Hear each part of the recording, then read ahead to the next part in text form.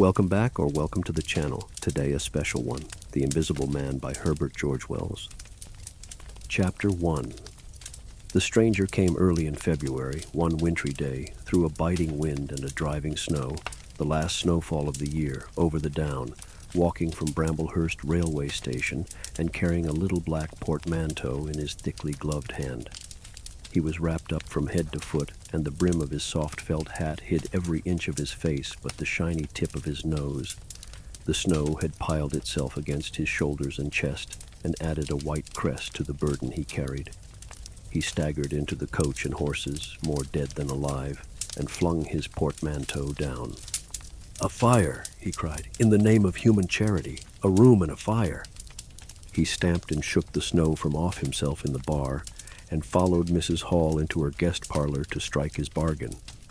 And with that much introduction, that and a couple of sovereigns flung upon the table, he took up his quarters in the inn. Mrs. Hall lit the fire and left him there while she went to prepare him a meal with her own hands.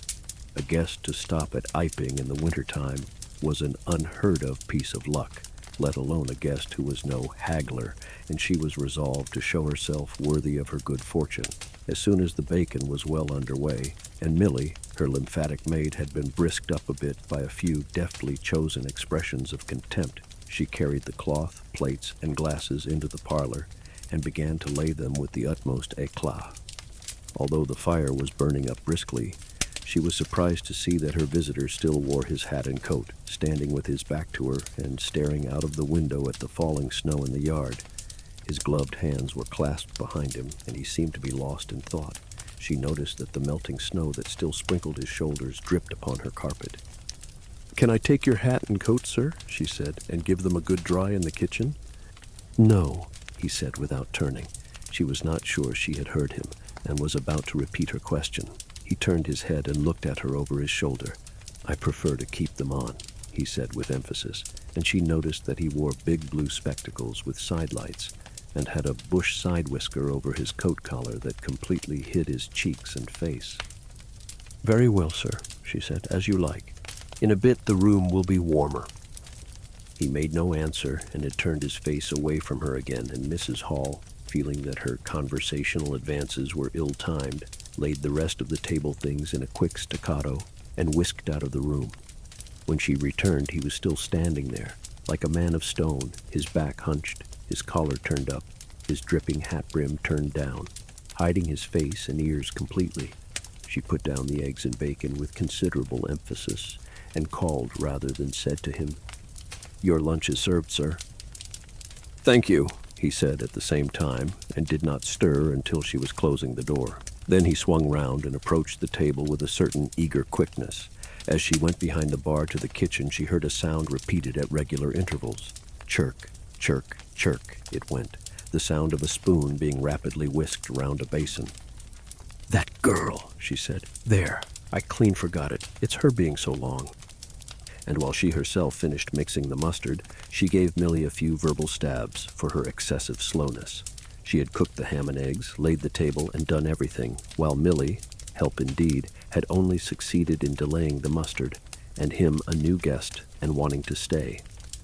Then she filled the mustard pot, and putting it with a certain stateliness upon a gold and black tea tray, carried it into the parlor. She rapped and entered promptly. As she did so, her visitor moved quickly, so that she got but a glimpse of a white object disappearing behind the table. It would seem he was picking something from the floor. She rapped down the mustard pot on the table, and then she noticed the overcoat and hat had been taken off and put over a chair in front of the fire, and a pair of wet boots threatened rust to her steel fender. She went to these things resolutely. "I suppose I may have them to dry now," she said in a voice that brooked no denial. "Leave the hat," said her visitor in a muffled voice, and turning she saw he had raised his head and was sitting and looking at her. For a moment she stood gaping at him, too surprised to speak. He held a white cloth. It was a serviette he had brought with him, over the lower part of his face, so that his mouth and jaws were completely hidden, and that was the reason of his muffled voice. But it was not that which startled Mrs. Hall. It was the fact that all his forehead above his blue glasses was covered by a white bandage, and that another covered his ears, leaving not a scrap of his face exposed excepting only his pink peaked nose. It was bright, pink, and shiny just as it had been at first. He wore a dark brown velvet jacket with a high black linen-lined collar turned up about his neck. The thick black hair, escaping as it could below and between the cross bandages, projected in curious tails and horns, giving him the strangest appearance conceivable. This muffled and bandaged head was so unlike what she had anticipated that for a moment she was rigid. He did not remove the serviette, but remained holding it, as she saw now, with a brown-gloved hand, and regarding her with his inscrutable blue glasses. "Leave the hat," he said, speaking very distinctly through the white cloth. Her nerves began to recover from the shock they had received. She placed the hat on the chair again by the fire. "I didn't know, sir," she began, and she stopped embarrassed. "Thank you," he said dryly, glancing from her to the door and then at her again. "I'll have them nicely dried, sir, at once," she said, and carried his clothes out of the room. She glanced at his white-swathed head and blue goggles again as she was going out of the door, but his napkin was still in front of his face. She shivered a little as she closed the door behind her, and her face was eloquent of her surprise and perplexity. "I never," she whispered. "There." She went quite softly to the kitchen and was too preoccupied to ask Millie what she was messing about with now when she got there. The visitor sat and listened to her retreating feet. He glanced inquiringly at the window before he removed his serviette and resumed his meal.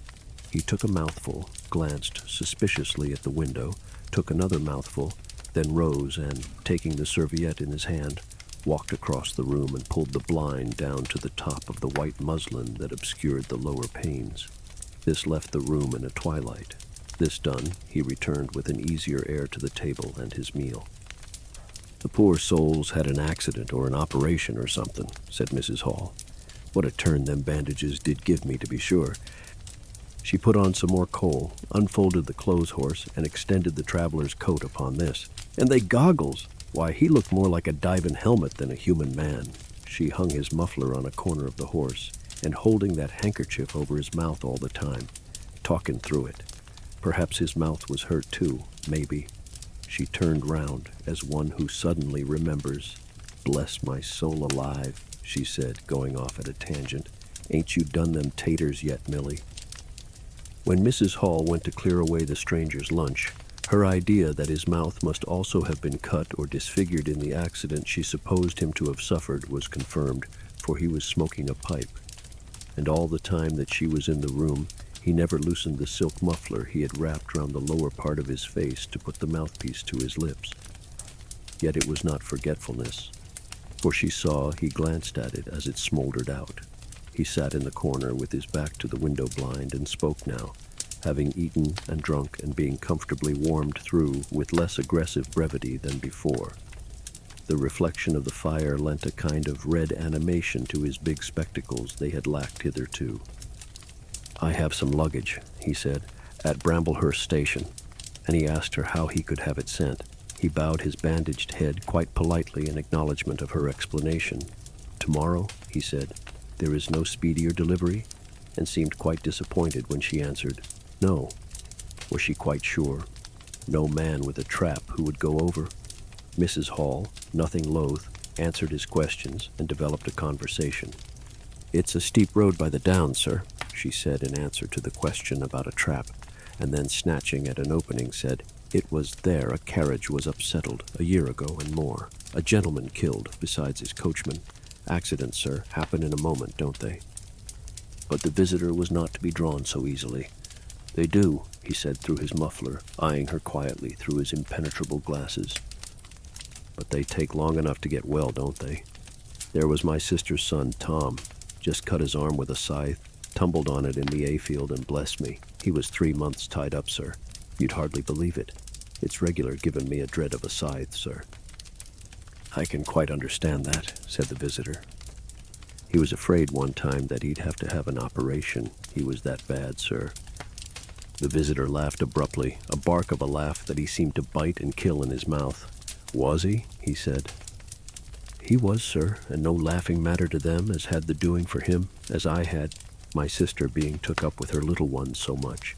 There was bandages to do, sir, and bandages to undo, so that if I may make so bold as to say it, sir—" "Will you get me some matches?" said the visitor quite abruptly. "My pipe is out." Mrs. Hall was pulled up suddenly. It was certainly rude of him, after telling him all she had done. She gasped at him for a moment and remembered the 2 sovereigns. She went for the matches. "Thanks," he said concisely as she put them down, and turned his shoulder upon her and stared out of the window again. It was altogether too discouraging. Evidently, he was sensitive on the topic of operations and bandages. She did not make so bold as to say, however, after all, but his snubbing way had irritated her, and Millie had a hot time of it that afternoon. The visitor remained in the parlor until 4 o'clock, without giving the ghost of an excuse for an intrusion. For the most part, he was quite still during that time. It would seem he sat in the growing darkness, smoking in the firelight, perhaps dozing. Once or twice a curious listener might have heard him at the coals, and for the space of 5 minutes he was audible pacing the room. He seemed to be talking to himself. Then the armchair creaked as he sat down again. Chapter 2. At 4 o'clock, when it was fairly dark and Mrs. Hall was screwing up her courage to go in and ask her visitor if he would take some tea, Teddy Henfrey, the clock jobber, came into the bar. "My sakes, Mrs. Hall," said he, "but this is terrible weather for thin boots." The snow outside was falling faster. Mrs. Hall agreed, and then noticed he had his bag with him. "Now you're here, Mr. Teddy," said she, "I'd be glad if you'd give the old clock in the parlor a bit of a look. 'Tis going, and it strikes well and hearty, but the hour hand won't do nothing but point at 6. And leading the way, she went across to the parlor door and rapped and entered. Her visitor, she saw as she opened the door, was seated in the armchair before the fire, dozing, it would seem, with his bandaged head drooping on one side. The only light in the room was the red glow from the fire, which lit his eyes like adverse railway signals, but left his downcast face in darkness, and the scanty vestiges of the day that came in through the open door. Everything was ruddy, shadowy, and indistinct to her, the more so since she had just been lighting the bar lamp, and her eyes were dazzled.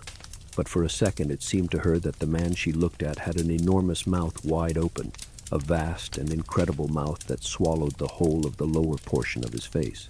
It was the sensation of a moment, the white-bound head, the monstrous goggle eyes, and this huge yawn below it. Then he stirred, started up in his chair, put up his hand. She opened the door wide, so that the room was lighter, and she saw him more clearly, with the muffler held up to his face, just as she had seen him hold the serviette before. The shadows, she fancied, had tricked her.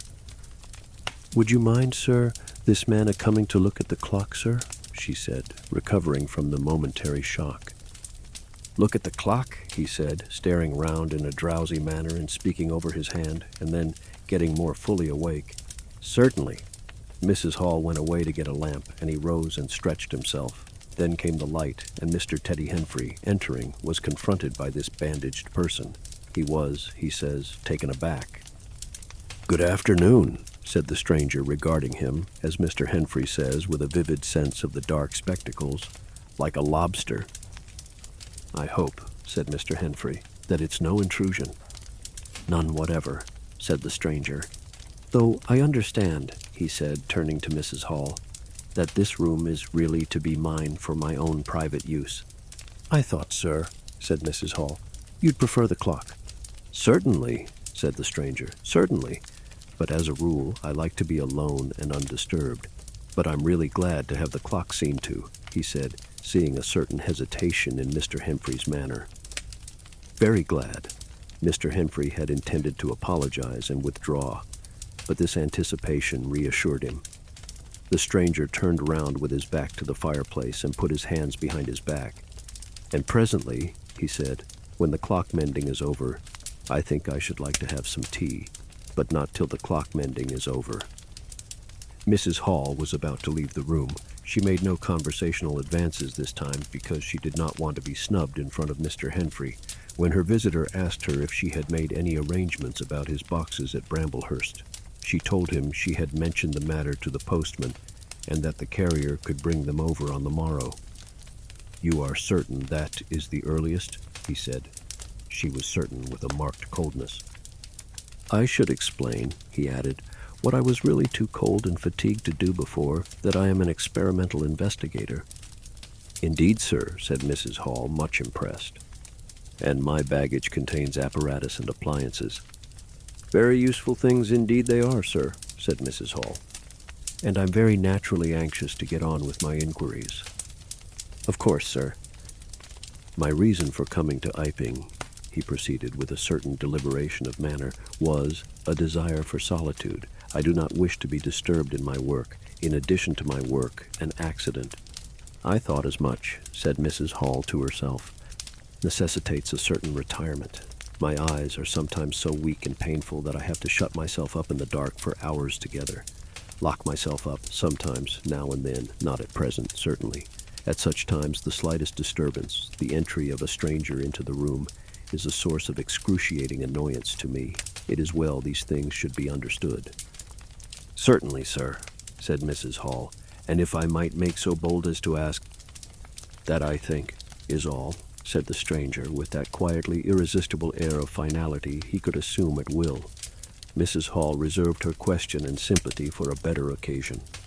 After Mrs. Hall had left the room, he remained standing in front of the fire, glaring, so Mr. Henfrey puts it, at the clock mending.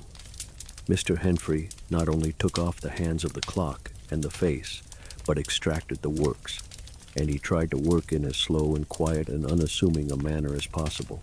He worked with the lamp close to him, and the green shade threw a brilliant light upon his hands and upon the frame and wheels, and left the rest of the room shadowy. When he looked up, colored patches swam in his eyes. Being constitutionally of a curious nature, he had removed the works, a quite unnecessary proceeding, with the idea of delaying his departure and perhaps falling into conversation with the stranger. But the stranger stood there, perfectly silent and still. So still, it got on Henfrey's nerves. He felt alone in the room and looked up, and there, gray and dim, was the bandaged head and huge blue lenses staring fixedly, with a mist of green spots drifting in front of them. It was so uncanny to Henfrey that for a minute they remained staring blankly at one another. Then Henfrey looked down again. Very uncomfortable position. One would like to say something. Should he remark that the weather was very cold for the time of year? He looked up, as if to take aim with that introductory shot. "The weather," he began. "Why don't you finish and go?" said the rigid figure, evidently in a state of painfully suppressed rage. "All you've got to do is to fix the hour hand on its axle. You're simply humbugging." "Certainly, sir. 1 minute more. I overlooked—" And Mr. Henfrey finished and went. But he went feeling excessively annoyed. "Damn it," said Mr. Henfrey to himself, trudging down the village through the thawing snow. "A man must do a clock at times, surely." And again, "Can't a man look at you ugly?" And yet again, "Seemingly not. If the police was wanting you, you couldn't be more wropped and bandaged." At Gleason's corner he saw Hall, who had recently married the stranger's hostess at the Coach and Horses, and who now drove the Iping conveyance, when occasional people required it, to Sidderbridge Junction, coming towards him on his return from that place. Hall had evidently been stopping a bit at Sidderbridge, to judge by his driving. "How do, Teddy?" he said, passing. "You got a rum on up home," said Teddy. Hall very sociably pulled up. "What's that?" he asked. "Rum-looking customer stopping at the Coach and Horses," said Teddy. "My sakes!" And he proceeded to give Hall a vivid description of his grotesque guest. "Looks a bit like a disguise, don't it? I'd like to see a man's face if I had him stopping in my place," said Henfrey. "But women are that trustful, where strangers are concerned. He's took your rooms and he ain't even given a name, Hall." "You don't say so," said Hall, who was a man of sluggish apprehension. "Yes," said Teddy, "by the week.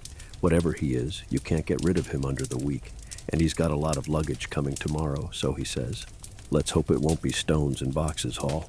He told Hall how his aunt at Hastings had been swindled by a stranger with empty portmanteau. Altogether, he left Hall vaguely suspicious. "Get up, old girl," said Hall. "I suppose I must see about this." Teddy trudged on his way with his mind considerably relieved.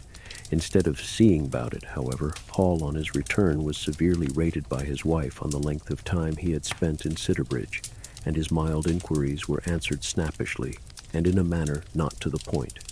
But the seed of suspicion Teddy had sown germinated in the mind of Mr. Hall in spite of these discouragements.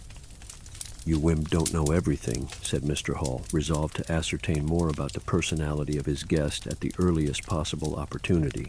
And after the stranger had gone to bed, which he did about 9:30, Mr. Hall went very aggressively into the parlor and looked very hard at his wife's furniture, just to show that the stranger wasn't master there, and scrutinized closely and a little contemptuously a sheet of mathematical computations the stranger had left. When retiring for the night, he instructed Mrs. Hall to look very closely at the stranger's luggage when it came next day. "You mind your own business, Hall," said Mrs. Hall, "and I'll mind mine." She was all the more inclined to snap at Hall because the stranger was undoubtedly an unusually strange sort of stranger, and she was by no means assured about him in her own mind. In the middle of the night, she woke up dreaming of huge white heads like turnips that came trailing after her at the end of interminable necks and with vast black eyes. But being a sensible woman, she subdued her terrors and turned over and went to sleep again. Chapter 3. So it was that on the 29th day of February, at the beginning of the thaw, this singular person fell out of infinity into Iping village. Next day his luggage arrived through the slush, and very remarkable luggage it was. There were a couple of trunks indeed, such as a rational man might need, but in addition there were a box of books, big, fat books, of which some were just in an incomprehensible handwriting, and a dozen or more crates, boxes, and cases, containing objects packed in straw, as it seemed to Hall, tugging with a casual curiosity at the straw glass bottles. The stranger, muffled in hat, coat, gloves, and wrapper, came out impatiently to meet Fearenside's cart, while Hall was having a word or so of gossip preparatory to helping bring them in. Out he came, not noticing Fearenside's dog, who was sniffing in a dilettante spirit at Hall's legs. "Come along with those boxes," he said. "I've been waiting long enough."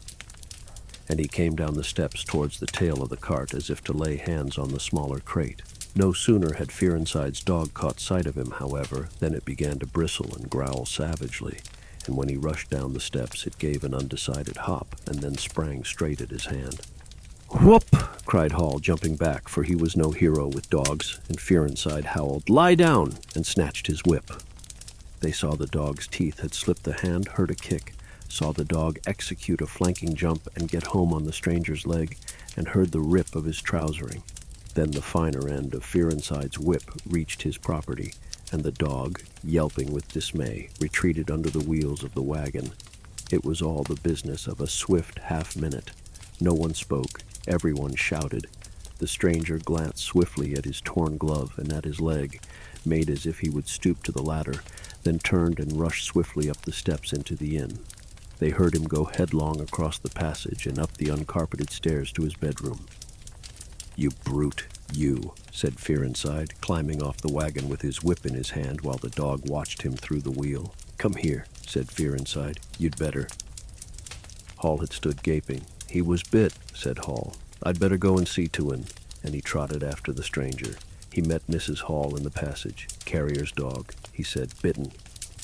He went straight upstairs, and the stranger's door being ajar, he pushed it open and was entering without any ceremony, being of a naturally sympathetic turn of mind. The blind was down and the room dim.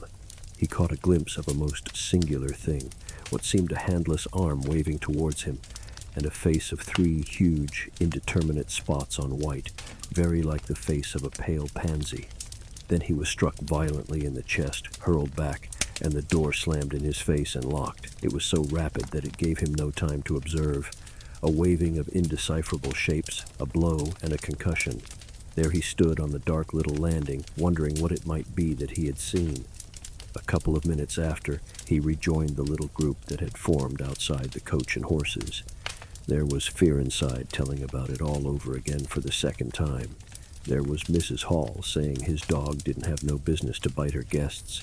There was Huckster, the general dealer from over the road, interrogative, and Sandy Wodgers from the forge, judicial. besides women and children, all of them saying fatuities. Wouldn't let him bite me, I knows. Tasn't right have such dargs. What he bitin' for then? And so forth.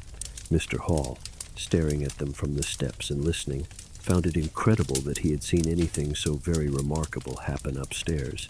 Besides, his vocabulary was altogether too limited to express his impressions. "He don't want no help, he says," he said in answer to his wife's inquiry. "We'd better be a-takin' of his luggage in." "He ought to have it cauterized at once," said Mr. Huckster, "especially if it's at all inflamed." "I'd shoot him, that's what I'd do," said a lady in the group. Suddenly the dog began growling again. "Come along!" cried an angry voice in the doorway, and there stood the muffled stranger with his collar turned up and his hat brim bent down. "The sooner you get those things in the better I'll be pleased." It is stated by an anonymous bystander that his trousers and gloves had been changed. "Was you hurt, sir?" said Fearenside. "I'm rare sorry the dark—" "Not a bit," said the stranger. "Never broke the skin. Hurry up with those things." He then swore to himself, "So Mr. Hall asserts."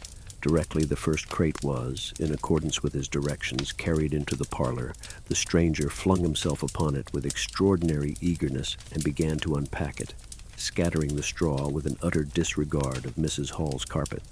And from it he began to produce bottles, little fat bottles containing powders, small and slender bottles containing colored and white fluids, fluted blue bottles labeled poison, bottles with round bodies and slender necks, large green glass bottles, large white glass bottles, bottles with glass stoppers and frosted labels, bottles with fine corks, bottles with bungs, bottles with wooden caps, wine bottles, salad oil bottles, putting them in rows on the chiffonier, on the mantel, on the table under the window, round the floor, on the bookshelf, everywhere. The chemist's shop in Bramblehurst could not boast half so many. Quite a sight it was. Crate after crate yielded bottles, until all 6 were empty and the table high with straw. The only things that came out of these crates, besides the bottles, were a number of test tubes and a carefully packed balance. And directly the crates were unpacked, the stranger went to the window and set to work, not troubling in the least about the litter of straw, the fire which had gone out, the box of books outside, nor for the trunks and other luggage that had gone upstairs. When Mrs. Hall took his dinner into him, he was already so absorbed in his work, pouring little drops out of the bottles into test tubes, that he did not hear her until she had swept away the bulk of the straw and put the tray on the table, with some little emphasis, perhaps, seeing the state that the floor was in. Then he half turned his head and immediately turned it away again. But she saw he had removed his glasses. They were beside him on the table, and it seemed to her that his eye sockets were extraordinarily hollow. He put on his spectacles again, and then turned and faced her. She was about to complain of the straw on the floor when he anticipated her. "I wish you wouldn't come in without knocking," he said in the tone of abnormal exasperation that seemed so characteristic of him. "I knocked, but seemingly—" "Perhaps you did. But in my investigations, my really very urgent and necessary investigations, the slightest disturbance, the jar of a door, I must ask you." "Certainly, sir. You can turn the lock if you're like that, you know. Any time." "A very good idea," said the stranger. "This straw, sir, if I might make so bold as to remark—" "Don't. If the straw makes trouble, put it down in the bill." And he mumbled at her, words suspiciously like curses. He was so odd, standing there, so aggressive and explosive, bottle in one hand and test tube in the other, that Mrs. Hall was quite alarmed. But she was a resolute woman. "In which case I should like to know, sir, what you consider—" "A shilling. Put down a shilling. Surely a shilling's enough." "So be it," said Mrs. Hall, taking up the tablecloth and beginning to spread it over the table. "If you're satisfied, of course." He turned and sat down with his coat collar toward her. All the afternoon he worked with the door locked and, as Mrs. Hall testifies, for the most part in silence. But once there was a concussion and a sound of bottles ringing together as though the table had been hit, and the smash of a bottle flung violently down, and then a rapid pacing athwart the room. Fearing something was the matter, she went to the door and listened, not caring to knock. "I can't go on," he was raving. "I can't go on. 300,000, 400,000, the huge multitude, cheated. All my life it may take me. Patience, patience indeed. Fool, fool." There was a noise of hobnails on the bricks in the bar, and Mrs. Hall had very reluctantly to leave the rest of his soliloquy. When she returned, the room was silent again, save for the faint crepitation of his chair and the occasional clink of a bottle. It was all over. The stranger had resumed work. When she took in his tea, she saw broken glass in the corner of the room under the concave mirror, and a golden stain that had been carelessly wiped. She called attention to it. "Put it down in the bill," snapped her visitor. "For God's sake, don't worry me. If there's damage done, put it down in the bill." And he went on ticking a list in the exercise book before him. "I'll tell you something," said Fearinside mysteriously. It was late in the afternoon, and they were in the little beer shop of Iping Hanger. "Well," said Teddy Henfrey. "This chap you're speaking of, what my dog bit, well, he's black. Leastways his legs are. I see through the tear of his trousers and the tear of his glove. You'd have expected a sort of pinky to show, wouldn't you? Well, there wasn't none. Just blackness. I tell you, he's as black as my hat." "My sakes," said Henfrey, "it's a rummy case altogether. Why, his nose is as pink as paint." "That's true," said Fearinside. "I knows that. And I tell 'ee what I'm thinking. That marn's a piebald, Teddy, black here and white there in patches. And he's ashamed of it. He's a kind of half-breed, and the colors come off patchy instead of mixing. I've heard of such things before, and it's the common way with horses, as anyone can see." Chapter 4. I have told the circumstances of the stranger's arrival in Iping with a certain fullness of detail, in order that the curious impression he created may be understood by the reader.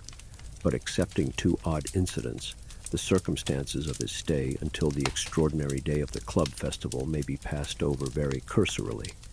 There were a number of skirmishes with Mrs. Hall on matters of domestic discipline, but in every case until late April, when the first signs of penury began, he overrode her by the easy expedient of an extra payment. Hall did not like him, and whenever he dared he talked of the advisability of getting rid of him. But he showed his dislike chiefly by concealing it ostentatiously and avoiding his visitor as much as possible. "Wait till the summer," said Mrs. Hall sagely, "when the artists are beginning to come. Then we'll see. He may be a bit overbearing, but bills settled punctual is bills settled punctual, whatever you'd like to say." The stranger did not go to church, and indeed made no difference between Sunday and the irreligious days, even in costume. He worked, as Mrs. Hall thought, very fitfully. Some days he would come down early and be continuously busy. On others he would rise late, pace his room, fretting audibly for hours together, smoke, sleep in the armchair by the fire. Communication with the world beyond the village he had none. His temper continued very uncertain. For the most part his manner was that of a man suffering under almost unendurable provocation, and once or twice things were snapped, torn, crushed, or broken in spasmodic gusts of violence. He seemed under a chronic irritation of the greatest intensity. His habit of talking to himself in a low voice grew steadily upon him, but though Mrs. Hall listened conscientiously, she could make neither head nor tail of what she heard. He rarely went abroad by daylight, but at twilight he would go out muffled up invisibly, whether the weather were cold or not, and he chose the loneliest paths and those most overshadowed by trees and banks. His goggling spectacles and ghastly bandaged face under the penthouse of his hat came with a disagreeable suddenness out of the darkness upon one or two home-going laborers, and Teddy Henfrey, tumbling out of the scarlet coat one night at 9:30, was scared shamefully by the stranger's skull-like head. He was walking hat in hand, lit by the sudden light of the opened-in door. Such children as saw him at nightfall dreamt of bogies, and it seemed doubtful whether he disliked boys more than they disliked him, or the reverse. But there was certainly a vivid enough dislike on either side. It was inevitable that a person of so remarkable an appearance and bearing should form a frequent topic in such a village as Iping. Opinion was greatly divided about his occupation. Mrs. Hall was sensitive on the point. When questioned, she explained very carefully that he was an experimental investigator, going gingerly over the syllables as one who dreads pitfalls. When asked what an experimental investigator was, she would say with a touch of superiority that most educated people knew such things as that, and would thus explain that he discovered things. Her visitor had had an accident, she said, which temporarily discolored his face and hands, and being of a sensitive disposition, he was averse to any public notice of the fact. Out of her hearing, there was a view largely entertained that he was a criminal trying to escape from justice by wrapping himself up so as to conceal himself altogether from the eye of the police. This idea sprang from the brain of Mr. Teddy Henfrey. No crime of any magnitude dating from the middle or end of February was known to have occurred. Elaborated in the imagination of Mr. Gould, the probationary assistant in the National School, this theory took the form that the stranger was an anarchist in disguise, preparing explosives, and he resolved to undertake such detective operations as his time permitted. These consisted for the most part in looking very hard at the stranger whenever they met, or in asking people who had never seen the stranger leading questions about him. But he detected nothing. Another school of opinion followed Mr. Fearon's side, and either accepted the piebald view or some modification of it, as, for instance, Silas Durgan, who was heard to assert that if he chooses to show enself at fairs, he'd make his fortune in no time, and being a bit of a theologian, compared the stranger to the man with the one talent. Yet another view explained the entire matter by regarding the stranger as a harmless lunatic. That had the advantage of accounting for everything straight away. Between these main groups, there were waverers and compromisers. Sussex folk have few superstitions, and it was only after the events of early April that the thought of the supernatural was first whispered in the village. Even then it was only credited among the women folk. But whatever they thought of him, people in Iping, on the whole, agreed in disliking him. His irritability, though it might have been comprehensible to an urban brain worker, was an amazing thing to these quiet Sussex villagers. The frantic gesticulations they surprised now and then, the headlong pace after nightfall that swept him upon them round quiet corners, the inhuman bludgeoning of all tentative advances of curiosity, the taste for twilight that led to the closing of doors, the pulling down of blinds, the extinction of candles and lamps. Who could agree with such goings-on? They drew aside as he passed down the village, and when he had gone by, young humorists would up with coat collars and down with hat brims, and go pacing nervously after him, in imitation of his occult bearing. There was a song popular at that time called The Bogeyman. Miss Stachel sang it at the schoolroom concert, in aid of the church lamps, and thereafter, whenever one or two of the villagers were gathered together and the stranger appeared, a bar or so of this tune, more or less sharp or flat, was whistled in the midst of them. Also, belated little children would call Bogeyman after him and make off tremulously elated. Cuss, the general practitioner, was devoured by curiosity. The bandages excited his professional interest. The report of the 1,001 bottles aroused his jealous regard. All through April and May he coveted an opportunity of talking to the stranger, and at last, towards Whitsuntide, he could stand it no longer, but hit upon the subscription list for a village nurse as an excuse. He was surprised to find that Mr. Hall did not know his guest's name. "He give a name," said Mrs. Hall, an assertion which was quite unfounded, but I didn't rightly hear it. She thought it seemed so silly not to know the man's name. Cuss rapped at the parlor door and entered. There was a fairly audible imprecation from within. "Pardon my intrusion," said Cuss, and then the door closed and cut Mrs. Hall off from the rest of the conversation. She could hear the murmur of voices for the next 10 minutes, then a cry of surprise, a stirring of feet, a chair flung aside, a bark of laughter, quick steps to the door, and Cuss appeared, his face white, his eyes staring over his shoulder. He left the door open behind him, and without looking at her strode across the hall and went down the steps, and she heard his feet hurrying along the road. He carried his hat in his hand. She stood behind the door looking at the open door of the parlor. Then she heard the stranger laughing quietly, and then his footsteps came across the room. She could not see his face where she stood. The parlor door slammed, and the place was silent again. Cuss went straight up the village to Bunting the vicar. "Am I mad?" Cuss began abruptly as he entered the shabby little study. "Do I look like an insane person?" "What's happened?" said the vicar, putting the ammonite on the loose sheets of his forthcoming sermon. "That chap at the inn. Well? Give me something to drink, said Cuss, and he sat down. When his nerves had been steadied by a glass of cheap sherry, the only drink the good vicar had available, he told him of the interview he had just had. Went in, he gasped, and began to demand a subscription for that nurse fund. He'd stuck his hands in his pockets as I came in, and he sat down lumpily in his chair, sniffed. I told him I'd heard he took an interest in scientific things. He said yes, sniffed again, kept on sniffing all the time, evidently recently caught an infernal cold. No wonder wrapped up like that. I developed the nurse idea, and all the while kept my eyes open. Bottles, chemicals, everywhere. Balance, test tubes and stands, and a smell of evening primrose. Would he subscribe? Said he'd consider it. Asked him point blank, was he researching? Said he was. A long research? Got quite cross. A damnable long research, said he, blowing the cork out, so to speak. Oh, said I, and out came the grievance.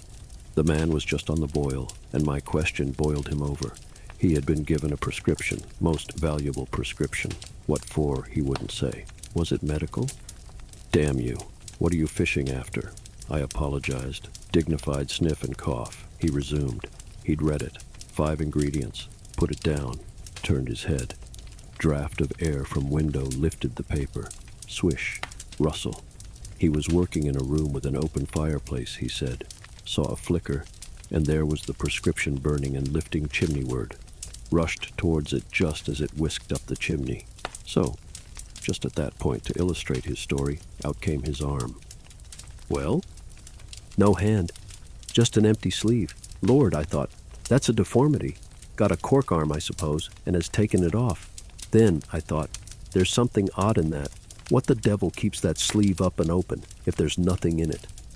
There was nothing in it, I tell you. Nothing down it, right down to the joint.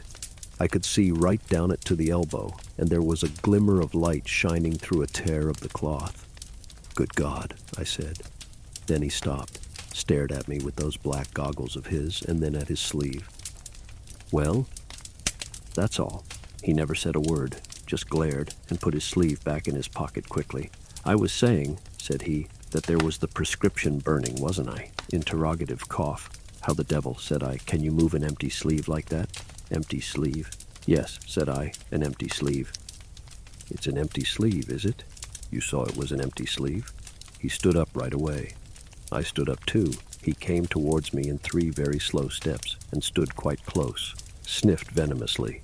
I didn't flinch, though I'm hanged if that bandaged knob of his and those blinkers aren't enough to unnerve anyone coming quietly up to you.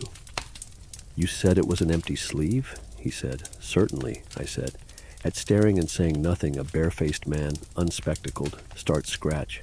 Then very quietly he pulled his sleeve out of his pocket again and raised his arm towards me as though he would show it to me again. He did it very, very slowly. I looked at it. Seemed an age. Well, said I, clearing my throat. There's nothing in it. Had to say something. I was beginning to feel frightened. I could see right down it. He extended it straight towards me, slowly, slowly, just like that, until the cuff was 6 inches from my face.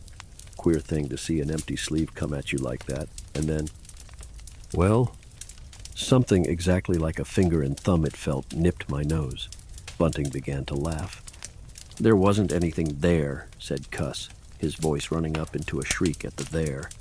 It's all very well for you to laugh, but I tell you I was so startled, I hit his cuff hard and turned around and cut out of the room. I left him. Cuss stopped. There was no mistaking the sincerity of his panic. He turned around in a helpless way and took a second glass of the excellent vicar's very inferior sherry. When I hit his cuff, said Cuss, I tell you, it felt exactly like hitting an arm, and there wasn't an arm. There wasn't the ghost of an arm. Mr. Bunting thought it over. He looked suspiciously at Cuss. It's a most remarkable story, he said. He looked very wise and grave indeed. It's really, said Mr. Bunting with judicial emphasis, a most remarkable story. Chapter 5. The facts of the burglary at the vicarage came to us chiefly through the medium of the vicar and his wife. It occurred in the small hours of Whit Monday, the day devoted in Iping to the club festivities. Mrs. Bunting, it seems, woke up suddenly in the stillness that comes before the dawn, with the strong impression that the door of their bedroom had opened and closed. She did not arouse her husband at first, but sat up in bed listening. She then distinctly heard the pad of bare feet coming out of the adjoining dressing room and walking along the passage towards the staircase. As soon as she felt assured of this, she aroused the Reverend Mr. Bunting as quietly as possible. He did not strike a light, but putting on his spectacles, her dressing gown, and his bath slippers, he went out on the landing to listen. He heard quite distinctly a fumbling going on at his study desk downstairs, and then a violent sneeze. At that, he returned to his bedroom, armed himself with the most obvious weapon, the poker, and descended the staircase as noiselessly as possible. Mrs. Bunting came out on the landing. The hour was about 4, and the ultimate darkness of the night was past. There was a faint shimmer of light in the hall, but the study doorway yawned impenetrably black. Everything was still except the faint creaking of the stairs under Mr. Bunting's tread and the slight movements in the study. Then something snapped. The drawer was opened, and there was a rustle of papers. Then came an imprecation, and a match was struck, and the study was flooded with yellow light. Mr. Bunting was now in the hall, and through the crack of the door he could see the desk and the open drawer, and a candle burning on the desk, but the robber he could not see. He stood there in the hall, undecided what to do, and Mrs. Bunting, her face white and intent, crept slowly downstairs after him.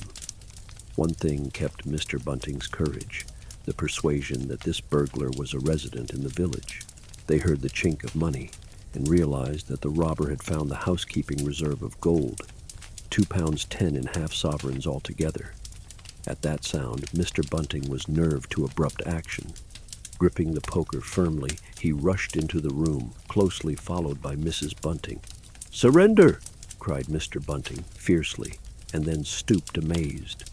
Apparently the room was perfectly empty, yet their conviction that they had, that very moment, heard somebody moving in the room had amounted to a certainty. For half a minute, perhaps, they stood gaping.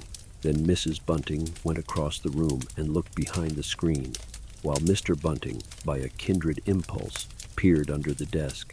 Then Mrs. Bunting turned back the window curtains, and Mr. Bunting looked up the chimney and probed it with the poker. Then Mrs. Bunting scrutinized the waste paper basket, and Mr. Bunting opened the lid of the coal scuttle. Then they came to a stop and stood with eyes interrogating each other. "I could have sworn," said Mr. Bunting. "The candle," said Mr. Bunting. "Who lit the candle?" "The drawer," said Mrs. Bunting. "And the money's gone." She went hastily to the doorway. "Of all the strange occurrences—" There was a violent sneeze in the passage. They rushed out, and as they did so, the kitchen door slammed.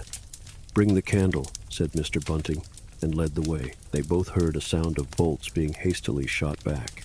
As he opened the kitchen door, he saw through the scullery that the back door was just opening, and the faint light of early dawn displayed the dark masses of the garden beyond.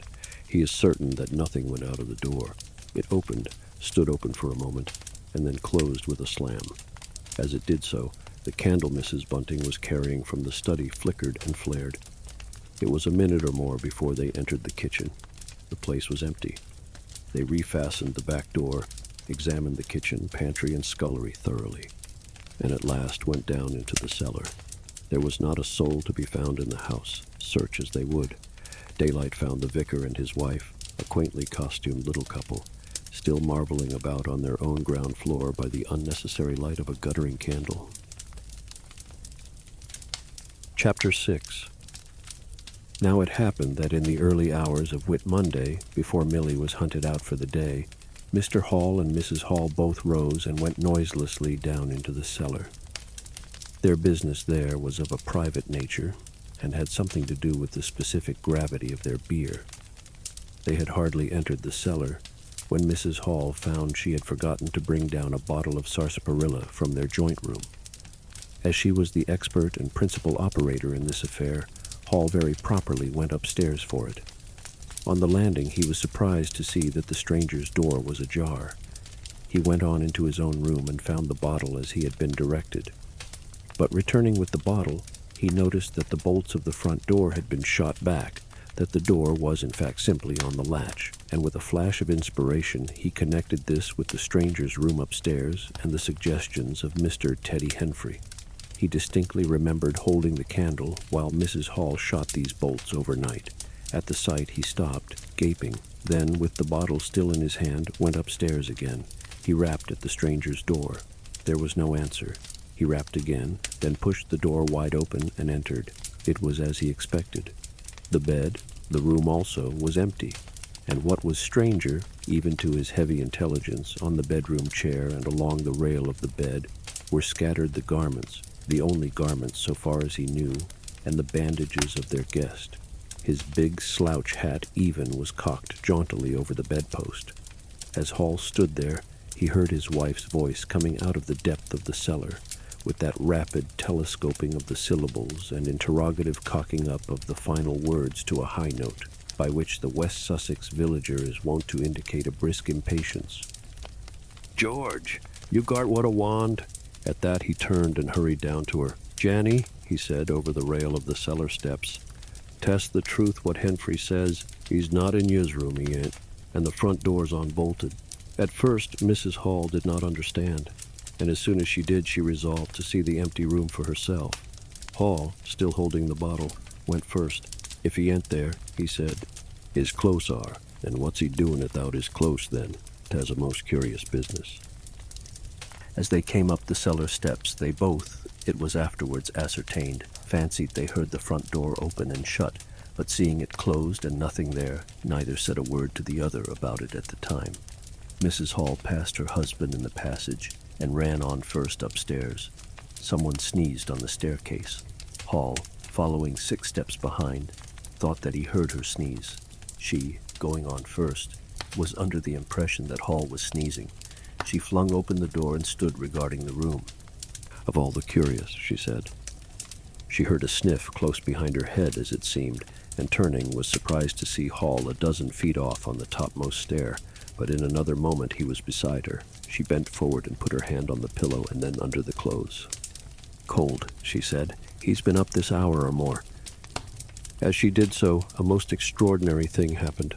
The bedclothes gathered themselves together, leapt up suddenly into a sort of peak, and then jumped headlong over the bottom rail.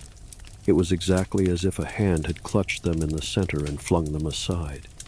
Immediately after, the stranger's hat hopped off the bedpost, described a whirling flight in the air through the better part of a circle, and then dashed straight at Mrs. Hall's face.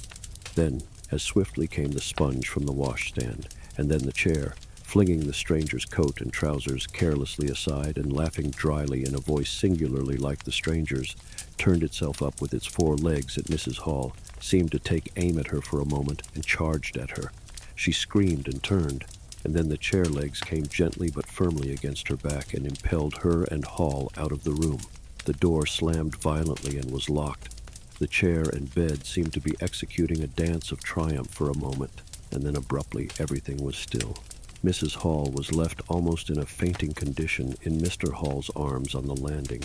It was with the greatest difficulty that Mr. Hall and Milly, who had been roused by her scream of alarm, succeeded in getting her downstairs and applying the restoratives customary in such cases. "'Tas spirits," said Mrs. Hall. "I know 'tas spirits. I've read in papers of en. Tables and chairs leaping and dancing." "Take a drop more, Janny," said Hall. "'Twill steady ye." "Lock him out," said Mrs. Hall. "Don't let him come in again. I half guessed. I might have known. With them goggling eyes and bandaged head, and never going to church of a Sunday. And all they bottles. More'n it's right for anyone to have. He's put the sperrits into the furniture. My good old furniture. 'Twas in that very chair my poor dear mother used to sit when I was a little girl. To think it should rise up against me now." "Just a drop more, Janny," said Hall. "Your nerves is all upset." They sent Milly across the street through the golden 5 o'clock sunshine to rouse up Mr. Sandy Wodgers, the blacksmith. Mr. Hall's compliments, and the furniture upstairs was behaving most extraordinary. Would Mr. Wodgers come round? He was a knowing man, was Mr. Wodgers, and very resourceful. He took quite a grave view of the case. "Am darned if that ain't witchcraft," was the view of Mr. Sandy Wodgers. "You warn't horseshoes for such gentry as he." He came round greatly concerned. They wanted him to lead the way upstairs to the room, but he didn't seem to be in any hurry. He preferred to talk in the passage. Over the way, Huckster's apprentice came out and began taking down the shutters of the tobacco window. He was called over to join the discussion. Mr. Huckster naturally followed over in the course of a few minutes.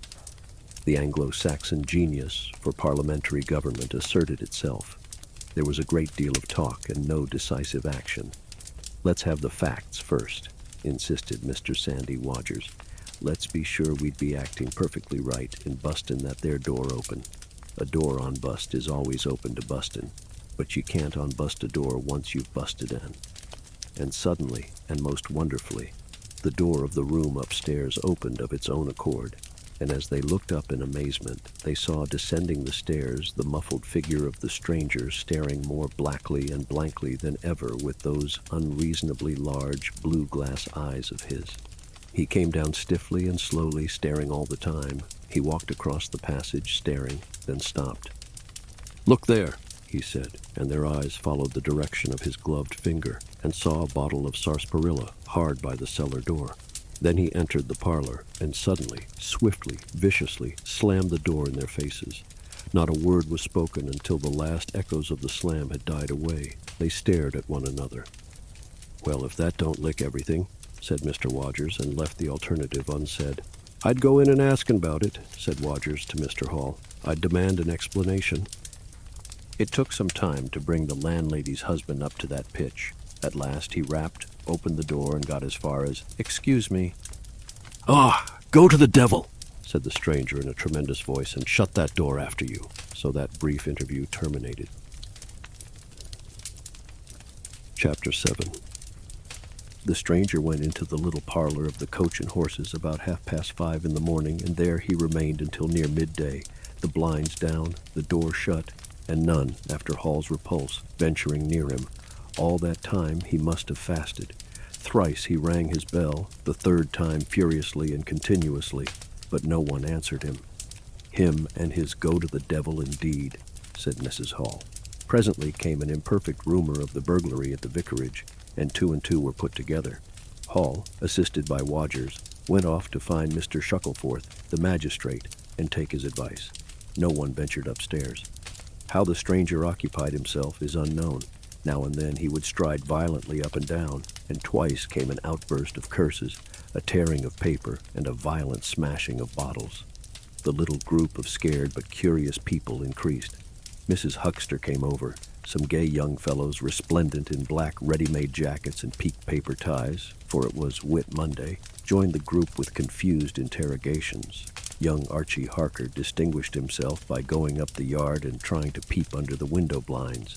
He could see nothing, but gave reason for supposing that he did, and others of the Iping youth presently joined him. It was the finest of all possible Whit Mondays, and down the village street stood a row of nearly a dozen booths, a shooting gallery, and on the grass by the forge were 3 yellow and chocolate wagons and some picturesque strangers of both sexes putting up a coconut shy. The gentlemen wore blue jerseys, the ladies white aprons and quite fashionable hats with heavy plumes.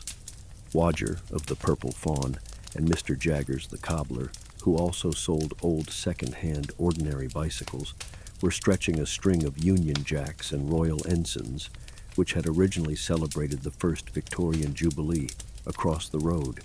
And inside, in the artificial darkness of the parlor into which only one thin jet of sunlight penetrated, the stranger, hungry, we must suppose, and fearful, hidden in his uncomfortable hot wrappings, pored through his dark glasses upon his paper or chinked his dirty little bottles, and occasionally swore savagely at the boys, audible if invisible outside the windows.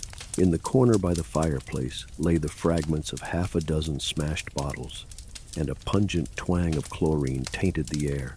So much we know from what was heard at the time and from what was subsequently seen in the room. About noon, he suddenly opened his parlor door and stood glaring fixedly at the 3 or 4 people in the bar. "Mrs. Hall," he said. Somebody went sheepishly and called for Mrs. Hall. Mrs. Hall appeared after an interval, a little short of breath, but all the fiercer for that. Hall was still out. She had deliberated over this scene, and she came holding a little tray with an unsettled bill upon it. "Is it your bill you're wanting, sir?" she said. "Why wasn't my breakfast laid? Why haven't you prepared my meals and answered my bell?" Do you think I live without eating?" "Why isn't my bill paid?" said Mrs. Hall. "That's what I want to know." "I told you 3 days ago I was awaiting a remittance." "I told you 2 days ago I wasn't going to await no remittances. You can't grumble if your breakfast waits a bit. If my bill's been waiting these 5 days, can you?" The stranger swore briefly but vividly, "Nar, nar," from the bar. "And I'd thank you kindly, sir, if you'd keep your swearing to yourself, sir," said Mrs. Hall. The stranger stood looking more like an angry diving helmet than ever. It was universally felt in the bar that Mrs. Hall had the better of him. His next words showed as much. "Look here, my good woman," he began. "Don't good woman me," said Mrs. Hall. "I've told you my remittance hasn't come." "Remittance indeed," said Mrs. Hall. "Still, I dare say in my pocket. You told me 3 days ago that you hadn't anything but a sovereign's worth of silver upon you." "Well, I've found some more." "Ullo," from the bar. "I wonder where you found it," said Mrs. Hall. That seemed to annoy the stranger very much. He stamped his foot. "What do you mean?" he said. "That I wonder where you found it," said Mrs. Hall. "And before I take any bills or get any breakfasts or do any such things whatsoever, you got to tell me 1 or 2 things I don't understand, and what nobody don't understand, and what everybody is very anxious to understand. I want to know what you've been doing to my chair upstairs, and I want to know how 'tis your room was empty, and how you got in again. Them as stops in this house comes in by the doors. That's the rule of the house, and that you didn't do. And what I want to know is how you did come in, and I want to know." Suddenly the stranger raised his gloved hands clenched, stamped his foot, and said, "Stop!" with such extraordinary violence that he silenced her instantly. "You don't understand," he said, "who I am or what I am. I'll show you. By heaven, I'll show you." Then he put his open palm over his face and withdrew it. The center of his face became a black cavity. "Here," he said. He stepped forward and handed Mrs. Hall something which she, staring at his metamorphosed face, accepted automatically. Then, when she saw what it was, she screamed loudly, dropped it, and staggered back. The nose, it was the stranger's nose, pink and shining, rolled on the floor. Then he removed his spectacles, and everyone in the bar gasped. He took off his hat, and with a violent gesture tore at his whiskers and bandages. For a moment they resisted him. A flash of horrible anticipation passed through the bar. "Oh, my God," said someone. Then off they came. It was worse than anything. Mrs. Hall, standing open-mouthed and horror-struck, shrieked at what she saw and made for the door of the house. Everyone began to move. They were prepared for scars, disfigurements, tangible horrors, but nothing. The bandages and false hair flew across the passage into the bar, making a hobbledehoy jump to avoid them. Everyone tumbled on everyone else down the steps. For the man who stood there shouting some incoherent explanation was a solid gesticulating figure up to the coat collar of him, and then nothingness, no visible thing at all. People down the village heard shouts and shrieks, and looking up the street saw the coach and horses violently firing out its humanity. They saw Mrs. Hall fall down, and Mr. Teddy Henfrey jump to avoid tumbling over her, and then they heard the frightful screams of Millie, who, emerging suddenly from the kitchen at the noise of the tumult, had come upon the headless stranger from behind. These increased suddenly. Forthwith, everyone all down the street, the sweetstuff seller, coconut-shy proprietor and his assistant, the swing man, little boys and girls, rustic dandies, smart wenches, smocked elders, and aproned gypsies, began running towards the inn, and in a miraculously short space of time, a crowd of perhaps 40 people, and rapidly increasing, swayed and hooted, and inquired and exclaimed and suggested in front of Mrs. Hall's establishment. Everyone seemed eager to talk at once, and the result was babel. A small group supported Mrs. Hall, who was picked up in a state of collapse. There was a conference, and the incredible evidence of a vociferous eyewitness. "Oh, bogey, what's he been doing then? Ain't hurt the girl, has he? Run it in with a knife, I believe. No head, I tell you. I don't mean no manner of speaking. I mean more'n without a head. Narn sense, 'tis some conjuring trick. Fetched off his wrapping, he did." In its struggles to see in through the open door, the crowd formed itself into a straggling wedge, with the more adventurous apex nearest the inn. He stood for a moment. I heard the gal scream, and he turned. I saw her skirts whisk, and he went after her. Didn't take 10 seconds.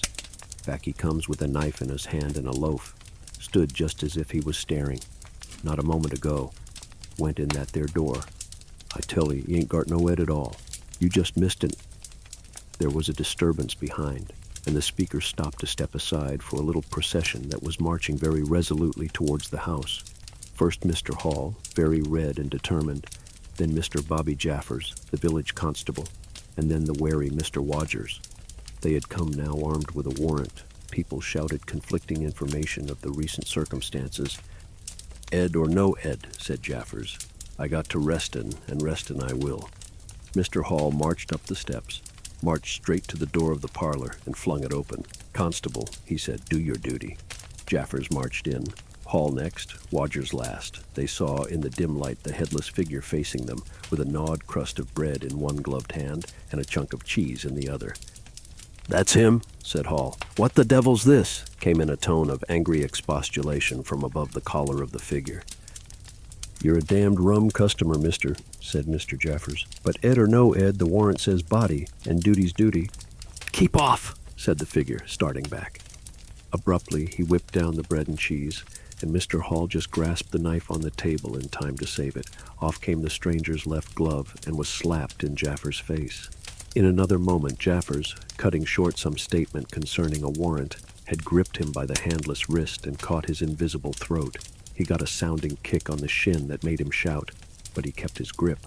Hall sent the knife sliding along the table to Wodgers, who acted as goalkeeper for the offensive, so to speak, and then stepped forward as Jaffers and the stranger swayed and staggered towards him, clutching and hitting in. A chair stood in the way and went aside with a crash as they came down together. "Get the feet," said Jaffers between his teeth. Mr. Hall, endeavoring to act on instructions, received a sounding kick in the ribs that disposed of him for a moment, and Mr. Wodgers, seeing the decapitated stranger had rolled over and got the upper side of Jaffers, retreated towards the door, knife in hand, and so collided with Mr. Huckster and the Sidderbridge carter, coming to the rescue of law and order. At the same moment down came 3 or 4 bottles from the chiffonier and shot a web of pungency into the air of the room. "I'll surrender," cried the stranger, though he had Jaffers down, and in another moment he stood up panting, a strange figure, headless and handless, for he had pulled off his right glove now as well as his left. "It's no good," he said, as if sobbing for breath.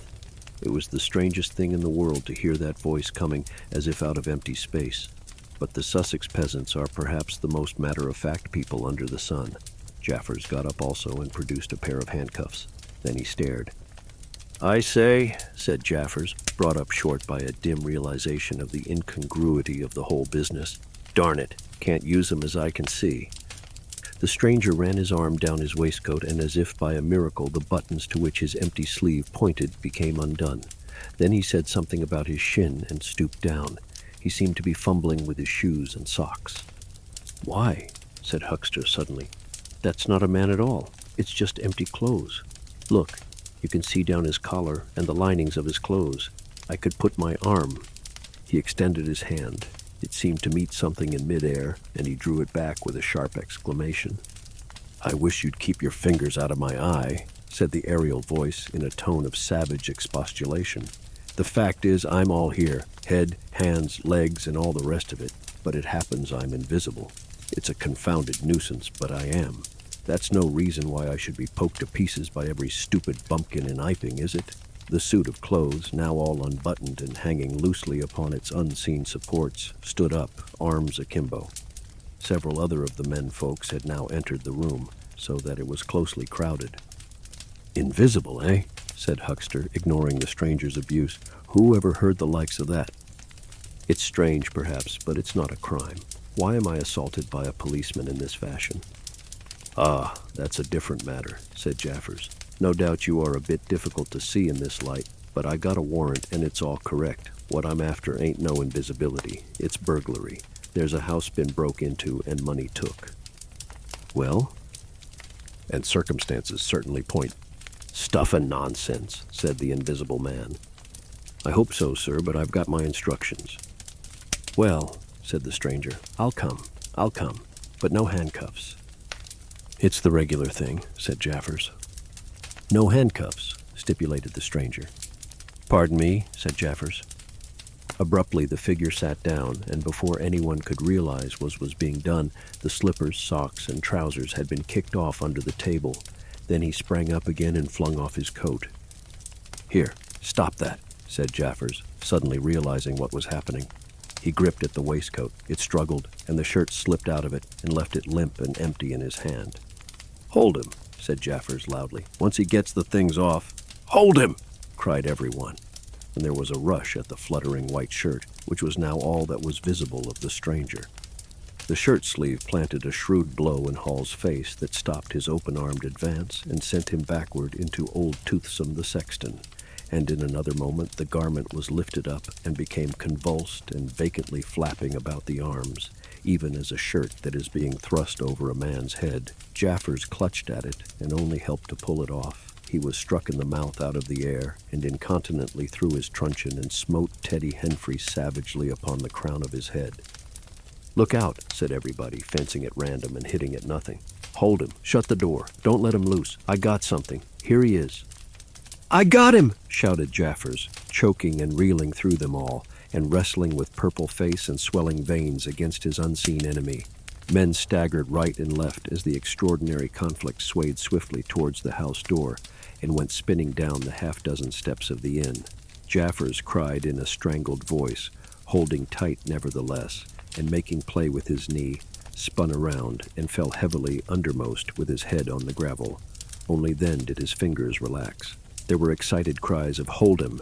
"Invisible!" and so forth, and a young fellow, a stranger in the place whose name did not come to light, rushed in at once, caught something, missed his hold, and fell over the constable's prostrate body.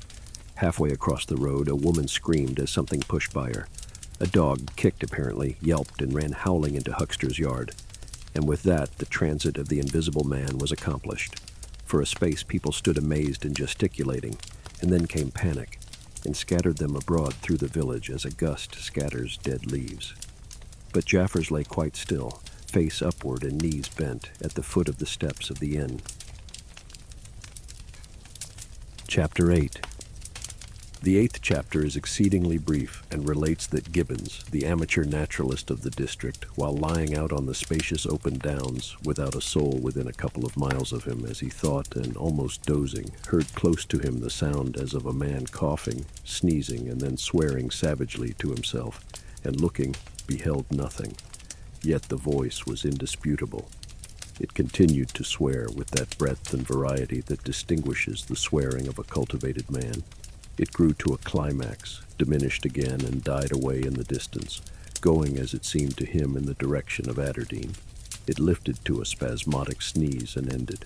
Gibbons had heard nothing of the morning's occurrences, but the phenomenon was so striking and disturbing that his philosophical tranquility vanished.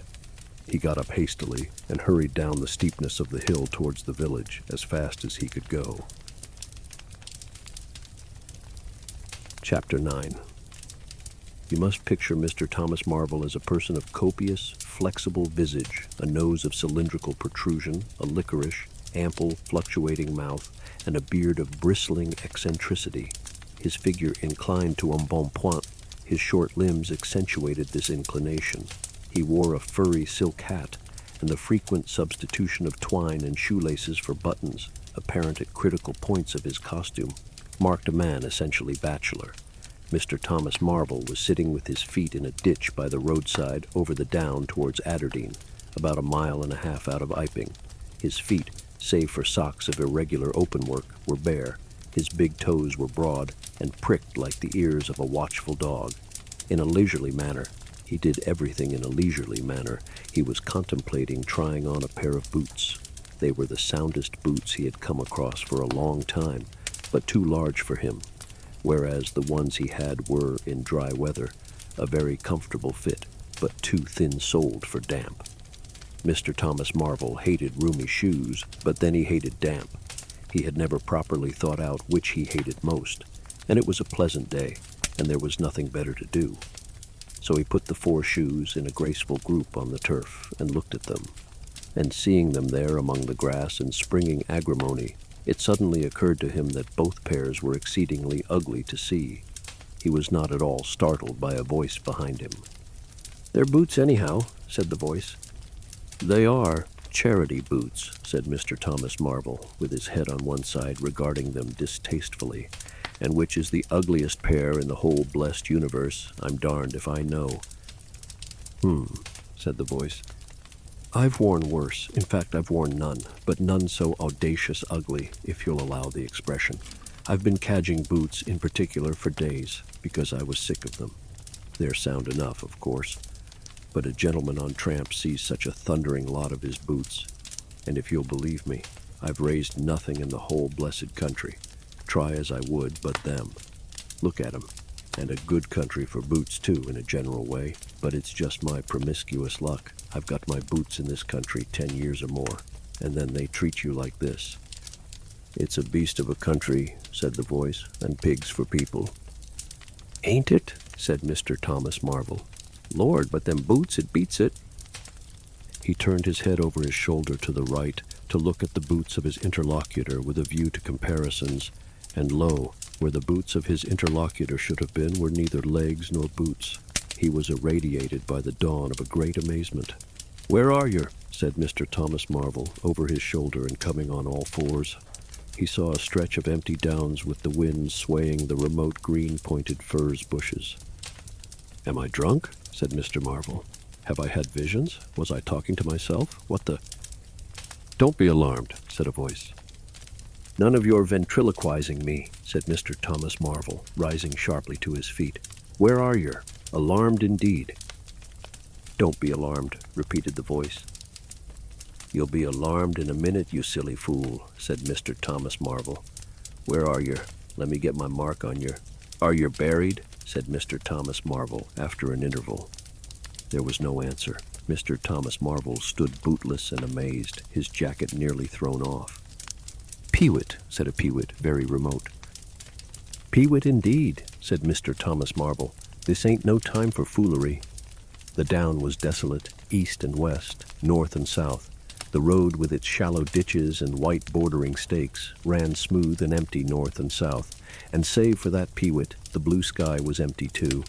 "So help me," said Mr. Thomas Marvel, shuffling his coat onto his shoulders again. "It's the drink. I might have known." "It's not the drink," said the voice. "You keep your nerves steady." "Ow!" said Mr. Marvel, and his face grew white amidst its patches. "It's the drink," his lips repeated noiselessly. He remained staring about him, rotating slowly backwards. "I could have swore I heard a voice," he whispered. "Of course you did." "It's there again," said Mr. Marvel, closing his eyes and clasping his hand on his brow with a tragic gesture. He was suddenly taken by the collar and shaken violently, and left more dazed than ever. "Don't be a fool," said the voice. "I'm off my blooming chump," said Mr. Marvel. "It's no good. It's fretting about them blarsted boots. I'm off my blessed blooming chump, or it's spirits." "Neither one thing nor the other," said the voice. "Listen." "Chump," said Mr. Marvel. "1 minute," said the voice, penetratingly, tremulous with self-control. "Well," said Mr. Thomas Marvel, with a strange feeling of having been dug in the chest by a finger. "You think I'm just imagination? Just imagination?" "What else can you be?" said Mr. Thomas Marvel, rubbing the back of his neck. "Very well," said the voice in a tone of relief. "Then I'm going to throw flints at you till you think differently." "But where are you?" The voice made no answer. Whiz came a flint, apparently out of the air, and missed Mr. Marvel's shoulder by a hair's breadth. Mr. Marvel, turning, saw a flint jerk up into the air, trace a complicated path, hang for a moment, and then fling at his feet with almost invisible rapidity. He was too amazed to dodge. Whiz it came, and ricocheted from a bare toe into the ditch. Mr. Thomas Marvel jumped a foot and howled aloud. Then he started to run, tripped over an unseen obstacle, and came head over heels into a sitting position. "Now," said the voice, as a third stone curved upward and hung in the air above the tramp. "Am I imagination?"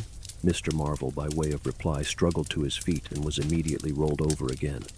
He lay quiet for a moment. "If you struggle any more," said the voice, "I shall throw the flint at your head." "It's a fair do," said Mr. Thomas Marvel, sitting up, taking his wounded toe in hand and fixing his eye on the third missile. I don't understand it. Stones flinging themselves, stones talking. Put yourself down, rot away, I'm done. The third flint fell. It's very simple, said the voice. I'm an invisible man. Tell us something I don't know, said Mr. Marvel, gasping with pain. Where you've hid, how you do it, I don't know. I'm beat.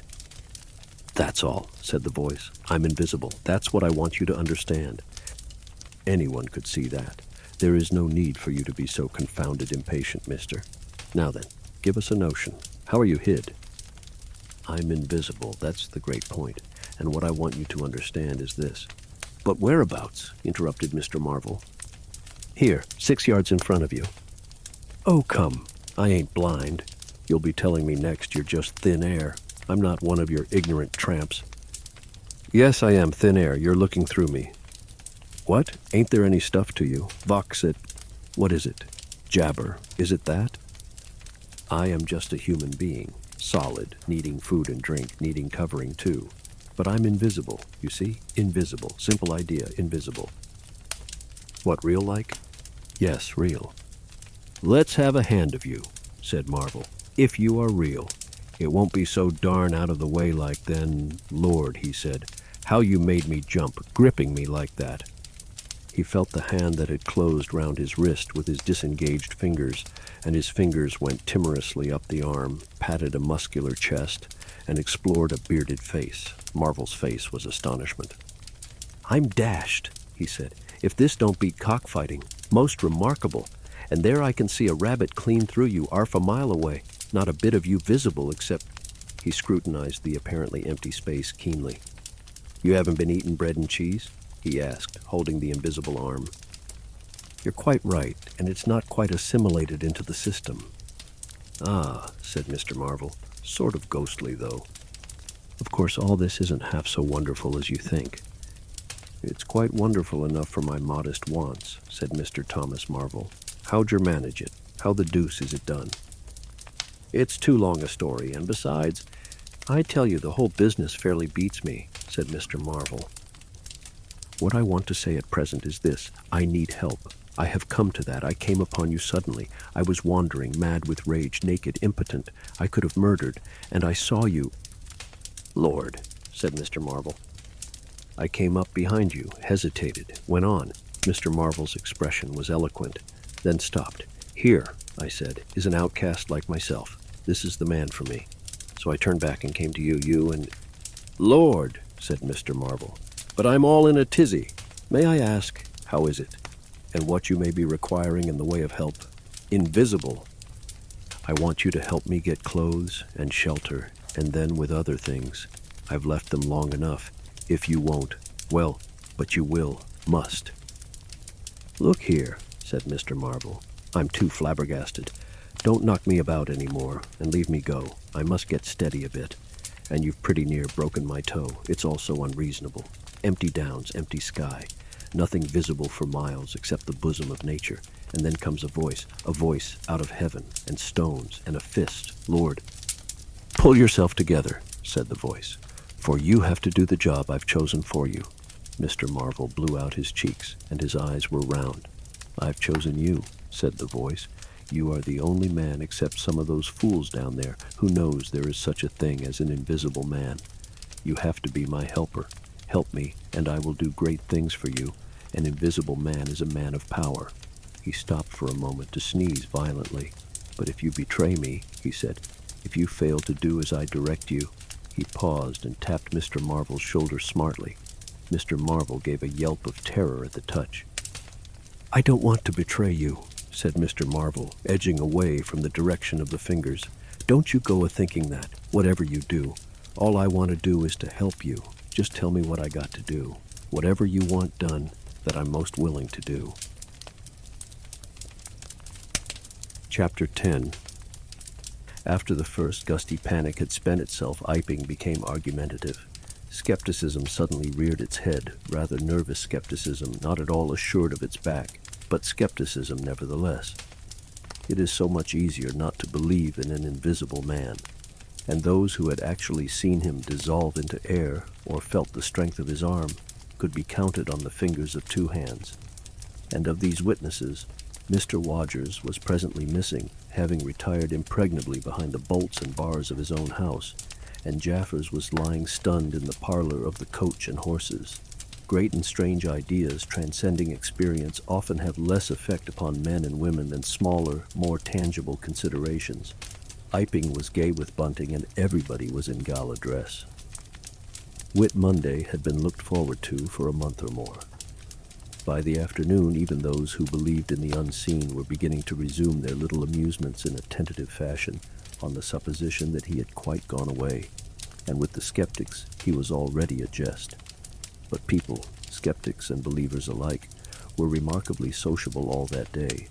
Hazeman's meadow was gay with a tent, in which Mrs. Bunting and other ladies were preparing tea, while, without, the Sunday school children ran races and played games under the noisy guidance of the curate and the Misses Cuss and Sackbut. No doubt there was a slight uneasiness in the air, but people for the most part had the sense to conceal whatever imaginative qualms they experienced. On the village green, an inclined strong rope, down which, clinging the while to a pulley-swung handle, one could be hurled violently against a sack at the other end, came in for considerable favor among the adolescents, as also did the swings and the coconut shies. There was also promenading, and the steam organ attached to a small roundabout filled the air with a pungent flavor of oil and with equally pungent music. Members of the club who had attended church in the morning were splendid in badges of pink and green, and some of the gayer-minded had also adorned their bowler hats with brilliant-colored favors of ribbon. Old Fletcher, whose conceptions of holiday-making were severe, was visible through the jasmine about his window or through the open door, whichever way you chose to look, poised delicately on a plank supported on two chairs and whitewashing the ceiling of his front room. About 4 o'clock, a stranger entered the village from the direction of the Downs. He was a short, stout person in an extraordinarily shabby top hat, and he appeared to be very much out of breath. His cheeks were alternately limp and tightly puffed. His mottled face was apprehensive, and he moved with a sort of reluctant alacrity. He turned the corner of the church and directed his way to the Coach and Horses. Among others, old Fletcher remembers seeing him, and indeed the old gentleman was so struck by his peculiar agitation that he inadvertently allowed a quantity of whitewash to run down the brush into the sleeve of his coat while regarding him. This stranger, to the perceptions of the proprietor of the coconut shy, appeared to be talking to himself, and Mr. Huckster remarked the same thing. He stopped at the foot of the Coach and Horses steps, and, according to Mr. Huckster, appeared to undergo a severe internal struggle before he could induce himself to enter the house. Finally, he marched up the steps, and was seen by Mr. Huckster to turn to the left and open the door of the parlor. Mr. Huckster heard voices from within the room and from the bar apprising the man of his error. "That room's private," said Hall, and the stranger shut the door clumsily and went into the bar. In the course of a few minutes, he reappeared, wiping his lips with the back of his hand with an air of quiet satisfaction that somehow impressed Mr. Huckster as assumed. He stood looking about him for some moments, and then Mr. Huckster saw him walk in an oddly furtive manner towards the gates of the yard, upon which the parlor window opened. The stranger, after some hesitation, leant against one of the gate-posts, produced a short clay pipe, and prepared to fill it. His fingers trembled while doing so. He lit it clumsily, and folding his arms began to smoke in a languid attitude, an attitude which his occasional glances up the yard altogether belied. All this Mr. Huckster saw over the canisters of the tobacco window, and the singularity of the man's behavior prompted him to maintain his observation. Presently the stranger stood up abruptly and put his pipe in his pocket. Then he vanished into the yard. Forthwith, Mr. Huckster, conceiving he was witness of some petty larceny, leapt round his counter and ran out into the road to intercept the thief. As he did so, Mr. Marvel reappeared, his hat askew, a big bundle in a blue tablecloth in one hand, and 3 books tied together, as it proved afterwards with the vicar's braces, in the other. Directly he saw Huckster, he gave a sort of gasp, and turning sharply to the left, began to run. "Stop, thief!" cried Huckster, and set off after him. Mr. Huxter's sensations were vivid but brief. He saw the man just before him and spurting briskly for the church corner and the hill road. He saw the village flags and festivities beyond, and a face or so turned towards him. He bawled, "Stop," again. He had hardly gone 10 strides before his shin was caught in some mysterious fashion, and he was no longer running, but flying with inconceivable rapidity through the air. He saw the ground suddenly close to his face. The world seemed to splash into a million whirling specks of light, and subsequent proceedings interested him no more. Chapter 11. Now, in order clearly to understand what had happened in the inn, it is necessary to go back to the moment when Mr. Marvel first came into view of Mr. Huxter's window. At that precise moment, Mr. Cuss and Mr. Bunting were in the parlor. They were seriously investigating the strange occurrences of the morning, and were, with Mr. Hall's permission, making a thorough examination of the invisible man's belongings. Jaffers had partially recovered from his fall, and had gone home in the charge of his sympathetic friends. The stranger's scattered garments had been removed by Mrs. Hall and the room tidied up, and on the table under the window, where the stranger had been wont to work, Cuss had hit almost at once on 3 big books in manuscript labeled Diary. "Diary," said Cuss, putting the 3 books on the table. "Now, at any rate, we shall learn something."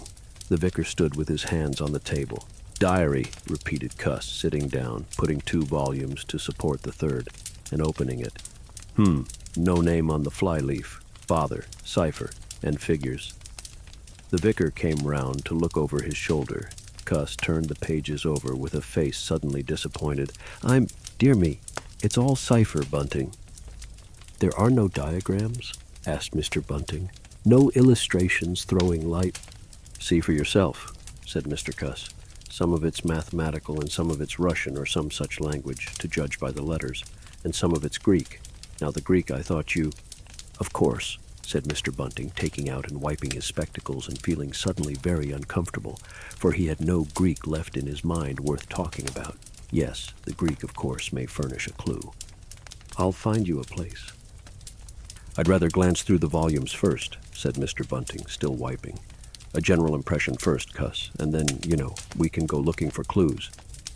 He coughed, put on his glasses, arranged them fastidiously, coughed again, and wished something would happen to avert the seemingly inevitable exposure. Then he took the volume Cuss handed him in a leisurely manner. And then something did happen. The door opened suddenly. Both gentlemen started violently, looked round, and were relieved to see a sporadically rosy face beneath a furry silk hat. "Tap?" asked the face, and stood staring. "No," said both gentlemen at once. "Over the other side, my man," said Mr. Bunting. "And please shut that door," said Mr. Cuss irritably. "All right," said the intruder, as it seemed in a low voice curiously different from the huskiness of its first inquiry. "Right you are," said the intruder in the former voice. "Stand clear," and he vanished and closed the door. "A sailor, I should judge," said Mr. Bunting. "Amusing fellows they are. Stand clear indeed. A nautical term referring to his getting back out of the room, I suppose." "I dare say so," said Cuss. "My nerves are all loose today. It quite made me jump, the door opening like that." Mr. Bunting smiled as if he had not jumped. "And now," he said with a sigh, "these books." Someone sniffed as he did so. "One thing is indisputable," said Bunting, drawing up a chair next to that of Cuss. "There certainly have been very strange things happen in Iping during the last few days. Very strange. I cannot, of course, believe in this absurd invisibility story." "It's incredible," said Cuss. "Incredible, but the fact remains that I certainly saw right down his sleeve." "But are you sure? Suppose a mirror, for instance. Hallucinations are so easily produced. I don't know if you have ever seen a really good conjurer." "I won't argue again," said Cuss. "We've thrashed that out, Bunting, and just now there's these books. Here's some of what I take to be Greek. Greek letters, certainly." He pointed to the middle of the page. Mr. Bunting flushed slightly and brought his face nearer, apparently finding some difficulty with his glasses. Suddenly he became aware of a strange feeling at the nape of his neck. He tried to raise his head, and encountered an immovable resistance. The feeling was a curious pressure, the grip of a heavy, firm hand, and it bore his chin irresistibly to the table. "Don't move, little men," whispered a voice, "or I'll brain you both." He looked into the face of Cuss, close to his own, and each saw a horrified reflection of his own sickly astonishment. "I'm sorry to handle you so roughly," said the voice, "but it's unavoidable. Since when did you learn to pry into an investigator's private memoranda?" said the voice, and two chins struck the table simultaneously, and two sets of teeth rattled. "Since when did you learn to invade the private rooms of a man in misfortune?" And the concussion was repeated. "Where have they put my clothes?" "Listen," said the voice. "The windows are fastened, and I've taken the key out of the door. I am a fairly strong man, and I have the poker handy, besides being invisible. There's not the slightest doubt that I could kill you both and get away quite easily if I wanted to. Do you understand? Very well. If I let you go, will you promise not to try any nonsense and do what I tell you?" The vicar and the doctor looked at one another, and the doctor pulled a face. "Yes," said Mr. Bunting, and the doctor repeated it. Then the pressure on the necks relaxed, and the doctor and the vicar sat up, both very red in the face and wriggling their heads. "Please keep sitting where you are," said the invisible man. "Here's the poker, you see. When I came into this room," continued the invisible man, after presenting the poker to the tip of the nose of each of his visitors, "I did not expect to find it occupied, and I expected to find, in addition to my books of memoranda, an outfit of clothing. Where is it? No, don't rise. I can see it's gone. Now, just at present, though the days are quite warm enough for an invisible man to run about stark, the evenings are quite chilly. I want clothing and other accommodation, and I must also have those 3 books." Chapter 12. It is unavoidable that at this point the narrative should break off again, for a certain very painful reason that will presently be apparent. While these things were going on in the parlor, and while Mr. Huckster was watching Mr. Marvel smoking his pipe against the gate, not a dozen yards away were Mr. Hall and Teddy Henfrey discussing in a state of cloudy puzzlement the one-iping topic. Suddenly, there came a violent thud against the door of the parlor, a sharp cry, and then silence. "Hello," said Teddy Henfrey. "Hello," from the tap. Mr. Hall took things in slowly but surely. "That ain't right," he said, and came round from behind the bar towards the parlor door. He and Teddy approached the door together with intent faces. Their eyes considered. "Summat wrong," said Hall, and Henfrey nodded agreement. Whiffs of an unpleasant chemical odor met them, and there was a muffled sound of conversation, very rapid and subdued. "You all right there?" asked Hall, rapping. The muttered conversation ceased abruptly. For a moment, silence. Then the conversation was resumed, in hissing whispers. Then a sharp cry of, "No, no, you don't." There came a sudden motion, and the oversetting of a chair, a brief struggle. Silence again. "What the deuce?" exclaimed Henfrey, sotto voce. "You all right there?" asked Mr. Hall sharply again. The vicar's voice answered with a curious, jerking intonation. "Quite right. Please don't interrupt." "Odd," said Mr. Henfrey. "Odd," said Mr. Hall. "Says don't interrupt," said Henfrey. "I heard'n," said Hall. "And a sniff," said Henfrey. They remained listening. The conversation was rapid and subdued. "I can't," said Mr. Bunting, his voice rising. "I tell you, sir, I will not." "What was that?" asked Henfrey. "Says he we nart," said Hall. "Warn't speaking to us, was he?" "Disgraceful," said Mr. Bunting within. "Disgraceful," said Mr. Henfrey. "I heard it, distinct." "Who's that speaking now?" asked Henfrey. "Mr. Cuss, I suppose," said Hall. "Can you hear anything?" Silence. The sounds within indistinct and perplexing. "Sounds like throwing the tablecloth about," said Hall. Mrs. Hall appeared behind the bar. Hall made gestures of silence and invitation. This aroused Mrs. Hall's wifely opposition. "What you're listening there for, Hall?" she asked. "Ain't you nothing better to do? Busy day like this?" Hall tried to convey everything by grimaces and dumb show, but Mrs. Hall was obdurate. She raised her voice. So Hall and Henfrey, rather crestfallen, tiptoed back to the bar, gesticulating to explain to her. At first, she refused to see anything in what they had heard at all. Then she insisted on Hall keeping silence, while Henfrey told her his story. She was inclined to think the whole business nonsense. Perhaps they were just moving the furniture about. "I heard 'en say disgraceful, that I did," said Hall. "I heard that, Mrs. Hall," said Henfrey. "Like as not," began Mrs. Hall. "Shh," said Mr. Teddy Henfrey. "Didn't I hear the window?" "What window?" asked Mrs. Hall. "Parlor window," said Henfrey. Everyone stood listening intently. Mrs. Hall's eyes, directed straight before her, saw without seeing the brilliant oblong of the inn door, the road white and vivid, and Huckster's shop front blistering in the June sun. Abruptly, Huckster's door opened and Huckster appeared, eyes staring with excitement, arms gesticulating. "Yap!" cried Huckster. "Stop thief!" And he ran obliquely across the oblong towards the yard gates and vanished. Simultaneously came a tumult from the parlor and a sound of windows being closed. Hall, Henfrey, and the human contents of the tap rushed out at once pell-mell into the street. They saw someone whisk round the corner towards the road, and Mr. Huckster executing a complicated leap in the air that ended on his face and shoulder. Down the street people were standing astonished or running towards them. Mr. Huckster was stunned. Henfrey stopped to discover this, but Hall and the two laborers from the tap rushed at once to the corner, shouting incoherent things, and saw Mr. Marvel vanishing by the corner of the church wall. They appear to have jumped to the impossible conclusion that this was the invisible man suddenly become visible, and set off at once along the lane in pursuit. But Hall had hardly run a dozen yards before he gave a loud shout of astonishment and went flying headlong sideways, clutching one of the laborers and bringing him to the ground.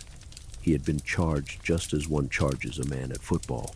The second laborer came round in a circle, stared, and conceiving that Hall had tumbled over of his own accord, turned to resume the pursuit, only to be tripped by the ankle, just as Huckster had been. Then, as the first laborer struggled to his feet, he was kicked sideways by a blow that might have felled an ox. As he went down, the rush from the direction of the village green came round the corner. The first to appear was the proprietor of the Coconut Shy, a burly man in a blue jersey.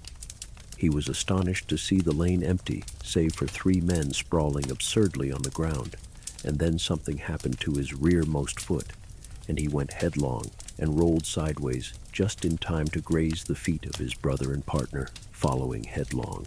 The two were then kicked, knelt on, fallen over, and cursed by quite a number of over-hasty people. Now when Hall and Henfrey and the laborers ran out of the house, Mrs. Hall, who had been disciplined by years of experience, remained in the bar next the till, and suddenly the parlor door was opened, and Mr. Cuss appeared, and without glancing at her rushed at once down the steps toward the corner. "Hold him!" he cried. "Don't let him drop that parcel!" He knew nothing of the existence of Marvel, for the invisible man had handed over the books and bundle in the yard. The face of Mr. Cuss was angry and resolute, but his costume was defective, a sort of limp white kilt that could only have passed muster and grease. "Hold him!" he bawled. "He's got my trousers, and every stitch of the vicar's clothes."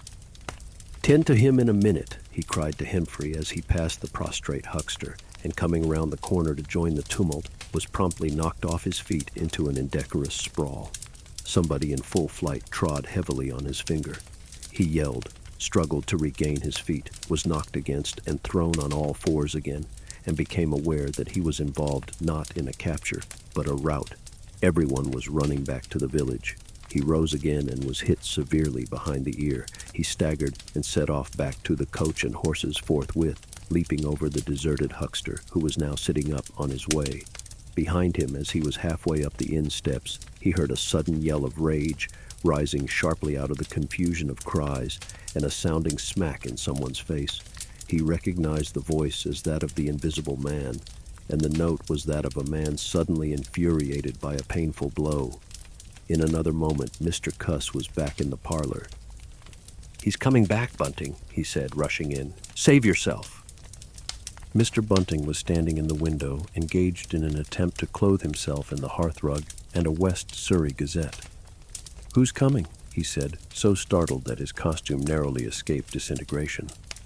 "Invisible man," said Cuss, and rushed onto the window. "We better clear out from here. He's fighting mad. Mad!"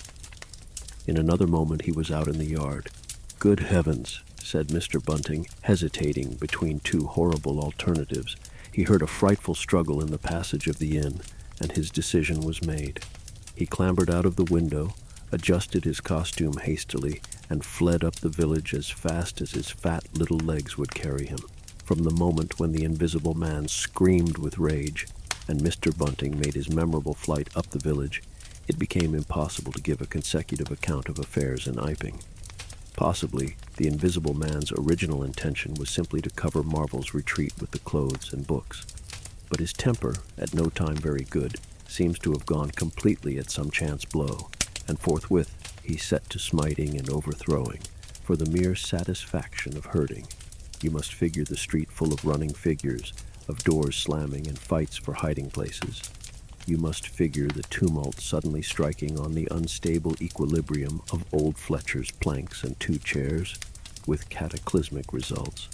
You must figure an appalled couple caught dismally in a swing, and then the whole tumultuous rush has passed, and the Iping Street with its gauds and flags is deserted save for the still raging unseen, and littered with coconuts, overthrown canvas screens, and the scattered stock in trade of a sweet stuff stall. Everywhere there is a sound of closing shutters and shoving bolts, and the only visible humanity is an occasional flitting eye under a raised eyebrow in the corner of a window pane. The invisible man amused himself for a little while by breaking all the windows in the coach and horses, and then he thrust a street lamp through the parlor window of Mrs. Gribble. He, it must have been, who cut the telegraph wire to Adderdean just beyond Higgins's cottage on the Adderdean road. And after that, as his peculiar qualities allowed, he passed out of human perceptions altogether, and he was neither heard, seen, nor felt in Iping any more. He vanished absolutely, but it was the best part of 2 hours before any human being ventured out again into the desolation of Iping Street. Chapter 13. When the dusk was gathering and Iping was just beginning to peep timorously forth again upon the shattered wreckage of its bank holiday, a short, thick-set man in a shabby silk hat was marching painfully through the twilight behind the beech woods on the road to Bramblehurst. He carried 3 books, bound together by some sort of ornamental elastic ligature, and a bundle wrapped in a blue tablecloth. His rubicund face expressed consternation and fatigue. He appeared to be in a spasmodic sort of hurry. He was accompanied by a voice other than his own, and ever and again he winced under the touch of unseen hands. "If you give me the slip again," said the voice, "if you attempt to give me the slip again—" "Lord," said Mr. Marvel, "that shoulder's a mass of bruises as it is." "On my honor," said the voice, "I will kill you." "I didn't try to give you the slip," said Marvel, in a voice that was not far remote from tears. "I swear I didn't. I didn't know the blessed turning, that was all. How the devil was I to know the blessed turning? As it is, I've been knocked about."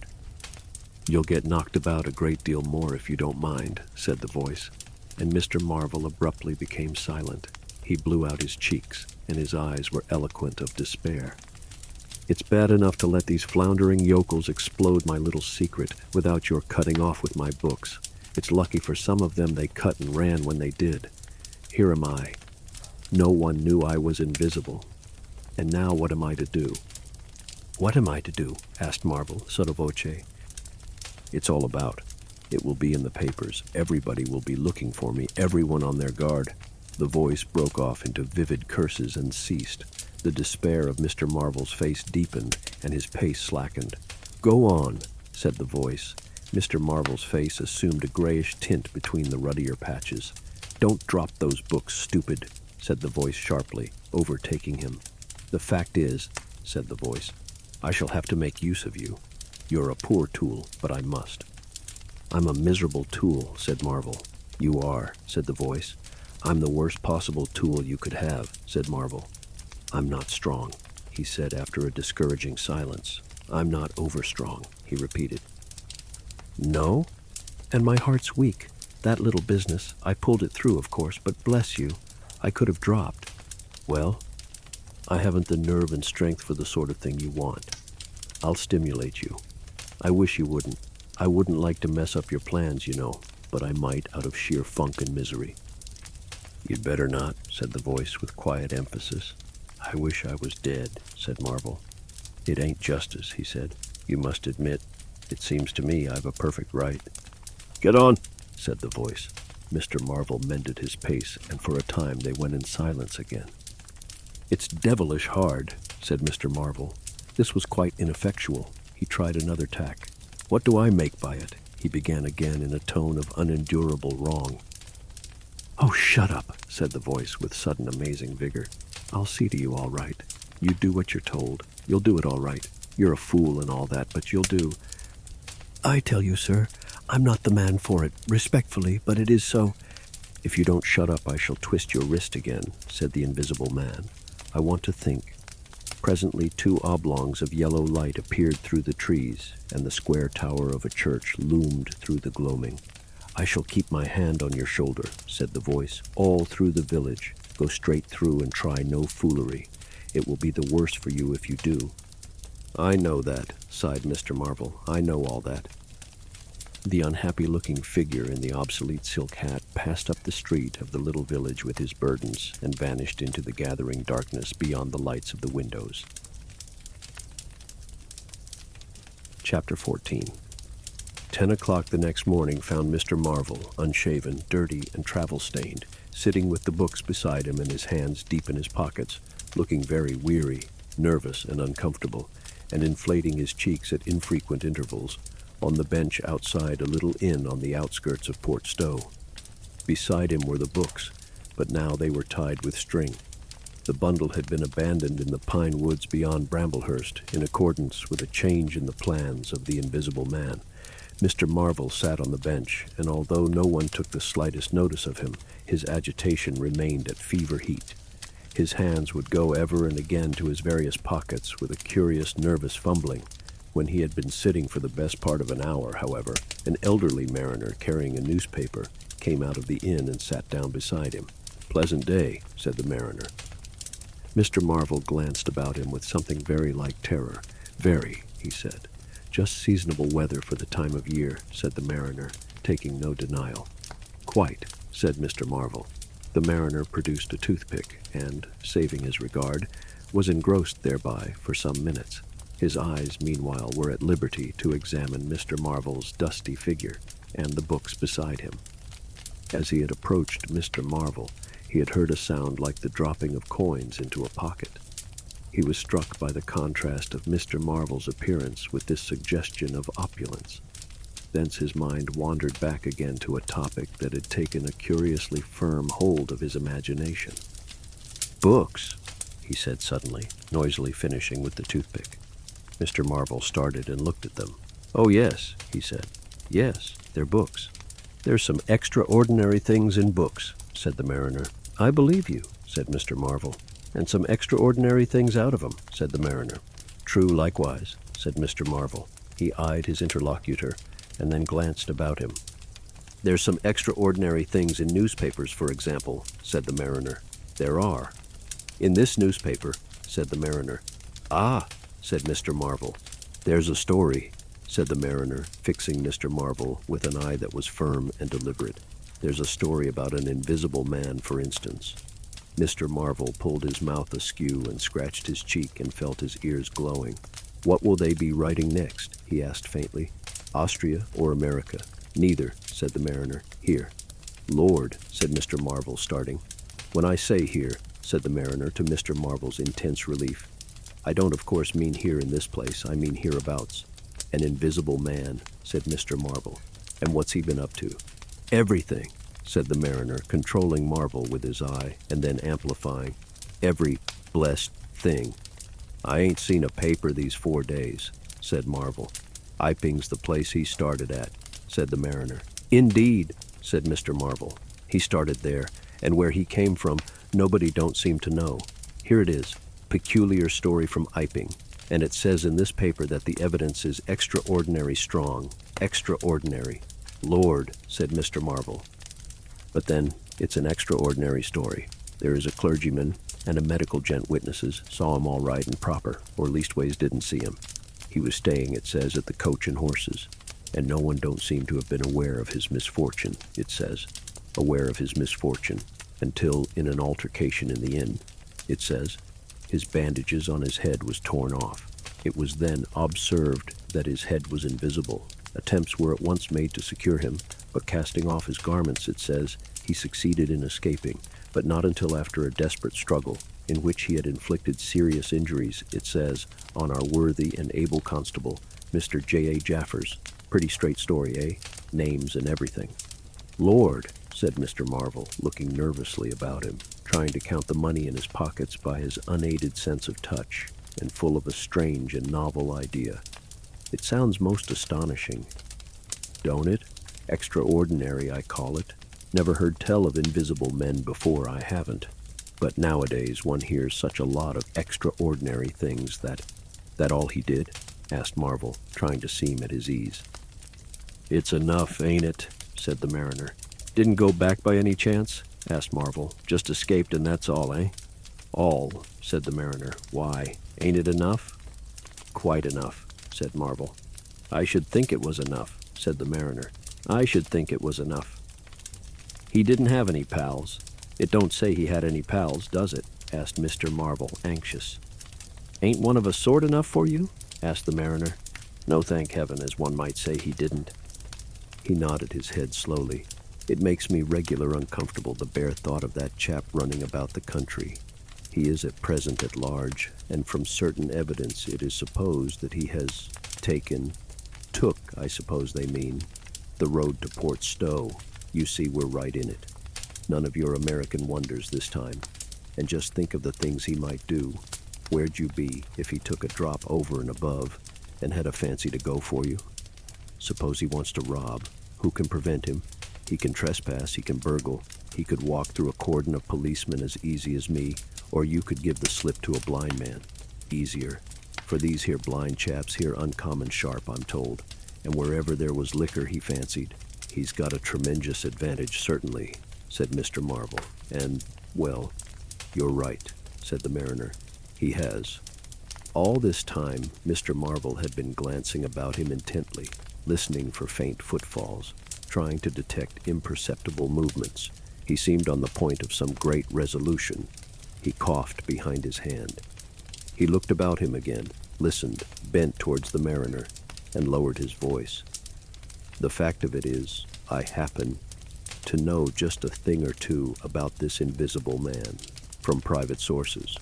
Oh, said the mariner, interested. You? Yes, said Mr. Marvel. Me? Indeed, said the mariner. And may I ask? You'll be astonished, said Mr. Marvel behind his hand. It's tremendous. Indeed, said the mariner. The fact is, began Mr. Marvel eagerly in a confidential undertone. Suddenly his expression changed marvelously. Ow, he said. He rose stiffly in his seat. His face was eloquent of physical suffering. Wow, he said. What's up? Said the mariner, concerned. Toothache, said Mr. Marvel, and put his hand to his ear. He caught hold of his books. I must be getting on, I think, he said.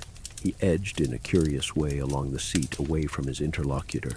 But you was just a-going to tell me about this here invisible man, protested the mariner. Mr. Marvel seemed to consult with himself. Hoax, said a voice. It's a hoax, said Mr. Marvel. But it's in the paper, said the mariner. Hoax all the same, said Marvel. I know the chap that started the lie. There ain't no invisible man whatsoever. Blimey. But how about this paper? Do you mean to say... Not a word of it, said Marvel stoutly. The mariner stared, paper in hand. Mr. Marvel jerkily faced about. Wait a bit, said the mariner, rising and speaking slowly. Do you mean to say... I do, said Mr. Marvel. Then why did you let me go on and tell you all this blarsted stuff then? What do you mean by letting a man make a fool of himself like that for, eh? Mr. Marvel blew out his cheeks. The mariner was suddenly very red indeed. He clenched his hands. I've been talking here this 10 minutes, he said, and you little pot-bellied, leathery-faced son of an old boot, couldn't have the elementary manners. Don't you come bandying words with me, said Mr. Marvel. Bandying words. I'm a jolly good mind. Come up, said a voice, and Mr. Marvel was suddenly whirled about and started marching off in a curious spasmodic manner. You'd better move on, said the mariner. Who's moving on? Said Mr. Marvel. He was receding obliquely with a curious hurrying gait, with occasional violent jerks forward. Some way along the road he began a muttered monologue, protests and recriminations. "Silly devil," said the mariner, legs wide apart, elbows akimbo, watching the receding figure. "I'll show you, you silly ass. Hoaxing me. It's here, on the paper," Mr. Marvel retorted incoherently, and, receding, was hidden by a bend in the road. But the mariner still stood magnificent in the midst of the way, until the approach of a butcher's cart dislodged him. Then he turned himself towards Port Stowe. "Full of extraordinary asses," he said softly to himself. "Just to take me down a bit. That was his silly game. It's on the paper." And there was another extraordinary thing he was presently to hear that had happened quite close to him. And that was a vision of a fistful of money, no less, traveling without visible agency, along by the wall at the corner of St. Michael's Lane. A brother mariner had seen this wonderful sight that very morning. He had snatched at the money forthwith and had been knocked headlong, and when he had got to his feet, the butterfly money had vanished. Our mariner was in the mood to believe anything, he declared, but that was a bit too stiff. Afterwards, however, he began to think things over. The story of the flying money was true, and all about that neighborhood, even from the august London and Country Banking Company, from the tills of shops and inns, doors standing that sunny weather entirely open. Money had been quietly and dexterously making off that day in handfuls and rouleaux, floating quietly along by walls and shady places, dodging quickly from the approaching eyes of men. And it had, though no man had traced it, invariably ended its mysterious flight in the pocket of that agitated gentleman in the obsolete silk hat, sitting outside the little inn on the outskirts of Port Stowe. It was 10 days after, and indeed only when the Burdock story was already old, that the mariner collated these facts and began to understand how near he had been to the wonderful invisible man. Chapter 15. In the early evening time, Dr. Kemp was sitting in his study in the Belvedere on the hill overlooking Burdock. It was a pleasant little room with 3 windows, north, west, and south, and bookshelves covered with books and scientific publications, and a broad writing table, and, under the north window, a microscope, glass slips, minute instruments, some cultures, and scattered bottles of reagents. Dr. Kemp's solar lamp was lit, albeit the sky was still bright with the sunset light, and his blinds were up because there was no offense of peering outsiders to require them pulled down. Dr. Kemp was a tall and slender young man, with flaxen hair and a mustache almost white, and the work he was upon would earn him, he hoped, the fellowship of the Royal Society. So highly did he think of it. And his eye, presently wandering from his work, caught the sunset blazing at the back of the hill that is over against his own. For a minute, perhaps, he sat, pen in mouth, admiring the rich golden color above the crest, and then his attention was attracted by the little figure of a man, inky black, running over the hill brow towards him. He was a shortish little man, and he wore a high hat, and he was running so fast that his legs verily twinkled. "Another of those fools," said Dr. Kemp, "like that ass who ran into me this morning round a corner, with the visible man a-coming, sir. I can't imagine what possesses people. One might think we were in the 13th century. He got up, went to the window, and stared at the dusky hillside and the dark little figure tearing down it. "He seems in a confounded hurry," said Dr. Kemp, "but he doesn't seem to be getting on. If his pockets were full of lead, he couldn't run heavier." "Spurted, sir," said Dr. Kemp. In another moment, the higher of the villas that had clambered up the hill from Burdock had occulted the running figure. He was visible again for a moment, and again, and then again, 3 times between the 3 detached houses that came next, and then the terrace hit him. "Asses," said Dr. Kemp, swinging round on his heel and walking back to his writing table. But those who saw the fugitive nearer and perceived the abject terror on his perspiring face, being themselves in the open roadway, did not share in the doctor's contempt. By the man pounded, and as he ran, he chinked like a well-filled purse that is tossed to and fro. He looked neither to the right nor the left, but his dilated eyes stared straight downhill to where the lamps were being lit, and the people were crowded in the street, and his ill-shaped mouth fell apart, and a glary foam lay on his lips, and his breath came hoarse and noisy. All he passed stopped and began staring up the road and down. and interrogating one another with an inkling of discomfort for the reason of his haste. And then presently, far up the hill, a dog playing in the road yelped and ran under a gate, and as they still wondered something, a wind, a pad, pad, pad, a sound like a panting breathing rushed by. People screamed, people sprang off the pavement. It passed in shouts, it passed by instinct down the hill. They were shouting in the street before Marvel was halfway there. They were bolting into houses and slamming the doors behind them with the news. He heard it and made one last desperate spurt. Fear came striding by, rushed ahead of him, and in a moment had seized the town. The Invisible Man is coming. The Invisible Man. Chapter 16. The Jolly Cricketers is just at the bottom of the hill, where the tram lines begin. The barman leant his fat red arms on the counter and talked of horses with an anemic cabman, while a black-bearded man in gray snapped up biscuit and cheese, drank Burton, and conversed in American with a policeman off duty. "What's the shouting about?" said the anemic cabman, going off at a tangent, trying to see up the hill over the dirty yellow blind in the low window of the inn. Somebody ran by outside. "Fire, perhaps," said the barman. Footsteps approached, running heavily. The door was pushed open violently, and Marvel, weeping and disheveled, his hat gone, the neck of his coat torn open, rushed in, made a convulsive turn, and attempted to shut the door. It was held half open by a strap. "Coming!" he bawled, his voice shrieking with terror. "He's coming! The Visible Man! After me! For God's sake! Help! Help!" "Shut the doors," said the policeman. "Who's coming? What's the row?" He went to the door, released the strap, and it slammed. The American closed the other door. "Let me go inside," said Marvel, staggering and weeping, but still clutching the books. "Let me go inside. Lock me in somewhere. I tell you he's after me. I give him the slip. He said he'd kill me, and he will." "You're safe," said the man with the black beard. "The door's shut. What's it all about?" "Let me go inside," said Marvel, and shrieked aloud as a blow suddenly made the fastened door shiver, and was followed by a hurried rapping and a shouting outside. "Hello!" cried the policeman. "Who's there?" Mr. Marvel began to make frantic dives at panels that looked like doors. "He'll kill me. He's got a knife or something. For God's sake." "Here you are," said the barman. "Come in here." And he held up the flap of the bar. Mr. Marvel rushed behind the bar as the summons outside was repeated. "Don't open the door," he screamed. "Please don't open the door. Where shall I hide?" This Invisible Man, then?" asked the man with the black beard, with one hand behind him. "I guess it's about time we saw him." The window of the inn was suddenly smashed in, and there was a screaming and running to and fro in the street. The policeman had been standing on the settee, staring out, craning to see who was at the door. He got down with raised eyebrows.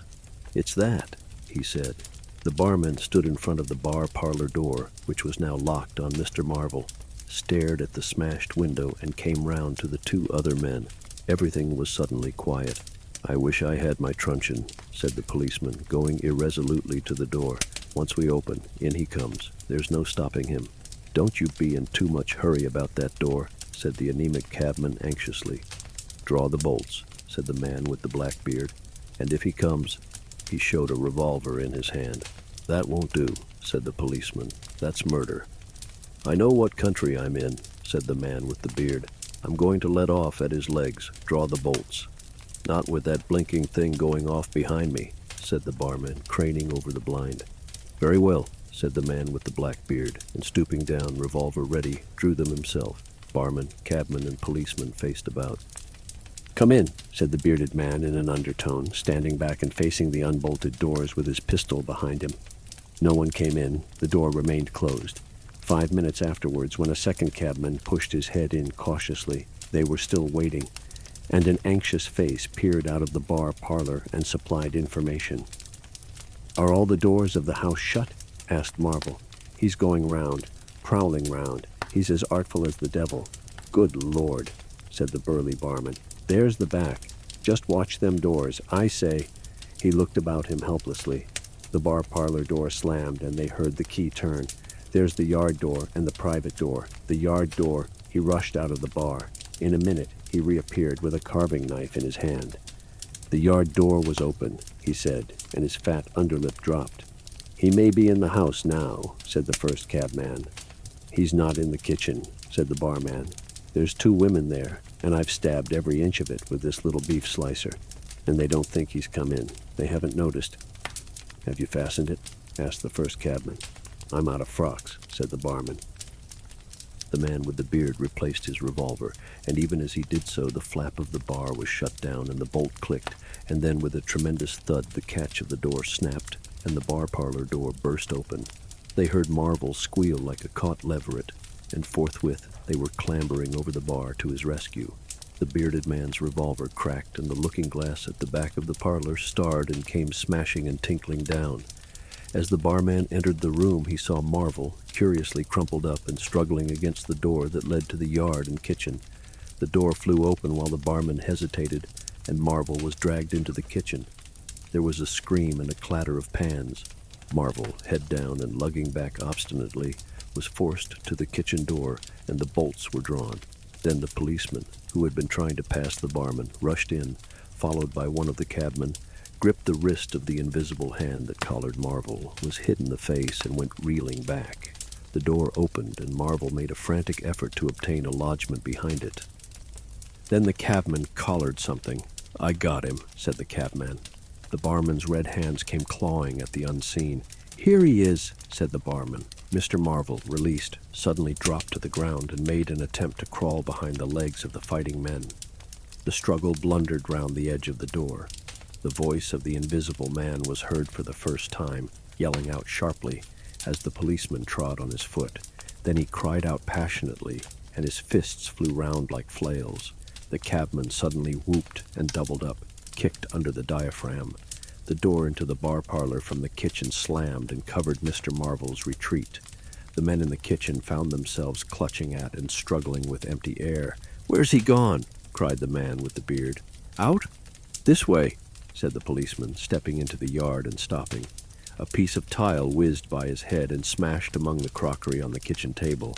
"I'll show him," shouted the man with the black beard, and suddenly a steel barrel shone over the policeman's shoulder, and 5 bullets had followed one another into the twilight whence the missile had come.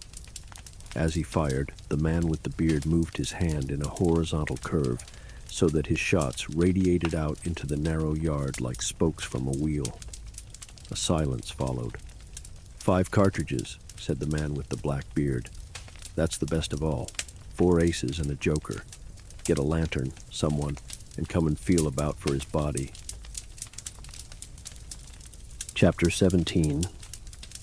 Dr. Kemp had continued writing in his study until the shots aroused him.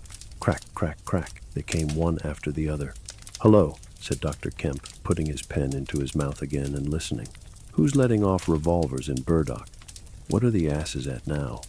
He went to the south window, threw it up, and leaning out stared down on the network of windows, beaded gas lamps and shops, with its black interstices of roof and yard that made up the town at night. "Looks like a crowd down the hill," he said, "by the cricketers," and remained watching. Thence his eyes wandered over the town to far away where the ship's lights shone, and the pier glowed, a little illuminated, faceted pavilion like a gem of yellow light. The moon in its first quarter hung over the westward hill, and the stars were clear and almost tropically bright. After 5 minutes, during which his mind had traveled into a remote speculation of social conditions of the future, and lost itself at last over the time dimension, Dr. Kemp roused himself with a sigh, pulled down the window again, and returned to his writing desk. It must have been about an hour after this that the front door bell rang. He had been writing slackly and with intervals of abstraction since the shots. He sat listening. He heard the servant answer the door and waited for her feet on the staircase, but she did not come. "Wonder what that was," said Dr. Kemp. He tried to resume his work, failed, got up, went downstairs from his study to the landing, rang, and called over the balustrade to the housemaid as she appeared in the hall below. "Was that a letter?" he asked. "Only a runaway ring, sir," she answered. "I'm restless tonight," he said to himself. He went back to his study, and this time attacked his work resolutely. In a little while he was hard at work again, and the only sounds in the room were the ticking of the clock and the subdued shrillness of his quill, hurrying in the very center of the circle of light his lampshade threw on his table. It was 2 o'clock before Dr. Kemp had finished his work for the night. He rose, yawned, and went downstairs to bed. He had already removed his coat and vest when he noticed that he was thirsty. He took a candle and went down to the dining room in search of a siphon and whiskey. Dr. Kemp's scientific pursuits have made him a very observant man, and as he recrossed the hall, he noticed a dark spot on the linoleum near the mat at the foot of the stairs. He went on upstairs, and then it suddenly occurred to him to ask himself what the spot on the linoleum might be. Apparently some subconscious element was at work. At any rate, he turned with his burden, went back to the hall, put down the siphon and whiskey, and bending down, touched the spot. Without any great surprise, he found it had the stickiness and color of drying blood. He took up his burden again, and returned upstairs, looking about him and trying to account for the blood spot. On the landing he saw something and stopped astonished. The door handle of his own room was blood-stained. He looked at his own hand. It was quite clean, and then he remembered that the door of his room had been open when he came down from his study, and that consequently he had not touched the handle at all. He went straight into his room, his face quite calm, perhaps a trifle more resolute than usual. His glance, wandering inquisitively, fell on the bed. On the counterpane was a mess of blood, and the sheet had been torn. He had not noticed this before because he had walked straight to the dressing table. On the further side, the bedclothes were depressed, as if someone had been recently sitting there. Then he had an odd impression that he had heard a low voice say, "Good heavens, Kemp." But Dr. Kemp was no believer in voices. He stood staring at the tumbled sheets. Was that really a voice? He looked about again, but noticed nothing further than the disordered and blood-stained bed. Then he distinctly heard a movement across the room, near the wash-hand stand. All men, however highly educated, retain some superstitious inklings. The feeling that is called eerie came upon him. He closed the door of the room, came forward to the dressing table, and put down his burdens. Suddenly, with a start, he perceived a coiled and blood-stained bandage of linen rag hanging in mid-air between him and the wash-hand stand. He stared at this in amazement. It was an empty bandage, a bandage properly tied but quite empty. He would have advanced to grasp it, but a touch arrested him and a voice speaking quite close to him. "Kemp," said the voice. "Eh?" said Kemp with his mouth open. "Keep your nerve," said the voice. "I'm an invisible man." Kemp made no answer for a space, simply stared at the bandage. "Invisible man," he said. "I am an invisible man," repeated the voice. The story he had been active to ridicule only that morning rushed through Kemp's brain. He does not appear to have been either very much frightened or very greatly surprised at the moment. Realization came later. "I thought it was all a lie," he said. The thought uppermost in his mind was the reiterated arguments of the morning. "Have you a bandage on?" he asked. "Yes," said the invisible man. "Oh," said Kemp, and then roused himself. "I say," he said, "but this is nonsense. It's some trick."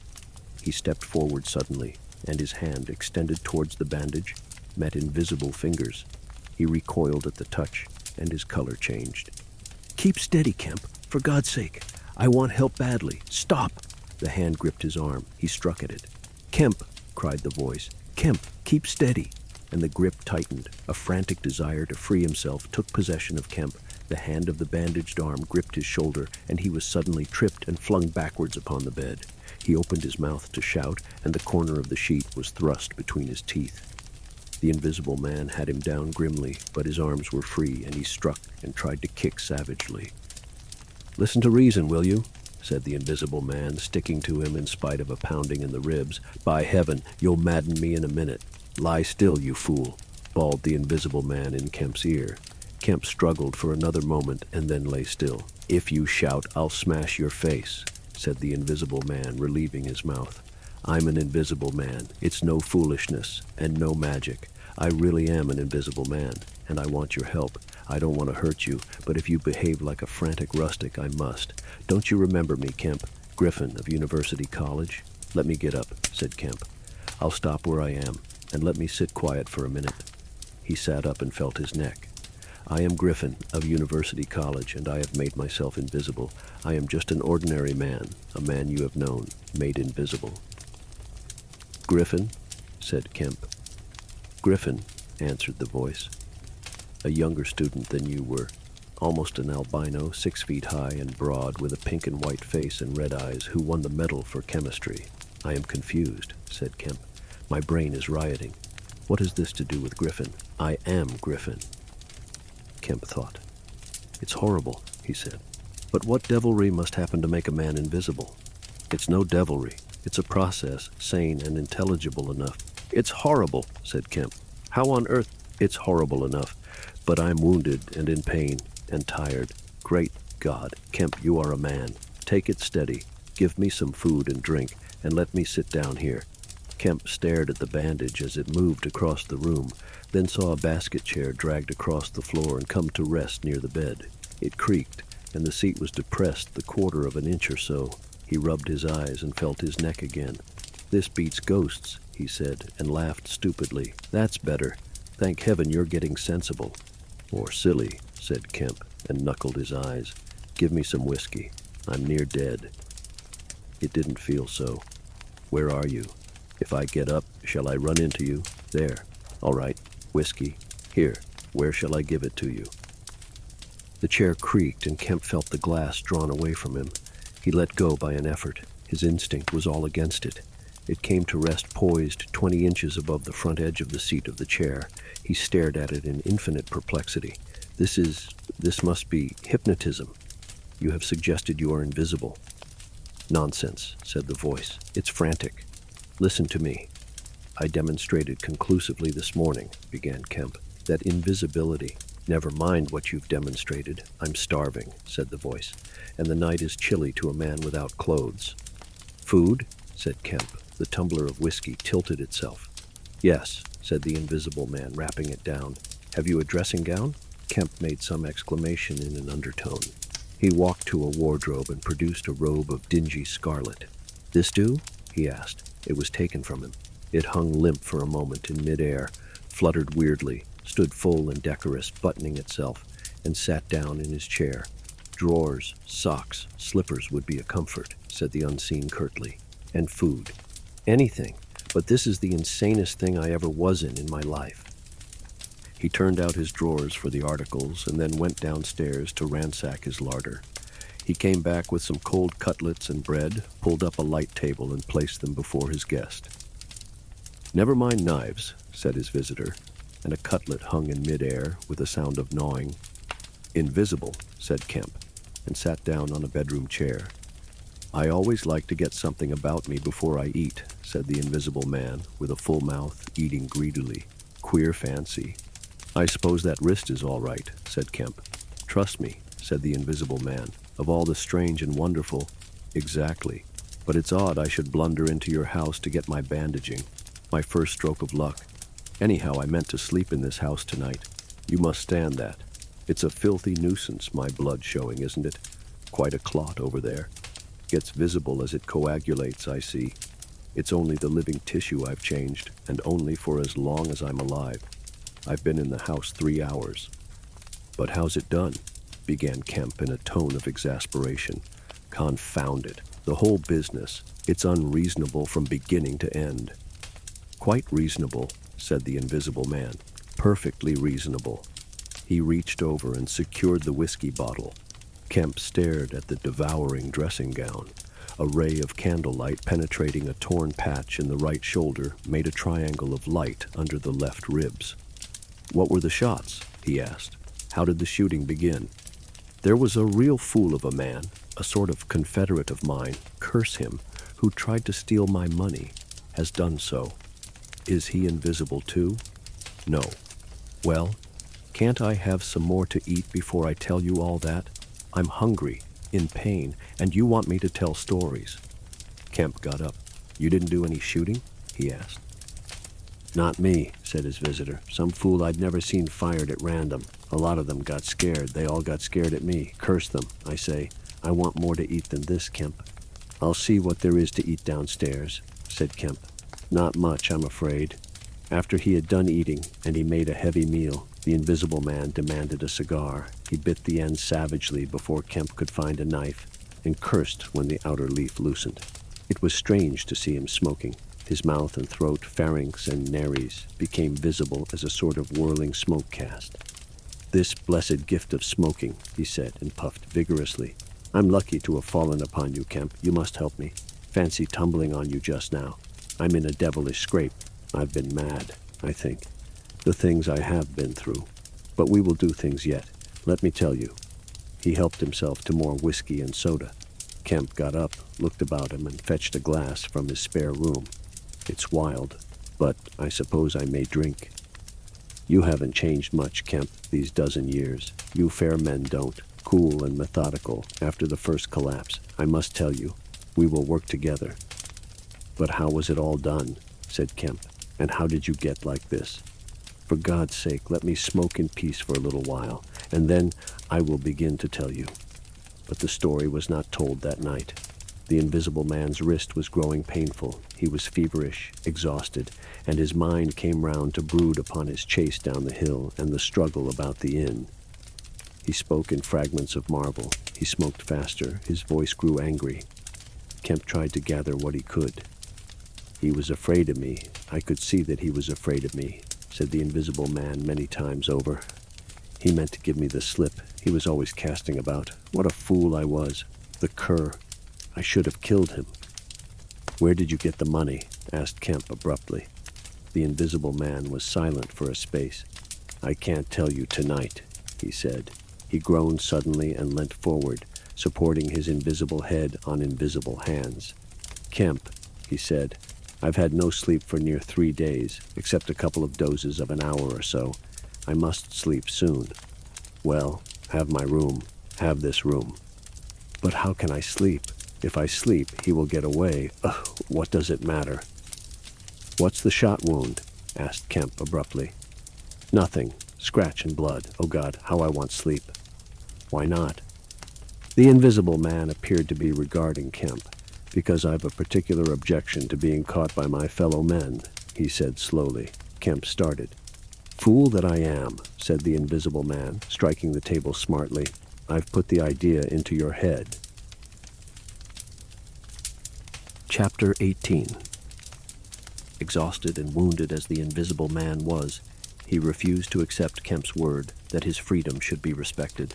He examined the 2 windows of the bedroom, drew up the blinds, and opened the sashes to confirm Kemp's statement that a retreat by them would be possible. Outside, the night was very quiet and still, and the new moon was setting over the down. Then he examined the keys of the bedroom and the 2 dressing-room doors to satisfy himself that these also could be made an assurance of freedom. Finally, he expressed himself satisfied. He stood on the hearth rug, and Kemp heard the sound of a yawn. "I'm sorry," said the Invisible Man, "if I cannot tell you all that I have done tonight, but I am worn out. It's grotesque, no doubt. It's horrible. But believe me, Kemp, in spite of your arguments of this morning, it is quite a possible thing. I have made a discovery. I meant to keep it to myself. I can't. I must have a partner, and you. We can do such things. But tomorrow. Now, Kemp, I feel as though I must sleep or perish." Kemp stood in the middle of the room, staring at the headless garment. "I suppose I must leave you," he said. "It's incredible. 3 things happening like this, overturning all my preconceptions, would make me insane. But it's real. Is there anything more that I can get you?" "Only bid me good night," said Griffin. "Good night," said Kemp, and shook an invisible hand. He walked sideways to the door. Suddenly, the dressing-gown walked quickly towards him.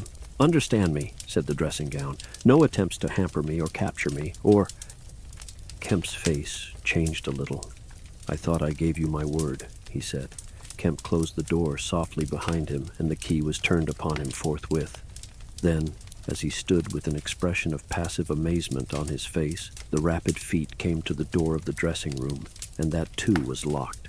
Kemp slapped his brow with his hand. "Am I dreaming? Has the world gone mad? Or have I?" He laughed and put his hand to the locked door. "Barred out of my own bedroom by a flagrant absurdity," he said. He walked to the head of the staircase, turned, and stared at the locked doors. "It's fact. he said. He put his fingers to his slightly bruised neck. Undeniable fact. But he shook his head hopelessly, turned, and went downstairs. He lit the dining room lamp, got out a cigar, and began pacing the room, ejaculating. Now and then he would argue with himself. Invisible, he said. Is there such a thing as an invisible animal? In the sea, yes, thousands, millions. All the larvae, all the little nauplii and tornarias, all the microscopic things, the jellyfish. In the sea, there are more things invisible than visible. I never thought of that before. And in the ponds, too, all those little pond life things, specks of colorless, translucent jelly. But in air, no. It can't be. But after all, why not? If a man was made of glass, he would still be visible. His meditation became profound. The bulk of 3 cigars had passed into the invisible or diffused as a white ash over the carpet before he spoke again. Then it was merely an exclamation. He turned aside, walked out of the room, and went into his little consulting room and lit the gas there. It was a little room because Dr. Kemp did not live by practice, and in it were the day's newspapers. The morning's paper lay carelessly opened and thrown aside. He caught it up, turned it over, and read the account of a strange story from Iping that the mariner at Port Stowe had spelt over so painfully to Mr. Marvel. Kemp read it swiftly. "Wrapped up," said Kemp, "disguised, hiding it. No one seems to have been aware of his misfortune. What the devil is his game?" He dropped the paper and his eye went seeking. "Ah," he said, and caught up the St. James Gazette, lying folded up as it arrived. "Now we shall get at the truth," said Dr. Kemp. He rent the paper open. A couple of columns confronted him. "An entire village in Sussex goes mad," was the heading. "Good heavens," said Kemp, reading eagerly an incredulous account of the events in Iping of the previous afternoon that have already been described. Over the leaf, the report in the morning paper had been reprinted. He reread it. "Ran through the street striking right and left, Jaffers insensible, Mr. Huckster in great pain, still unable to describe what he saw. Painful humiliation, vicar, woman ill with terror, windows smashed. This extraordinary story probably a fabrication. Too good not to print. Cum grano." He dropped the paper and stared blankly in front of him. Probably a fabrication. He caught up the paper again and reread the whole business. But when does the tramp come in? Why the deuce was he chasing a tramp? He sat down abruptly on the surgical bench. "He's not only invisible," he said, "but he's mad, homicidal." When dawn came to mingle its pallor with the lamplight and cigar smoke of the dining room, Kemp was still pacing up and down, trying to grasp the incredible. He was altogether too excited to sleep.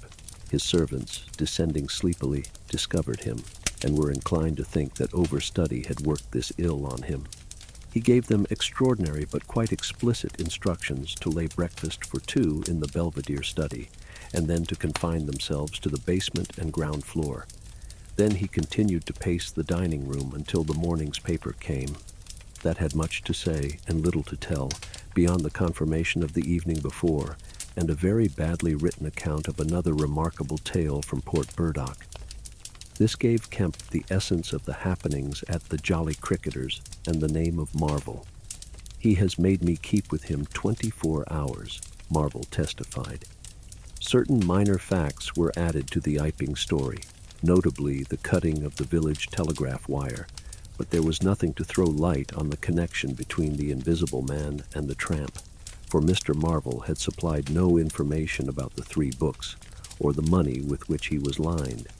The incredulous tone had vanished, and a shoal of reporters and inquirers were already at work elaborating the matter.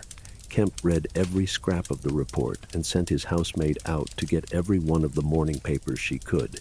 These also he devoured. "He is invisible," he said, "and it reads like rage growing to mania. The things he may do, and he's upstairs free as the air. What on earth ought I to do? For instance, would it be a breach of faith if... No." He went to a little untidy desk in the corner and began a note. He tore this up half-written and wrote another. He read it over and considered it. Then he took an envelope and addressed it to Colonel 80, Port Burdock. The invisible man awoke even as Kemp was doing this.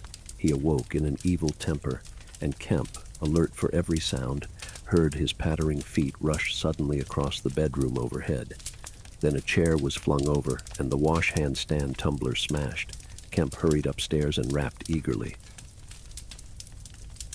Chapter 19. "What's the matter?" asked Kemp when the invisible man admitted him. "Nothing," was the answer. "But confound it, the smash."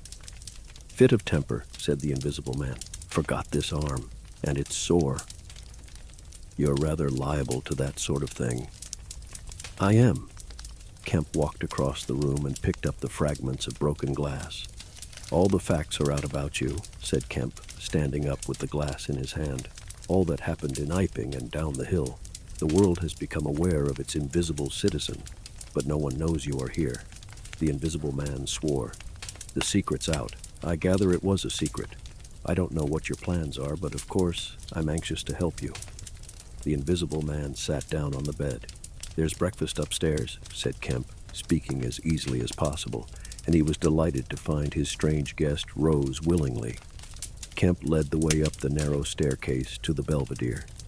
"Before we can do anything else," said Kemp, "I must understand a little more about this invisibility of yours."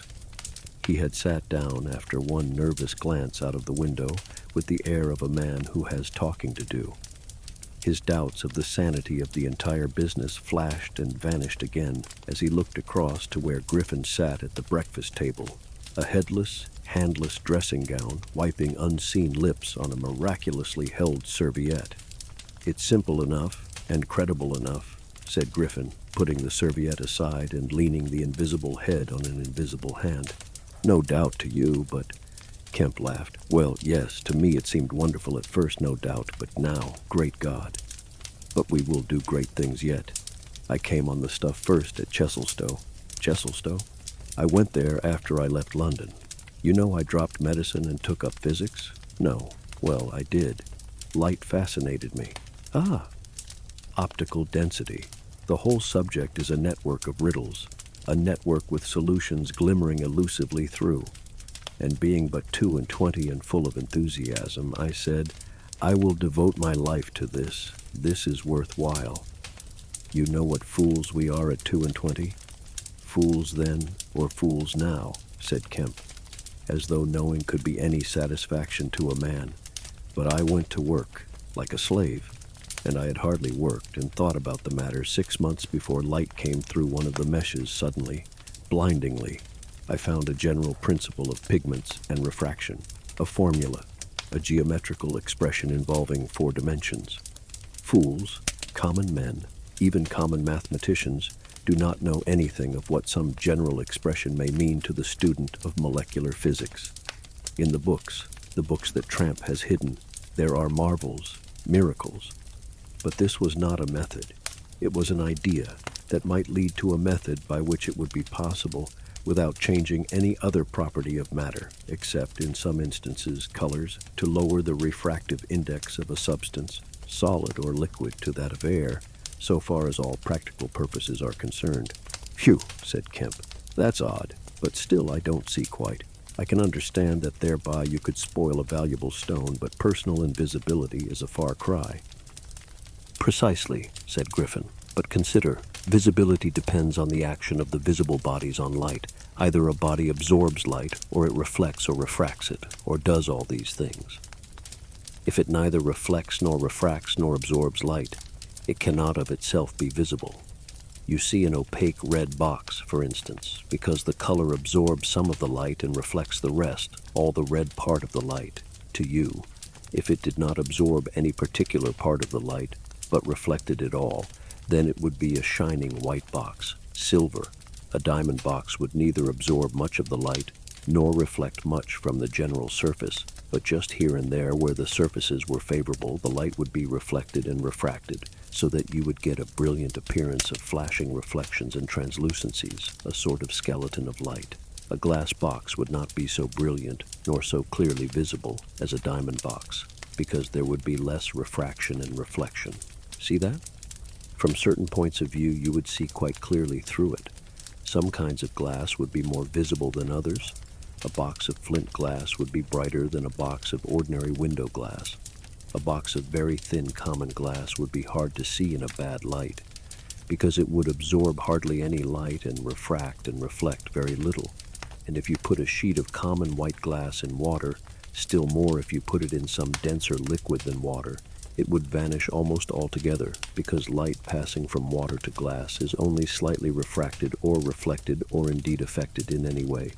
It is almost as invisible as a jet of coal gas or hydrogen is in air, and for precisely the same reason. Yes, said Kemp, that is pretty plain sailing. And here is another fact you will know to be true. If a sheet of glass is smashed, Kemp, and beaten into a powder, it becomes much more visible while it is in the air. It becomes at last an opaque, white powder. This is because the powdering multiplies the surfaces of the glass at which refraction and reflection occur. In the sheet of glass, there are only two surfaces.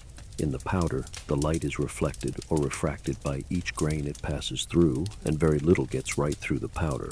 But if the white powdered glass is put into water, it forthwith vanishes. The powdered glass and water have much the same refractive index. That is, the light undergoes very little refraction or reflection in passing from one to the other. You make the glass invisible by putting it into a liquid of nearly the same refractive index. A transparent thing becomes invisible if it is put in any medium of almost the same refractive index. And if you will consider only a second, you will see also that the powder of glass might be made to vanish in air if its refractive index could be made the same as that of air, for then there would be no refraction or reflection as the light passed from glass to air. Yes, yes, said Kemp, but a man's not powdered glass. No, said Griffin. He's more transparent. Nonsense. That from a doctor. How one forgets. Have you already forgotten your physics in 10 years? Just think of all the things that are transparent and seem not to be so. Paper, for instance, is made up of transparent fibers, and it is white and opaque only for the same reason that a powder of glass is white and opaque. Oil white paper fill up the interstices between the particles with oil so that there is no longer refraction or reflection except at the surfaces, and it becomes as transparent as glass. And not only paper, but cotton fiber, linen fiber, wool fiber, woody fiber, and bone, Kemp, flesh, Kemp, hair, Kemp, nails and nerves, Kemp. In fact, the whole fabric of a man except the red of his blood and the black pigment of hair are all made up of transparent, colorless tissue. So little suffices to make us visible one to the other. For the most part, the fibers of a living creature are no more opaque than water. Great heavens, cried Kemp. Of course. I was thinking only last night of the sea larvae and all jellyfish. Now you have me, and all that I knew and had in mind a year after I left London, 6 years ago. But I kept it to myself. I had to do my work under frightful disadvantages. Oliver, my professor, was a scientific bounder, a journalist by instinct, a thief of ideas. He was always prying. And you know the knavish system of the scientific world. I simply would not publish and let him share my credit. I went on working. I got nearer and nearer making my formula into an experiment, a reality. I told no living soul, because I meant to flash my work upon the world with crushing effect and become famous at a blow. I took up the question of pigments to fill up certain gaps, and suddenly, not by design but by accident, I made a discovery in physiology. Yes? You know the red coloring matter of blood.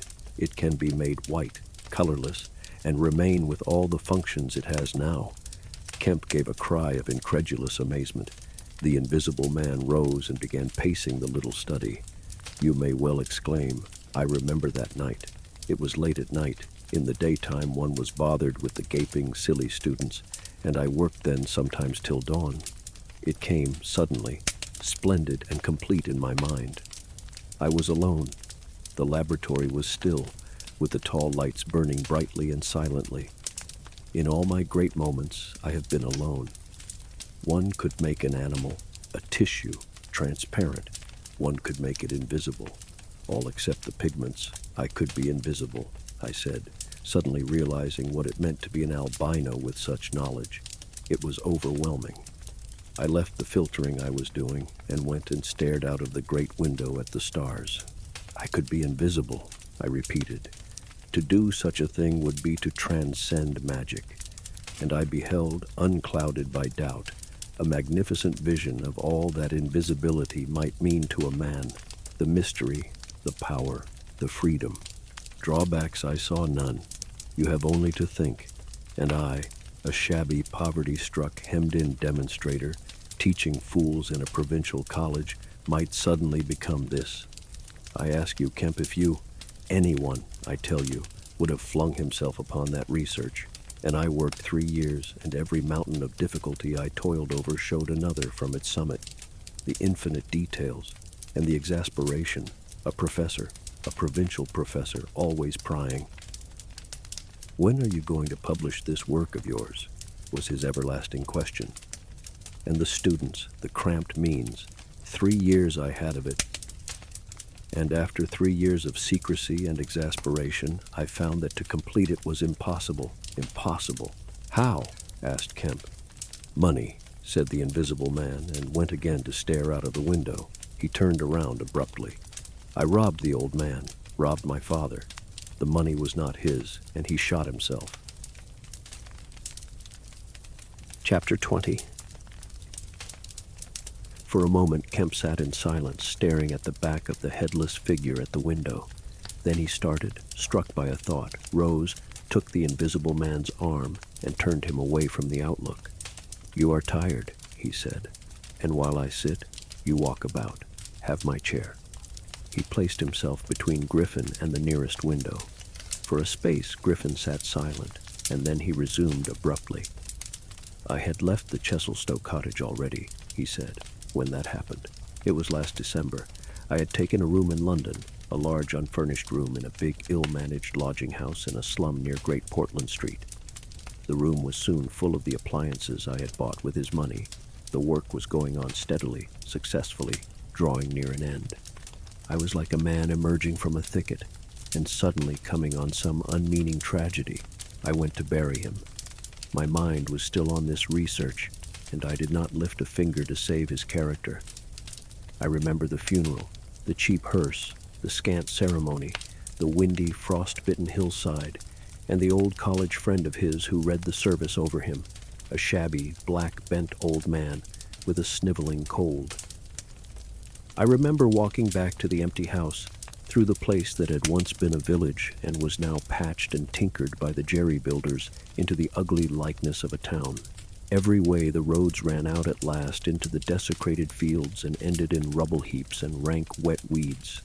I remember myself as a gaunt black figure going along the slippery, shiny pavement, and the strange sense of detachment I felt from the squalid respectability, the sordid commercialism of the place. I did not feel a bit sorry for my father. He seemed to me to be the victim of his own foolish sentimentality. The current cant required my attendance at his funeral, but it was really not my affair. But going along the high street, my old life came back to me for a space, for I met the girl I had known 10 years since. Our eyes met. Something moved me to turn back and talk to her. She was a very ordinary person. It was all like a dream, that visit to the old places. I did not feel then that I was lonely, that I had come out from the world into a desolate place. I appreciated my loss of sympathy, but I put it down to the general inanity of things. Re-entering my room seemed like the recovery of reality. There were the things I knew and loved. There stood the apparatus, the experiments arranged and waiting. And now there was scarcely a difficulty left beyond the planning of details. I will tell you, Kemp, sooner or later, all the complicated processes. We need not go into that now. For the most part, saving certain gaps I chose to remember, they are written in cipher in those books that Tramp has hidden. We must hunt him down. We must get those books again. But the essential phase was to place the transparent object whose refractive index was to be lowered between two radiating centers of a sort of ethereal vibration, of which I will tell you more fully later. No, not those Rontgen vibrations. I don't know that these others of mine have been described, yet they are obvious enough. I needed 2 little dynamos, and these I worked with a cheap gas engine. My first experiment was with a bit of white wool fabric. It was the strangest thing in the world to see it in the flicker of the flashes, soft and white, and then to watch it fade like a wreath of smoke and vanish. I could scarcely believe I had done it. I put my hand into the emptiness, and there was the thing as solid as ever. I felt it awkwardly and threw it on the floor. I had a little trouble finding it again. And then came a curious experience. I heard a meow behind me, and turning, saw a lean white cat, very dirty, on the cistern cover outside the window. A thought came into my head. "Everything ready for you," I said, and went to the window, opened it, and called softly. She came in, purring. The poor beast was starving, and I gave her some milk. All my food was in a cupboard in the corner of the room. After that, she went smelling round the room, evidently with the idea of making herself at home. The invisible rag upset her a bit. You should have seen her spit at it, but I made her comfortable on the pillow of my truckle bed, and I gave her butter to get her to wash. "And you processed her?" "I processed her. But giving drugs to a cat is no joke, Kemp, and the process failed. Failed. In two particulars. These were the claws and the pigment stuff. What is it? At the back of the eye in a cat, you know? Tapetum. Yes, the tapetum. It didn't go. After I'd given the stuff to bleach the blood and done certain other things to her, I gave the beast opium and put her and the pillow she was sleeping on the apparatus. And after all the rest had faded and vanished, there remained two little ghosts of her eyes. Odd. I can't explain it. She was bandaged and clamped, of course, so I had her safe. But she woke while she was still misty and meowed dismally, and someone came knocking. It was an old woman from downstairs who suspected me of vivisecting, a drink-sodden old creature with only a white cat to care for in all the world. I whipped out some chloroform, applied it, and answered the door. "Did I hear a cat?" she asked. "My cat? Not here," said I, very politely. She was a little doubtful and tried to peer past me into the room, strange enough to her, no doubt. Bare walls, uncurtained windows, truckle bed with the gas engine vibrating, and the seethe of the radiant points, and that faint, ghastly stinging of chloroform in the air. She had to be satisfied at last, and went away again. "How long did it take?" asked Kemp. 3 or 4 hours. The cat.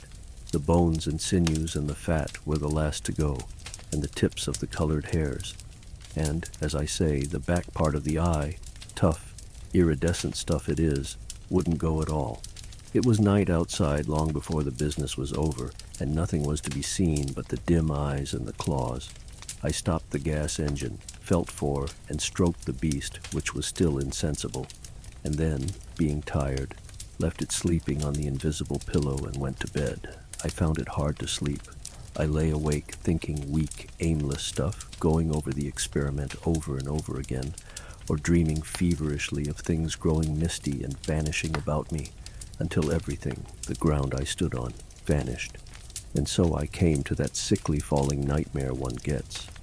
About 2, the cat began meowing about the room. I tried to hush it by talking to it, and then I decided to turn it out.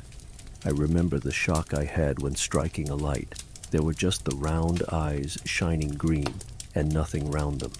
I would have given it milk, but I hadn't any. It wouldn't be quiet. It just sat down and meowed at the door. I tried to catch it with an idea of putting it out of the window, but it wouldn't be caught. It vanished. Then it began meowing in different parts of the room. At last I opened the window and made a bustle. I suppose it went out at last.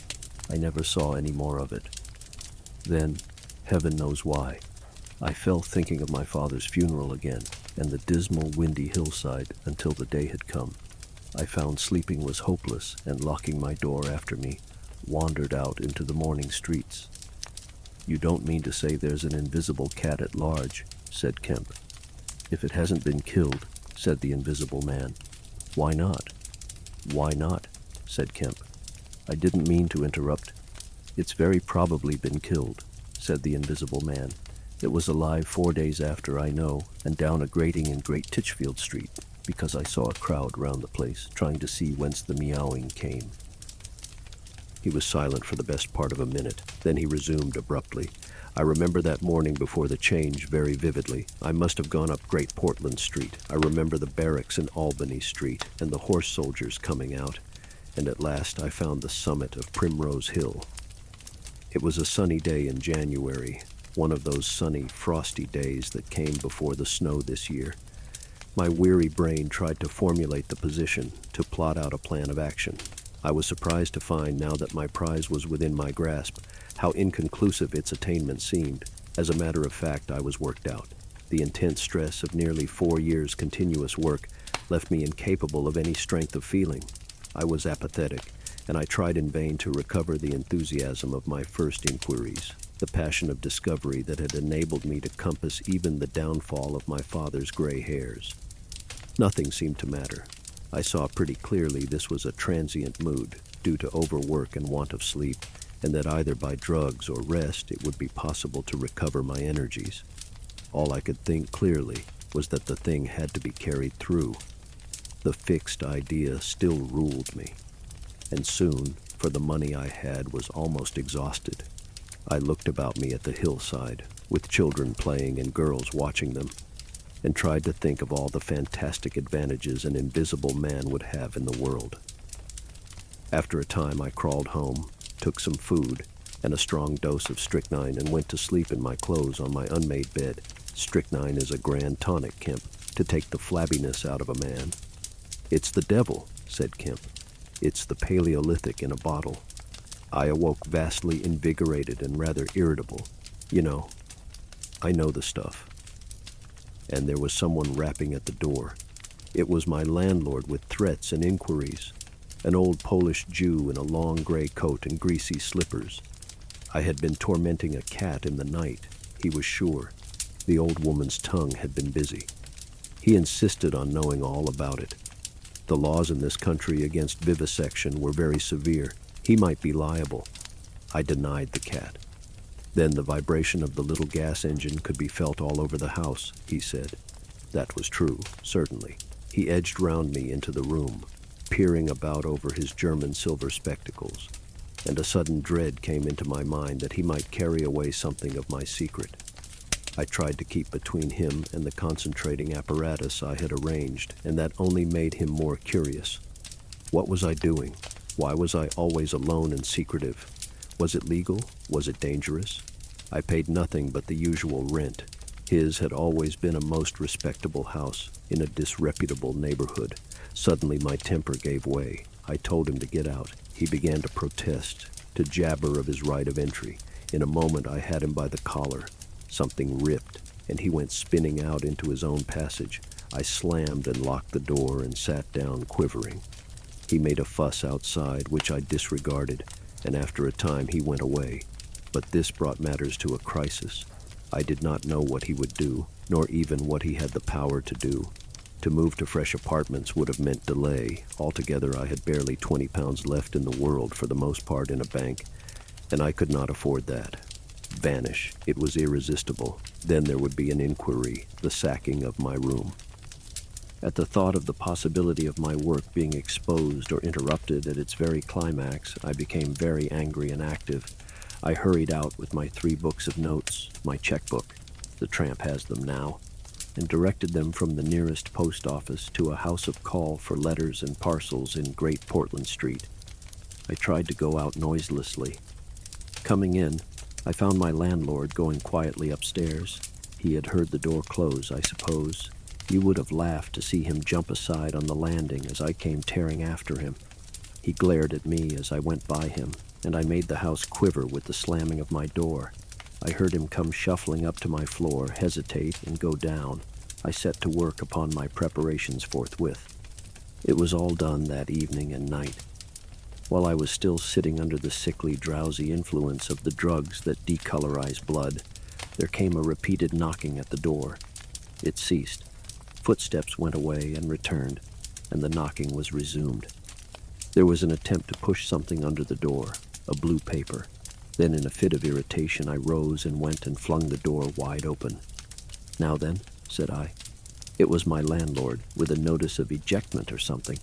He held it out to me, saw something odd about my hands, I expect, and lifted his eyes to my face. For a moment he gaped. Then he gave a sort of inarticulate cry, dropped candle and writ together, and went blundering down the dark passage to the stairs. I shut the door, locked it, and went to the looking-glass. Then I understood his terror. My face was white, like white stone. But it was all horrible. I had not expected the suffering, a night of racking anguish, sickness, and fainting. I set my teeth, though my skin was presently afire, all my body afire, but I lay there like grim death. I understood now how it was the cat had howled until I chloroformed it. Lucky it was I lived alone and untended in my room. There were times when I sobbed and groaned and talked, but I stuck to it. I became insensible and woke languid in the darkness. The pain had passed. I thought I was killing myself, and I did not care. I shall never forget that dawn, and the strange horror of seeing that my hands had become as clouded glass, and watching them grow clearer and thinner as the day went by, until at last I could see the sickly disorder of my room through them, though I closed my transparent eyelids. My limbs became glassy, the bones and arteries faded, vanished, and the little white nerves went last. I gritted my teeth and stayed there to the end. At last only the dead tips of the fingernails remained, pallid and white, and the brown stain of some acid upon my fingers. I struggled up. At first I was as incapable as a swathed infant, stepping with limbs I could not see. I was weak and very hungry. I went and stared at nothing in my shaving glass, at nothing save where an attenuated pigment still remained behind the retina of my eyes, fainter than mist. I had to hang on to the table and press my forehead against the glass. It was only by a frantic effort of will that I dragged myself back to the apparatus and completed the process. I slept during the forenoon, pulling the sheet over my eyes to shut out the light, and about midday I was awakened again by a knocking. My strength had returned. I sat up and listened and heard a whispering. I sprang to my feet and as noiselessly as possible began to detach the connections of my apparatus and to distribute it about the room so as to destroy the suggestions of its arrangement. Presently, the knocking was renewed and voices called, first my landlord's and then two others. To gain time, I answered them.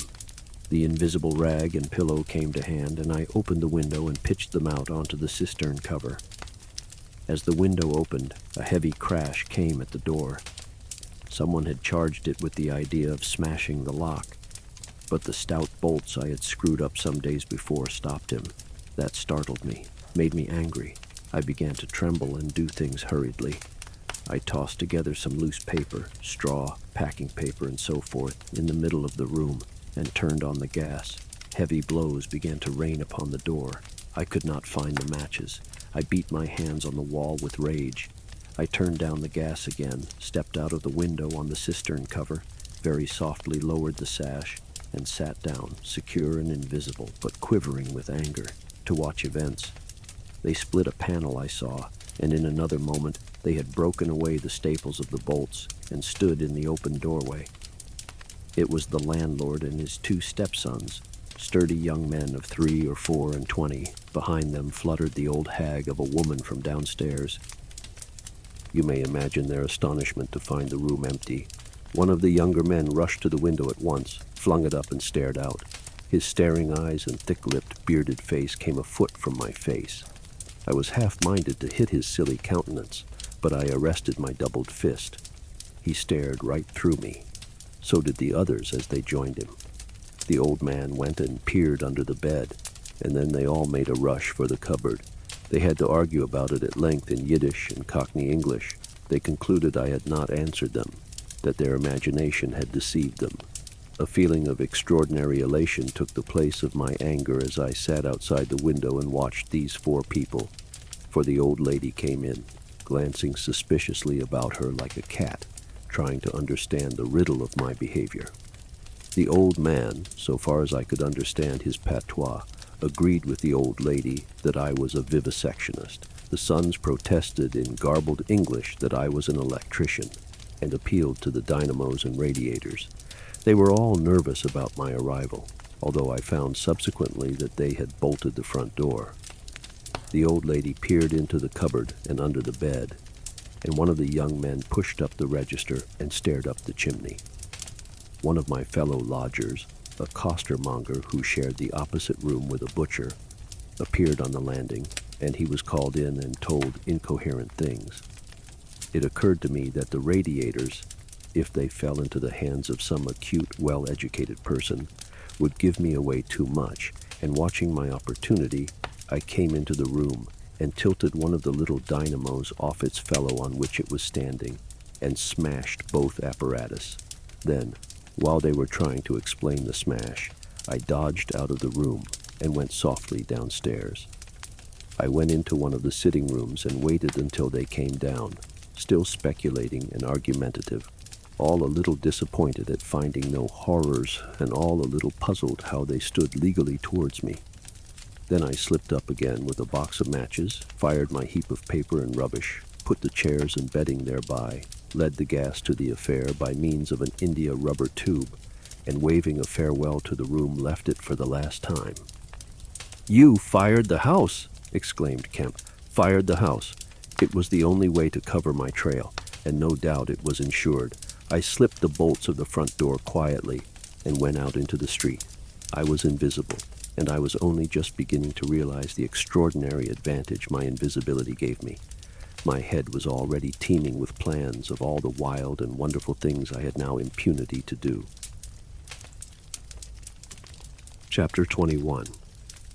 In going downstairs the first time I found an unexpected difficulty because I could not see my feet.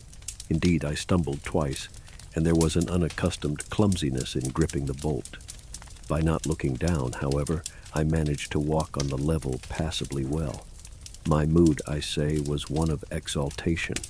I felt as a seeing man might do with padded feet and noiseless clothes in a city of the blind. I experienced a wild impulse to jest, to startle people, to clap men on the back, fling people's hats astray, and generally revel in my extraordinary advantage. But hardly had I emerged upon Great Portland Street, however, my lodging was close to the big draper's shop there, when I heard a clashing concussion and was hit violently behind, and turning saw a man carrying a basket of soda-water siphons and looking in amazement at his burden. Although the blow had really hurt me, I found something so irresistible in his astonishment that I laughed aloud. "The devil's in the basket," I said, and suddenly twisted it out of his hand. He let go incontinently, and I swung the whole weight into the air. But a fool of a cabman, standing outside a public house, made a sudden rush for this, and his extending fingers took me with excruciating violence under the ear. I let the whole down with a smash on the cabman, and then, with shouts and the clatter of feet about me, people coming out of shops, vehicles pulling up, I realized what I had done for myself, and cursing my folly, backed against a shop window and prepared to dodge out of the confusion. In a moment I should be wedged into a crowd and inevitably discovered. I pushed by a butcher boy, who luckily did not turn to see the nothingness that shoved him aside, and dodged behind the cabman's four-wheeler. I do not know how they settled the business. I hurried straight across the road, which was happily clear, and hardly heeding which way I went, in the fright of detection the incident had given me, plunged into the afternoon throng of Oxford Street. I tried to get into the stream of people, but they were too thick for me, and in a moment my heels were being trodden upon. I took to the gutter, the roughness of which I found painful to my feet, and forthwith the shaft of a crawling hansom dug me forcibly under the shoulder blade, reminding me that I was already bruised severely. I staggered out of the way of the cab, avoided a perambulator by a convulsive movement, and found myself behind the hansom. A happy thought saved me, and as this drove slowly along, I followed in its immediate wake, trembling and astonished at the turn of my adventure, and not only trembling, but shivering. It was a bright day in January, and I was stark naked, and the thin slime of mud that covered the road was freezing. Foolish as it seems to me now, I had not reckoned that, transparent or not, I was still amenable to the weather and all its consequences. Then suddenly a bright idea came into my head. I ran round and got into the cab, and so, shivering, scared, and sniffing with the first intimations of a cold, and with the bruises in the small of my back growing upon my attention, I drove slowly along Oxford Street and past Tottenham Court Road. My mood was as different from that in which I had sallied forth 10 minutes ago as it is possible to imagine. This invisibility indeed. The one thought that possessed me was, how was I to get out of the scrape I was in? We crawled past Muties, and there a tall woman with 5 or 6 yellow-labeled books hailed my cab, and I sprang out just in time to escape her, shaving a railway van narrowly in my flight. I made off up the roadway to Bloomsbury Square, intending to strike north past the museum and so get into the quiet district. I was now cruelly chilled, and the strangeness of my situation so unnerved me that I whimpered as I ran. At the northward corner of the square, a little white dog ran out of the Pharmaceutical Society's offices and incontinently made for me nose down. I had never realized it before, but the nose is to the mind of a dog what the eye is to the mind of a seeing man. Dogs perceive the scent of a man moving as men perceive his vision. This brute began barking and leaping, showing, as it seemed to me, only too plainly that he was aware of me. I crossed Great Russell Street, glancing over my shoulder as I did so, and went some way along Montague Street before I realized what I was running towards. Then I became aware of a blare of music, and looking along the street saw a number of people advancing out of Russell Square, red shirts, and the banner of the Salvation Army to the fore. Such a crowd chanting in the roadway and scoffing on the pavement. I could not hope to penetrate, and dreading to go back and farther from home again, and deciding on the spur of the moment, I ran up the white steps of a house facing the museum railings and stood there until the crowd should have passed.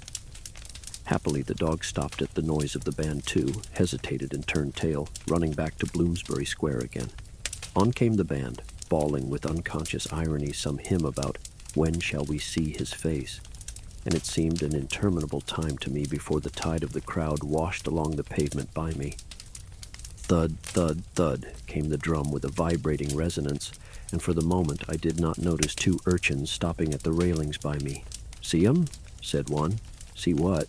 said the other. "Why, them footmarks, bare, like what you makes in mud." I looked down and saw the youngsters had stopped and were gaping at the muddy footmarks I had left behind me up the newly whitened steps.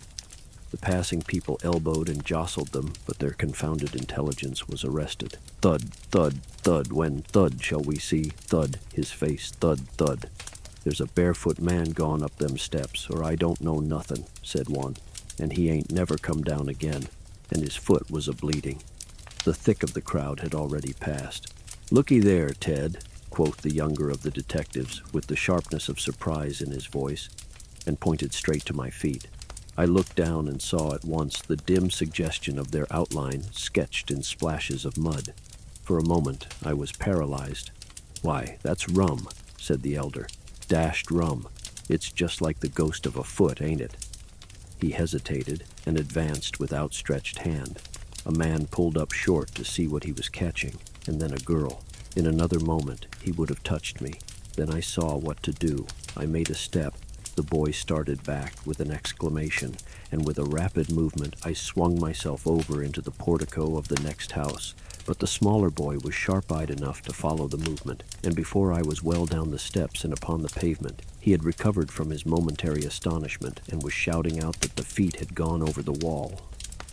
They rushed round and saw my new footmarks flash into being on the lower step and upon the pavement. "What's up?" asked someone. "Feet. Look, feet running." Everybody in the road, except my 3 pursuers, was pouring along after the Salvation Army, and this blow not only impeded me but them. There was an eddy of surprise and interrogation. At the cost of bowling over one young fellow I got through, and in another moment I was rushing headlong around the circuit of Russell Square, with 6 or 7 astonished people following my footmarks. There was no time for explanation, or else the whole host would have been after me. Twice I doubled round corners, thrice I crossed the road and came back upon my tracks, and then, as my feet grew hot and dry, the damp impressions began to fade. At last I had a breathing space and rubbed my feet clean with my hands, and so got away altogether. The last I saw of the chase was a little group of a dozen people perhaps, studying with infinite perplexity a slowly drying footprint that had resulted from a puddle in Tavistock Square. a footprint as isolated and incomprehensible to them as Crusoe's solitary discovery.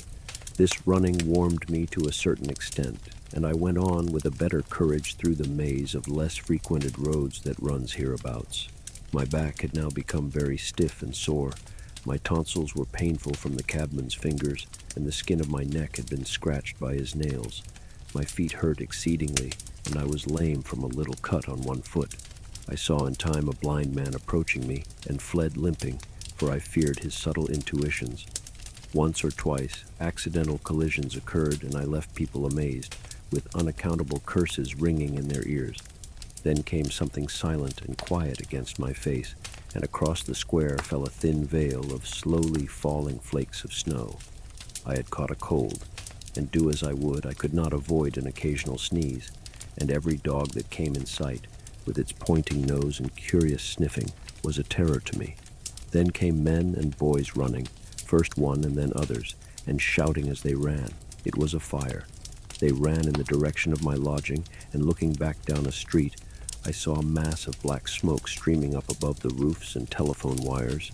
It was my lodging burning, my clothes, my apparatus, all my resources indeed, except my checkbook and the 3 volumes of memoranda that awaited me in Great Portland Street were there, burning. I had burnt my boats, if ever a man did.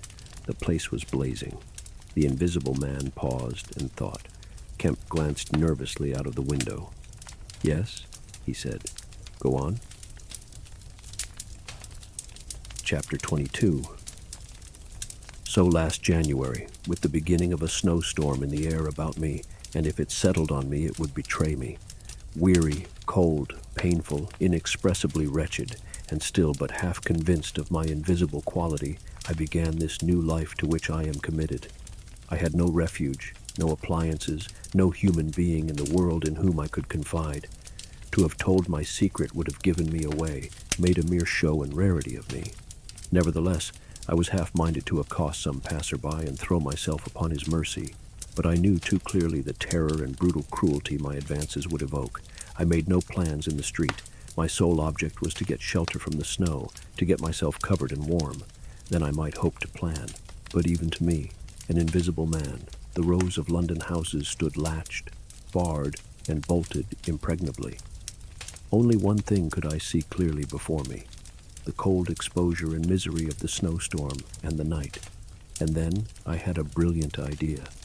I turned down one of the roads leading from Gower Street to Tottenham Court Road, and found myself outside Omnium's, the big establishment where everything is to be bought. You know the place. Meat, grocery, linen, furniture, clothing, oil paintings even. A huge meandering collection of shops rather than a shop. I had thought I should find the doors open, but they were closed, and as I stood in the wide entrance, a carriage stopped outside, and a man in uniform, you know the kind of personage with Omnium on his cap, flung open the door. I contrived to enter, and walking down the shop, it was a department where they were selling ribbons and gloves and stockings and that kind of thing, came to a more spacious region devoted to picnic baskets and wicker furniture. I did not feel safe there, however. People were going to and fro, and I prowled restlessly about until I came upon a huge section in an upper floor containing multitudes of bedsteads, and over these I clambered and found a resting place at last among a huge pile of folded flock mattresses. The place was already lit up and agreeably warm, and I decided to remain where I was, keeping a cautious eye on the 2 or 3 sets of shopmen and customers who were meandering through the place until closing time came. Then I should be able, I thought, to rob the place for food and clothing, and disguised, prowl through it and examine its resources, perhaps sleep on some of the bedding. That seemed an acceptable plan. My idea was to procure clothing to make myself a muffled but acceptable figure, to get money, and then to recover my books and parcels where they awaited me, take a lodging somewhere, and elaborate plans for the complete realization of the advantages my invisibility gave me, as I still imagined, over my fellow men. Closing time arrived quickly enough. It could not have been more than an hour after I took up my position on the mattresses before I noticed the blinds of the windows being drawn and customers being marched doorward. And then, A number of brisk young men began with remarkable alacrity to tidy up the goods that remained disturbed. I left my lair as the crowds diminished and prowled cautiously out into the less desolate parts of the shop. I was really surprised to observe how rapidly the young men and women whipped away the goods displayed for sale during the day. All the boxes of goods, the hanging fabrics, the festoons of lace, the boxes of sweets in the grocery section, the displays of this and that were being whipped down, folded up, slapped into tidy receptacles, and everything that could not be taken down and put away had sheets of some coarse stuff like sacking flung over them. Finally, all the chairs were turned up onto the counters, leaving the floor clear. Directly each of these young people had done, he or she made promptly for the door with such an expression of animation as I have rarely observed in a shop assistant before. Then came a lot of youngsters scattering sawdust and carrying pails and brooms. I had to dodge to get out of the way, and as it was, my ankle got stung with the sawdust. For some time, wandering through the swathed and darkened apartments, I could hear the brooms at work, and at last, a good hour or more after the shop had been closed, came a noise of locking doors. Silence came upon the place, and I found myself wandering through the vast and intricate shops, galleries, showrooms of the place, alone. It was very still. In one place, I remember passing near one of the Tottenham Court Road entrances and listening to the tapping of boot heels of the passers-by. My first visit was to the place where I had seen stockings and gloves for sale. It was dark, and I had the devil of a hunt after matches, which I found at last in the drawer of the little cash desk. Then I had to get a candle. I had to tear down wrappings and ransack a number of boxes and drawers, but at last I managed to turn out what I sought. The box label called them lamb's wool pants and lamb's wool vests, then socks, a thick comforter, and then I went to the clothing place and got trousers, a lounge jacket, an overcoat, and a slouch hat, a clerical sort of hat with the brim turned down.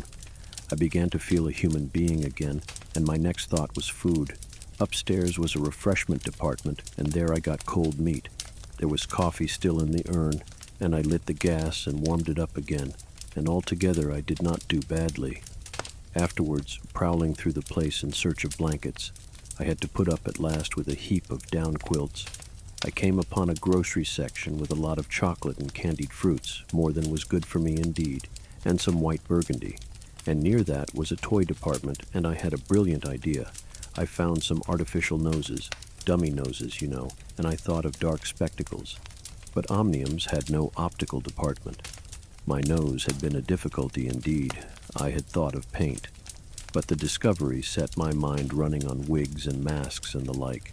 Finally, I went to sleep in a heap of down quilts, very warm and comfortable. My last thoughts before sleeping were the most agreeable I had had since the change. I was in a state of physical serenity, and that was reflected in my mind. I thought that I should be able to slip out unobserved in the morning with my clothes upon me, muffling my face with a white wrapper I had taken, purchase, with the money I had taken, spectacles and so forth, and so complete my disguise. I lapsed into disorderly dreams of all the fantastic things that had happened during the last few days. I saw the ugly little Jew of a landlord vociferating in his rooms. I saw his two sons marveling, and the wrinkled old woman's gnarled face as she asked for her cat. I experienced again the strange sensation of seeing the cloth disappear, and so I came round to the windy hillside and the sniffing old clergyman mumbling, "Earth to earth, ashes to ashes, dust to dust," at my father's open grave. "You also," said a voice, and suddenly I was being forced towards the grave. I struggled, shouted, appealed to the mourners, but they continued stonily following the service. The old clergyman, too, never faltered, droning and sniffing through the ritual. I realized I was invisible and inaudible, that overwhelming forces had their grip on me. I struggled in vain. I was forced over the brink. The coffin rang hollow as I fell upon it, and the gravel came flying after me in spadefuls. Nobody heeded me. Nobody was aware of me. I made convulsive struggles and awoke. The pale London dawn had come. The place was full of a chilly gray light that filtered round the edges of the window blinds. I sat up, and for a time I could not think where this ample apartment, with its counters, its piles of rolled stuff, its heap of quilts and cushions, its iron pillars might be. Then, as recollection came back to me, I heard voices in conversation. Then, far down the place, in the brighter light of some department which had already raised its blinds, I saw two men approaching. I scrambled to my feet, looking about me for some way of escape, and even as I did so, the sound of my movement made them aware of me. I suppose they saw merely a figure moving quietly and quickly away. "Who's that?" cried one. "And stop there!" shouted the other. I dashed around a corner and came full tilt, a faceless figure, mind you, on a lanky lad of 15. He yelled and I bowled him over, rushed past him, turned another corner, and by a happy inspiration threw myself behind a counter. In another moment, feet went running past and I heard voices shouting, "All hands to the doors," asking what was up and giving one another advice how to catch me. Lying on the ground, I felt scared out of my wits, but, odd as it may seem, it did not occur to me at the moment to take off my clothes as I should have done. I had made up my mind, I suppose, to get away in them, and that ruled me. And then down the vista of the counters came a bawling of, "Here he is!" I sprang to my feet, whipped a chair off the counter, and sent it whirling at the fool who had shouted, turned, came into another round a corner, sent him spinning, and rushed up the stairs. He kept his footing, gave a view hello, and came up the staircase hot after me. Up the staircase were piled a multitude of those bright-colored pot things. What are they? "Art pots," suggested Kemp. "That's it? Art pots. Well." I turned at the top step and swung around, plucked one out of a pile and smashed it on his silly head as he came at me. The whole pile of pots went headlong, and I heard shouting and footsteps running from all parts. I made a mad rush for the refreshment place, and there was a man in white like a man cook who took up the chase. I made one last desperate turn and found myself among lamps and ironmongery. I went behind the counter of this and waited for my cook, and as he bolted in at the head of the chase, I doubled him up with a lamp. Down he went, and I crouched down behind the counter and began whipping off my clothes as fast as I could. Coat, jacket, trousers, shoes were all right, but a lamb's wool vest fits a man like a skin. I heard more men coming. My cook was lying quiet on the other side of the counter, stunned or scared speechless, and I had to make another dash for it, like a rabbit hunted out of a woodpile. "This way, policeman!" I heard someone shouting. I found myself in my bedstead storeroom again, and at the end of a wilderness of wardrobes. I rushed among them, went flat, got rid of my vest after infinite wriggling, and stood a free man again, panting and scared, as the policeman and 3 of the shopmen came round the corner. They made a rush for the vest and pants and collared the trousers. "He's dropping his plunder," said one of the young men. "He must be somewhere here." But they did not find me all the same. I stood watching them hunt for me for a time and cursing my ill luck in losing the clothes. Then I went into the refreshment room, drank a little milk I found there, and sat down by the fire to consider my position.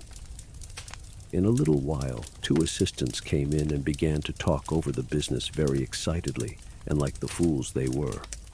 I heard a magnified account of my depredations and other speculations as to my whereabouts.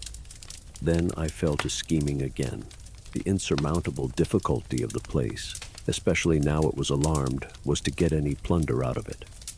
I went down into the warehouse to see if there was any chance of packing and addressing a parcel, but I could not understand the system of checking. About 11 o'clock, the snow having thawed as it fell, and the day being finer and a little warmer than the previous one, I decided that the emporium was hopeless and went out again, exasperated at my want of success, with only the vaguest plans of action in my mind. Chapter 23. "But you begin now to realize," said the invisible man, "the full disadvantage of my condition. I had no shelter, no covering. To get clothing was to forego all my advantage, to make myself a strange and terrible thing. I was fasting, for to eat, to fill myself with unassimilated matter, would be to become grotesquely visible again." "I never thought of that," said Kemp, "nor had I, and the snow had warned me of other dangers. I could not go abroad in snow. It would settle on me and expose me. Rain, too, would make me a watery outline, a glistening surface of a man, a bubble. And fog, I should be like a fainter bubble in a fog, a surface, a greasy glimmer of humanity. Moreover, As I went abroad in the London air, I gathered dirt about my ankles, floating smuts and dust upon my skin. I did not know how long it would be before I should become visible from that cause also, but I saw clearly it could not be for long. Not in London at any rate. I went into the slums towards Great Portland Street and found myself at the end of the street in which I had lodged. I did not go that way because of the crowd halfway down it opposite to the still smoking ruins of the house I had fired. My most immediate problem was to get clothing. What to do with my face puzzled me. Then I saw in one of those little miscellaneous shops, news, sweets, toys, stationery, belated Christmas tomfoolery, and so forth, an array of masks and noses. I realized that problem was solved. In a flash, I saw my course. I turned about, no longer aimless, and went circuitously in order to avoid the busy ways, towards the back streets north of the Strand, for I remembered, though not very distinctly where, that some theatrical costumiers had shops in that district. The day was cold, with a nipping wind down the northward running streets. I walked fast to avoid being overtaken. Every crossing was a danger, every passenger a thing to watch alertly. One man, as I was about to pass him at the top of Bedford Street, turned upon me abruptly and came into me, sending me into the road and almost under the wheel of a passing hansom. The verdict of the cab rank was that he had had some sort of stroke. I was so unnerved by this encounter that I went into Covent Garden Market and sat down for some time in a quiet corner by a stall of violets, panting and trembling. I found I had caught a fresh cold and had to turn out after a time lest my sneezes should attract attention. At last I reached the object of my quest, a dirty, fly-blown little shop in a byway near Drury Lane with a window full of tinsel robes, sham jewels, wigs, slippers, dominoes, and theatrical photographs. The shop was old-fashioned and low and dark, and the house rose above it for 4 stories, dark and dismal. I peered through the window and, seeing no one within, entered. The opening of the door set a clanking bell ringing. I left it open and walked round a bare costume stand into a corner behind a cheval glass. For a minute or so no one came. Then I heard heavy feet striding across a room, and a man appeared down the shop. My plans were now perfectly definite. I proposed to make my way into the house, secrete myself upstairs, watch my opportunity, and when everything was quiet, rummage out a wig, mask, spectacles, and costume, and go into the world, perhaps a grotesque, but still a credible figure. And incidentally, of course, I could rob the house of any available money. The man who had just entered the shop was a short, slight, hunched, beetle-browed man with long arms and very short, bandy legs. Apparently, I had interrupted a meal. He stared about the shop with an expression of expectation. This gave way to surprise and then to anger as he saw the shop empty. "Damn the boys," he said. He went to stare up and down the street. He came in again in a minute, kicked the door to with his foot spitefully, and went muttering back to the house door. I came forward to follow him, and at the noise of my movement he stopped dead. I did so too, startled by his quickness of ear. He slammed the house door in my face. I stood hesitating. Suddenly I heard his quick footsteps returning and the door reopened. He stood looking about the shop like one who was still not satisfied. Then, murmuring to himself, he examined the back of the counter and peered behind some fixtures. Then he stood doubtful. He had left the house door open, and I slipped into the inner room. It was a queer little room, poorly furnished, and with a number of big masks in the corner. On the table was his belated breakfast, and it was a confoundedly exasperating thing for me, Kemp, to have to sniff his coffee and stand watching while he came in and resumed his meal. And his table manners were irritating. 3 doors opened into the little room, one going upstairs and one down, but they were all shut. I could not get out of the room while he was there. I could scarcely move because of his alertness, and there was a draft down my back. Twice I strangled a sneeze just in time. The spectacular quality of my sensations was curious and novel, but for all that, I was heartily tired and angry long before he had done his eating. But at last he made an end, and putting his beggarly crockery on the black tin tray upon which he had had his teapot, and gathering all the crumbs up on the mustard-stained cloth, he took the whole lot of things after him. His burden prevented his shutting the door behind him, as he would have done. I never saw such a man for shutting doors, and I followed him into a very dirty underground kitchen and scullery. I had the pleasure of seeing him begin to wash up, and then, finding no good in keeping down there, and the brick floor being cold on my feet, I returned upstairs and sat in his chair by the fire. It was burning low, and scarcely thinking, I put on a little coal. The noise of this brought him up at once, and he stood aglare. He peered about the room and was within an ace of touching me. Even after that examination, he scarcely seemed satisfied. He stopped in the doorway and took a final inspection before he went down. I waited in the little parlor for an age, and at last he came up and opened the upstairs door. I just managed to get by him. On the staircase he stopped suddenly, so that I very nearly blundered into him. He stood looking back right into my face and listening. "I could have sworn," he said. His long hairy hand pulled at his lower lip. His eye went up and down the staircase. Then he grunted and went on up again. His hand was on the handle of a door, and then he stopped again with the same puzzled anger on his face. He was becoming aware of the faint sounds of my movements about him. The man must have had diabolically acute hearing. He suddenly flashed into rage. "If there's anyone in this house," he cried with an oath, and left the threat unfinished. He put his hand in his pocket, failed to find what he wanted, and rushing past me, went blundering noisily and pugnaciously downstairs. But I did not follow him. I sat on the head of the staircase until his return. Presently he came up again, still muttering. He opened the door of the room, and before I could enter, slammed it in my face. I resolved to explore the house, and spent some time in doing so as noiselessly as possible. The house was very old and tumble down, damp, so that the paper in the attics was peeling from the walls, and rat-infested. Some of the door handles were stiff, and I was afraid to turn them. Several rooms I did inspect were unfurnished, and others were littered with theatrical lumber, bought second-hand, I judged, from its appearance. In one room next to his I found a lot of old clothes. I began routing among these, and in my eagerness forgot again the evident sharpness of his ears.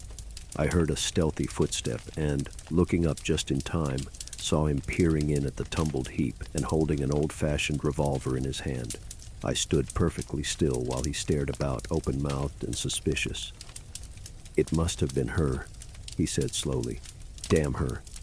He shut the door quietly, and immediately I heard the key turn in the lock. Then his footsteps retreated. I realized abruptly that I was locked in. For a minute I did not know what to do. I walked from door to window and back, and stood perplexed. A gust of anger came upon me, but I decided to inspect the clothes before I did anything further, and my first attempt brought down a pile from an upper shelf. This brought him back more sinister than ever. That time he actually touched me, jumped back with amazement, and stood astonished in the middle of the room. Presently he calmed a little. "Rats," he said in an undertone, fingers on lips. He was evidently a little scared. I edged quietly out of the room, but a plank creaked. Then the infernal little brute started going all over the house, revolver in hand, and locking door after door and pocketing the keys. When I realized what he was up to, I had a fit of rage. I could hardly control myself sufficiently to watch my opportunity. By this time I knew he was alone in the house, and so I made no more ado, but knocked him on the head. "Knocked him on the head?" exclaimed Kemp. "Yes, stunned him as he was going downstairs. Hit him from behind with a stool that stood on the landing. He went downstairs like a bag of old boots. But I say, the common conventions of humanity are all very well for common people.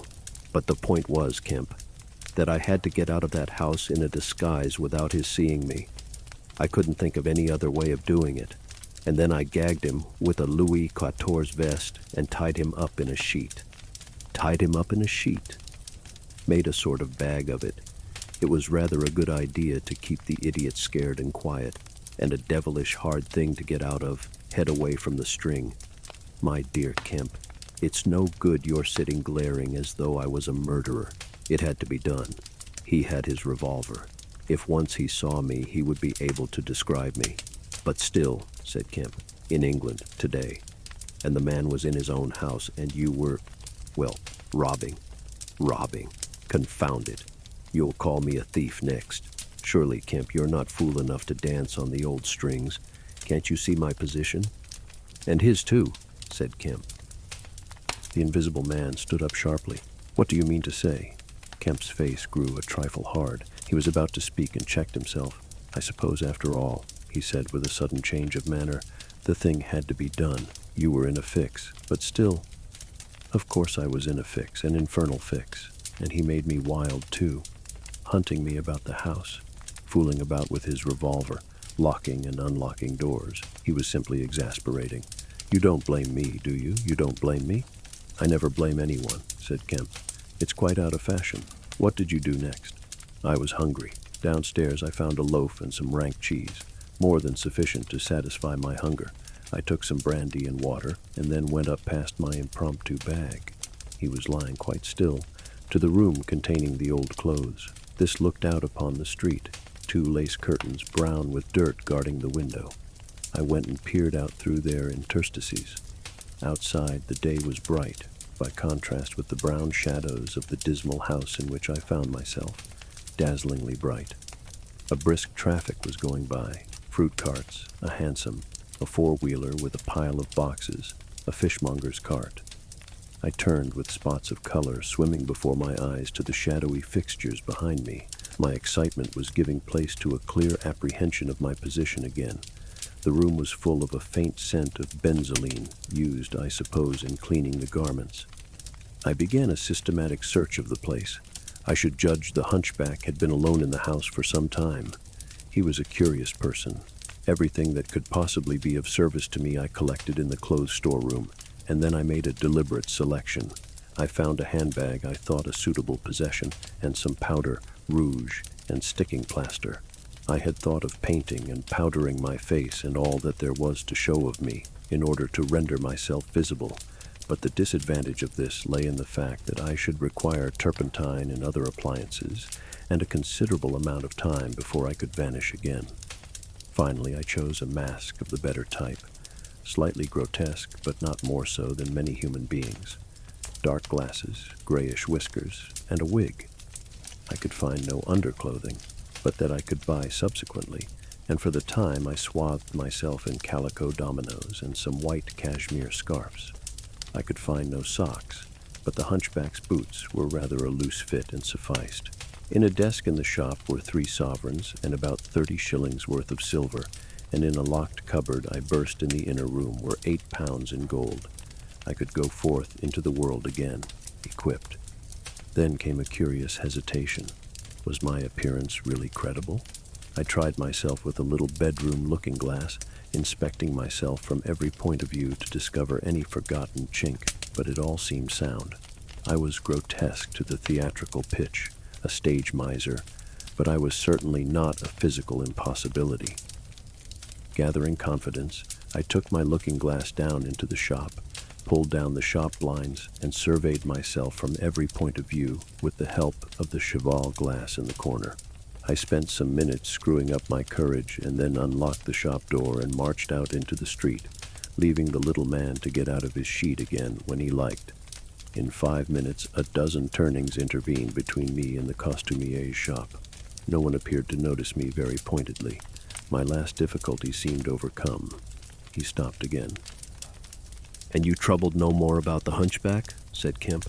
"No," said the invisible man. "Nor have I heard what became of him.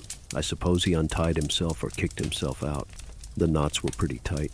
He became silent and went to the window and stared out. What happened when you went out into the Strand? Oh, disillusionment again. I thought my troubles were over. Practically, I thought I had impunity to do whatever I chose, everything, save to give away my secret. So I thought. Whatever I did, whatever the consequences might be, was nothing to me. I had merely to fling aside my garments and vanish. No person could hold me. I could take my money where I found it. I decided to treat myself to a sumptuous feast, and then put up at a good hotel and accumulate a new outfit of property. I felt amazingly confident. It's not particularly pleasant recalling that I was an ass. I went into a place and was already ordering lunch when it occurred to me that I could not eat unless I exposed my invisible face. I finished ordering the lunch, told the man I should be back in 10 minutes, and went out exasperated. I don't know if you have ever been disappointed in your appetite. Not quite so badly, said Kemp, but I can imagine it. I could have smashed the silly devils. At last, faint with the desire for tasteful food, I went into another place and demanded a private room. I am disfigured, I said, badly. They looked at me curiously, but of course it was not their affair, and so at last I got my lunch. It was not particularly well served, but it sufficed. And when I had it, I sat over a cigar, trying to plan my line of action. And outside, a snowstorm was beginning. The more I thought it over, Kemp, the more I realized what a helpless absurdity an invisible man was in a cold and dirty climate in a crowded, civilized city.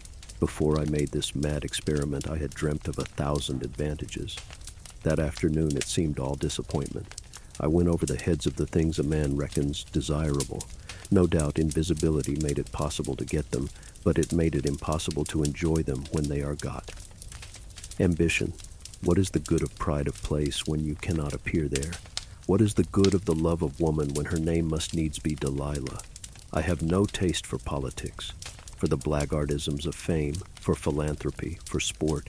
What was I to do?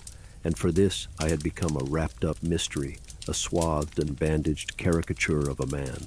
He paused, and his attitude suggested a roving glance at the window. "But how did you get to Iping?" said Kemp, anxious to keep his guest busy talking. "I went there to work. I had one hope. It was a half idea. I have it still. It is a full-blown idea now, a way of getting back, of restoring what I have done, when I choose, when I have done all I mean to do invisibly, and that is what I chiefly want to talk to you about now." "You went straight to Iping?" "Yes, I had simply to get my 3 volumes of memoranda and my checkbook, my luggage and underclothing, order a quantity of chemicals to work out this idea of mine. I will show you the calculations as soon as I get my books. And then I started. Jove. I remember the snowstorm now, and the accursed bother it was to keep the snow from damping my pasteboard nose. "At the end," said Kemp, "the day before yesterday, when they found you out, to judge by the papers." "I did, rather. Did I kill that fool of a constable?" "No," said Kemp. "He's expected to recover." "That's his luck, then. I clean lost my temper, the fools. Why couldn't they leave me alone? And that grocer lout?" "There are no deaths expected," said Kemp. "I don't know about that tramp of mine," said the invisible man with an unpleasant laugh. "By heaven, Kemp, you don't know what rage is. To have worked for years, to have planned and plotted, and then to get some fumbling, purblind idiot messing across your course. Every conceivable sort of silly creature that has ever been created has been sent across me. If I have much more of it, I shall go wild. I shall start mowing them. As it is, they've made things 1,000 times more difficult." "No doubt it's exasperating," said Kemp dryly. Chapter 24. "But now," said Kemp, with a side glance out of the window, "what are we to do?" He moved nearer his guest as he spoke in such a manner as to prevent the possibility of a sudden glimpse of the 3 men who were advancing up the hill road with an intolerable slowness, as it seemed to Kemp. "What were you planning to do when you were heading for Port Burdock? Had you any plan?" "I was going to clear out of the country, but I have altered that plan rather since seeing you. I thought it would be wise, now the weather is hot and invisibility possible, to make for the south, especially as my secret was known, and everyone would be on the lookout for a masked and muffled man. You have a line of steamers from here to France. My idea was to get aboard one and run the risks of the passage. Thence I could go by train into Spain or else get to Algiers. It would not be difficult. There a man might always be invisible and yet live and do things. I was using that tramp as a money box and luggage carrier until I decided how to get my books and things sent over to meet me. That's clear. And then the filthy brute must needs try and rob me. He has hidden my books, Kemp, hidden my books. If I can lay my hands on him. Best plan to get the books out of him first. But where is he? Do you know?" "He's in the town police station, locked up by his own request in the strongest cell in the place." "Cur," said the invisible man. but that hangs up your plans a little. We must get those books. Those books are vital." "Certainly," said Kemp a little nervously, wondering if he heard footsteps outside. "Certainly, we must get those books, but that won't be difficult if he doesn't know they're for you." "No," said the invisible man, and thought. Kemp tried to think of something to keep the talk going, but the invisible man resumed of his own accord. "Blundering into your house, Kemp," he said, "changes all my plans. For you are a man that can understand. In spite of all that has happened, in spite of this publicity, of the loss of my books, of what I have suffered, there still remain great possibilities, huge possibilities." "You have told no one I am here?" he asked abruptly. Kemp hesitated. "That was implied," he said. "No one?" insisted Griffin. "Not a soul." "Ah, now." The invisible man stood up, and sticking his arms akimbo began to pace the study. "I made a mistake, Kemp, a huge mistake in carrying this thing through alone. I have wasted strength, time, opportunities, alone. It is wonderful how little a man can do alone. To rob a little, to hurt a little, and there is the end. What I want, Kemp, is a goalkeeper, a helper, and a hiding place, an arrangement whereby I can sleep and eat and rest in peace and unsuspected. I must have a confederate. With a confederate, with food and rest, 1,000 things are possible. Hitherto I have gone on vague lines. We have to consider all that invisibility means, all that it does not mean. It means little advantage for eavesdropping and so forth. One makes sounds. It's of little help, a little help perhaps, in housebreaking and so forth. Once you've caught me, you could easily imprison me. But on the other hand, I am hard to catch. This invisibility, in fact, is only good in 2 cases. It's useful in getting away. It's useful in approaching. It's particularly useful, therefore, in killing. I can walk round a man, whatever weapon he has, choose my point, strike as I like, dodge as I like, escape as I like. Kemp's hand went to his mustache. Was that a movement downstairs? "And it is killing we must do, Kemp." "It is killing we must do," repeated Kemp. "I'm listening to your plan, Griffin, but I'm not agreeing, mind. Why killing? Not wanton killing, but a judicious slaying. The point is, they know there is an invisible man, as well as we know there is an invisible man. And that invisible man, Kemp, must now establish a reign of terror. Yes, no doubt it's startling, but I mean it. A reign of terror. He must take some town like your Burdock and terrify and dominate it. He must issue his orders. He can do that in 1,000 ways. Scraps of paper thrust under doors would suffice. And all who disobey his orders, he must kill, and kill all who would defend them." "Humph," said Kemp, no longer listening to Griffin, but to the sound of his front door opening and closing. "It seems to me, Griffin," he said, to cover his wandering attention, "that your confederate would be in a difficult position." "No one would know he was a confederate," said the invisible man, eagerly. And then suddenly, "Hush, what's that downstairs?" "Nothing," said Kemp, and suddenly began to speak loud and fast. "I don't agree to this, Griffin," he said. "Understand me, I don't agree to this. Why dream of playing a game against the race? How can you hope to gain happiness? Don't be a lone wolf. Publish your results. Take the world, take the nation at least, into your confidence. Think what you might do with 1,000,000 helpers." The invisible man interrupted, arm extended. "There are footsteps coming upstairs," he said in a low voice. "Nonsense," said Kemp. "Let me see," said the invisible man, and advanced, arm extended, to the door. And then things happened very swiftly. Kemp hesitated for a second, and then moved to intercept him. The invisible man started and stood still. "Traitor!" cried the voice, and suddenly the dressing gown opened, and sitting down the unseen began to disrobe. Kemp made 3 swift steps to the door, and forthwith the invisible man, his legs had vanished, sprang to his feet with a shout. Kemp flung the door open.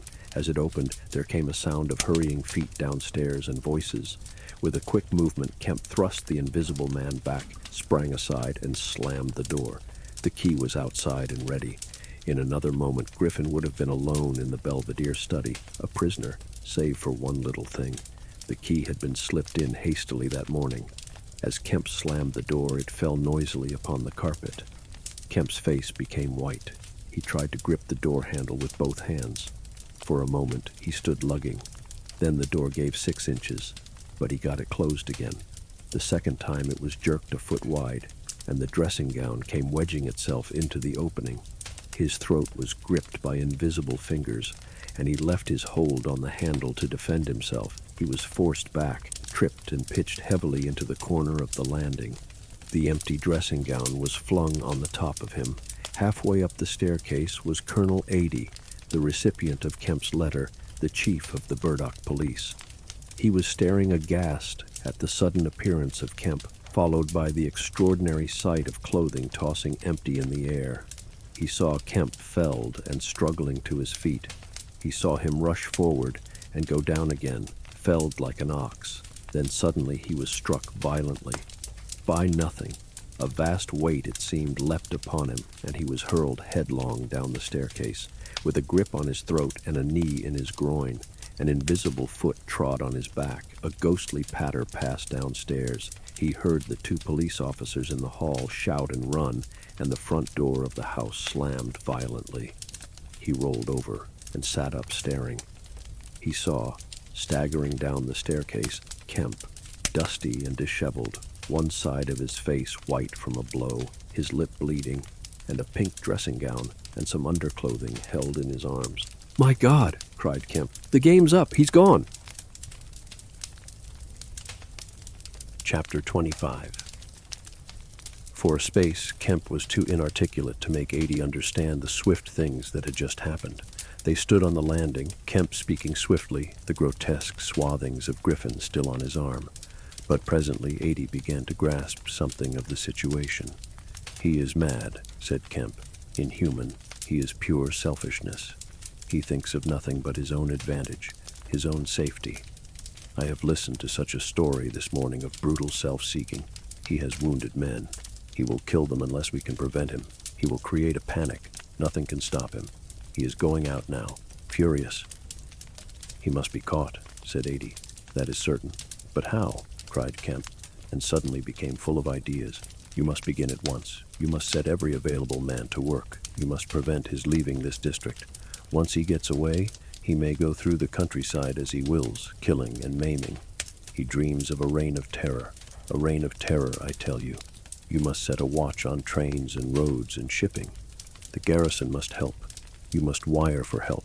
The only thing that may keep him here is the thought of recovering some books of notes he counts of value. I will tell you of that. There is a man in your police station. Marvel." "I know," said Adie. "I know. Those books, yes, but the tramp. Says he hasn't them. But he thinks the tramp has. And you must prevent him from eating or sleeping. Day and night the country must be astir for him. Food must be locked up and secured, all food, so that he will have to break his way to it. The houses everywhere must be barred against him. Heaven send us cold nights and rain. The whole countryside must begin hunting and keep hunting. I tell you, Adie, he is a danger, a disaster. Unless he is pinned and secured, it is frightful to think of the things that may happen." "What else can we do?" said Adie. "I must go down at once and begin organizing. But why not come? Yes, you come too. Come, and we must hold a sort of council of war. Get Hops to help, and the railway managers. By Jove, it's urgent. Come along, tell me as we go. What else is there we can do? Put that stuff down." In another moment, Adie was leading the way downstairs. They found the front door open and the policeman standing outside staring at empty air. "He's got away, sir," said one. "We must go to the central station at once," said Adie. "One of you go on down and get a cab to come up and meet us, quickly. And now, Kemp, what else?" "Dogs," said Kemp. "Get dogs. They don't see him, but they wind him. Get dogs." "Good," said Adie. "It's not generally known, but the prison officials over at Halstead know a man with bloodhounds. Dogs. What else?" "Bear in mind," said Kemp, "his food shows. After eating, his food shows until it is assimilated, so that he has to hide after eating. You must keep on beating, every thicket, every quiet corner, and put all weapons, all implements that might be weapons, away. He can't carry such things for long, and what he can snatch up and strike men with must be hidden away." "Good again," said Adie. "We shall have him yet." "And on the roads," said Kemp, and hesitated. "Yes," said Adie. "Powdered glass. said Kemp. "It's cruel, I know, but think of what he may do." Adie drew the air in sharply between his teeth. "It's unsportsmanlike, I don't know, but I'll have powdered glass got ready, if he goes too far." "The man's become inhuman, I tell you," said Kemp. "I am as sure he will establish a reign of terror so soon as he has got over the emotions of this escape, as I am sure I am talking to you. Our only chance is to be ahead. He has cut himself off from his kind. His blood be upon his own head." Chapter 26. The Invisible Man seems to have rushed out of Kemp's house in a state of blind fury. A little child playing near Kemp's gateway was violently caught up and thrown aside so that its ankle was broken, and thereafter for some hours the Invisible Man passed out of human perceptions.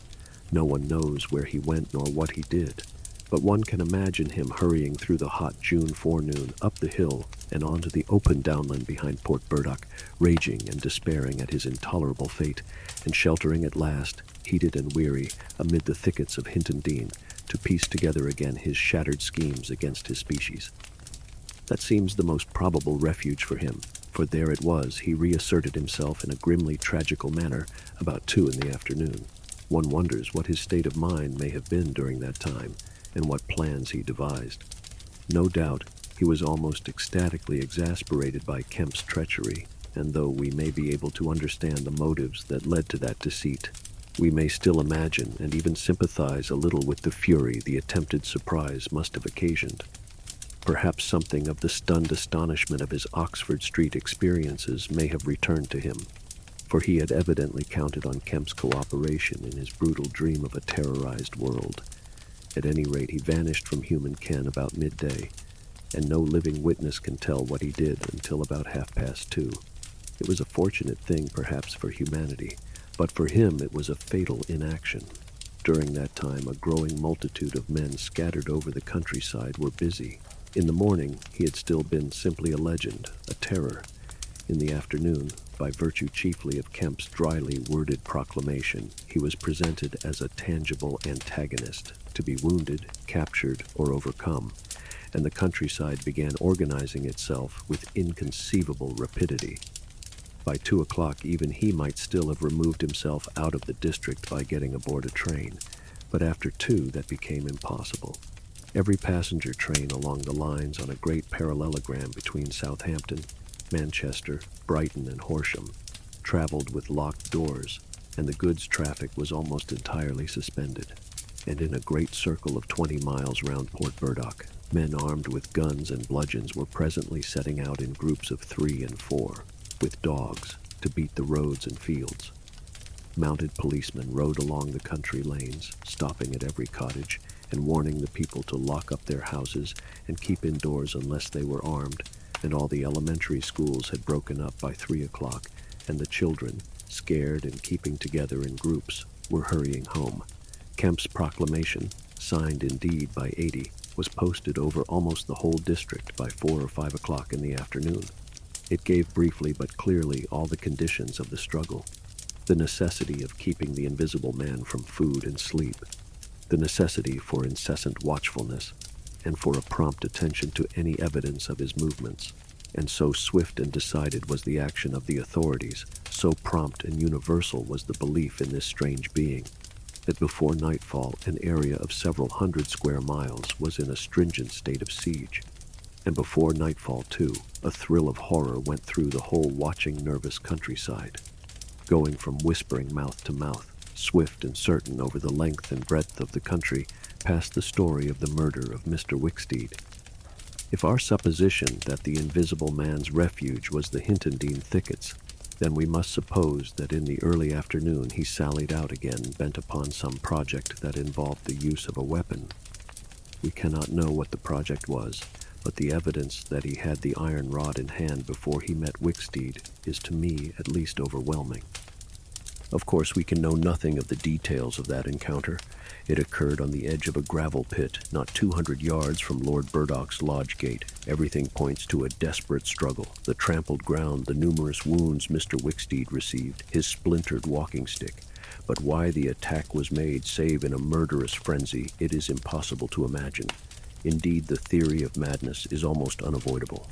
Mr. Wicksteed was a man of 45 or 46, steward to Lord Burdock, of inoffensive habits and appearance, the very last person in the world to provoke such a terrible antagonist.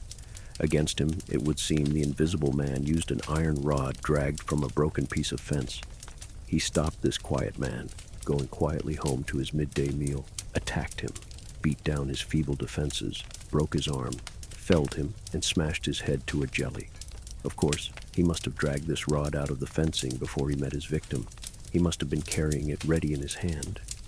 Only two details beyond what has already been stated seem to bear on the matter.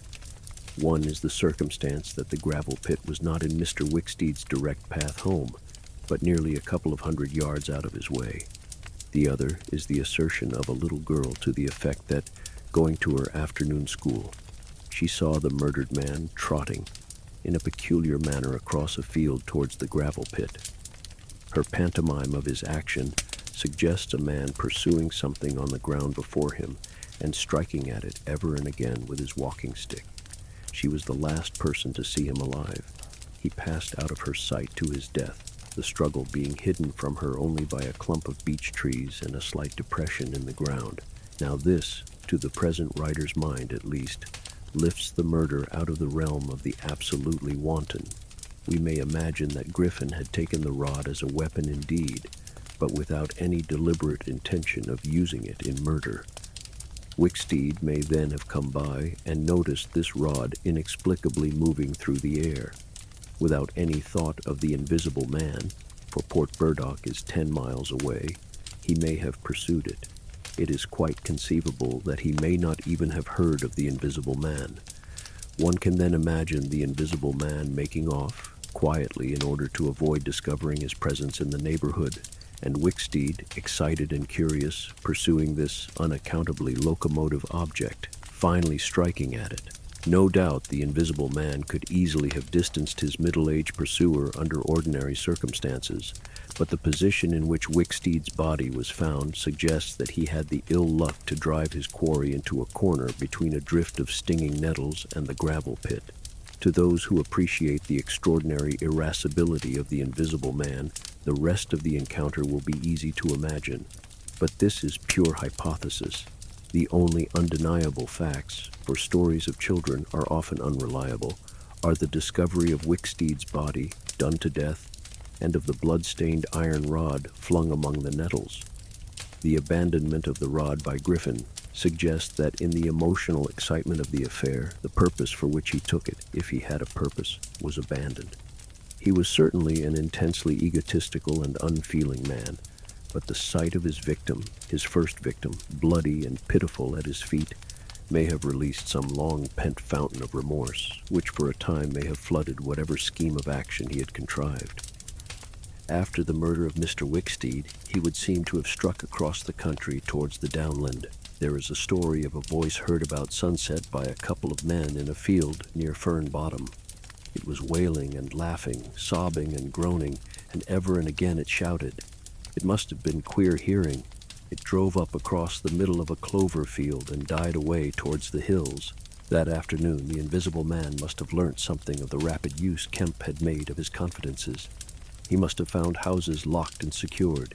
He may have loitered about railway stations and prowled about inns, and no doubt he read the proclamations and realized something of the nature of the campaign against him. And as the evening advanced, the fields became dotted here and there with groups of 3 or 4 men, and noisy with the yelping of dogs. These men-hunters had particular instructions in the case of an encounter as to the way they should support one another, but he avoided them all. We may understand something of his exasperation, and it could have been nonetheless because he himself had supplied the information that was being used so remorselessly against him. For that day at least, he lost heart. For nearly 24 hours, save when he turned on Wicksteed, he was a hunted man. In the night, he must have eaten and slept, for in the morning he was himself again, active, powerful, angry, and malignant, prepared for his last great struggle against the world. Chapter 27. Kemp read a strange missive written in pencil on a greasy sheet of paper. "You have been amazingly energetic and clever," this letter ran, "though what you stand to gain by it I cannot imagine. You are against me. For a whole day you have chased me. You have tried to rob me of a night's rest, but I have had food in spite of you. I have slept in spite of you, and the game is only beginning. The game is only beginning. There is nothing for it but to start the terror. This announces the first day of the terror. Port Burdock is no longer under the Queen. Tell your colonel of police and the rest of them, it is under me, the terror. This is day one of year one of the new epic, the epic of the Invisible Man. I am Invisible Man the First. To begin with, the rule will be easy. The first day there will be one execution for the sake of example, a man named Kemp. Death starts for him today. He may lock himself away, hide himself away, get guards about him, put on armor if he likes. Death, the unseen death, is coming. Let him take precautions. It will impress my people. Death starts from the pillar box by midday. The letter will fall in as the postman comes along, then off. The game begins. Death starts. Help him not, my people, lest death fall upon you also.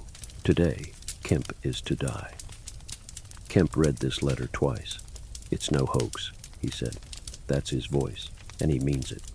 He turned the folded sheet over and saw on the addressed side of it the postmark Hintendine and the prosaic detail, 2 days. To pay. He got up slowly, leaving his lunch unfinished. The letter had come by the 1 o'clock post and went into his study. He rang for his housekeeper and told her to go round the house at once, examine all the fastenings of the windows, and close all the shutters.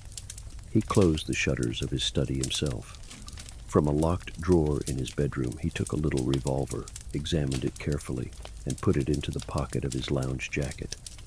He wrote a number of brief notes, one to Colonel Adie, gave them to his servant to take, with explicit instructions as to her way of leaving the house. There is no danger, he said, and added a mental reservation, to you. He remained meditative for a space after doing this, and then returned to his cooling lunch. He ate with gaps of thought. Finally, he struck the table sharply. We will have him, he said, and I am the bait. He will come too far. He went up to the belvedere, carefully shutting every door after him. It's a game, he said, an odd game. But the chances are all for me, Mr. Griffin, in spite of your invisibility. Griffin contra mundum, with a vengeance. He stood at the window staring at the hot hillside. He must get food every day, and I don't envy him. Did he really sleep last night? Out in the open somewhere, secure from collisions. I wish we could get some good cold wet weather instead of the heat. He may be watching me now.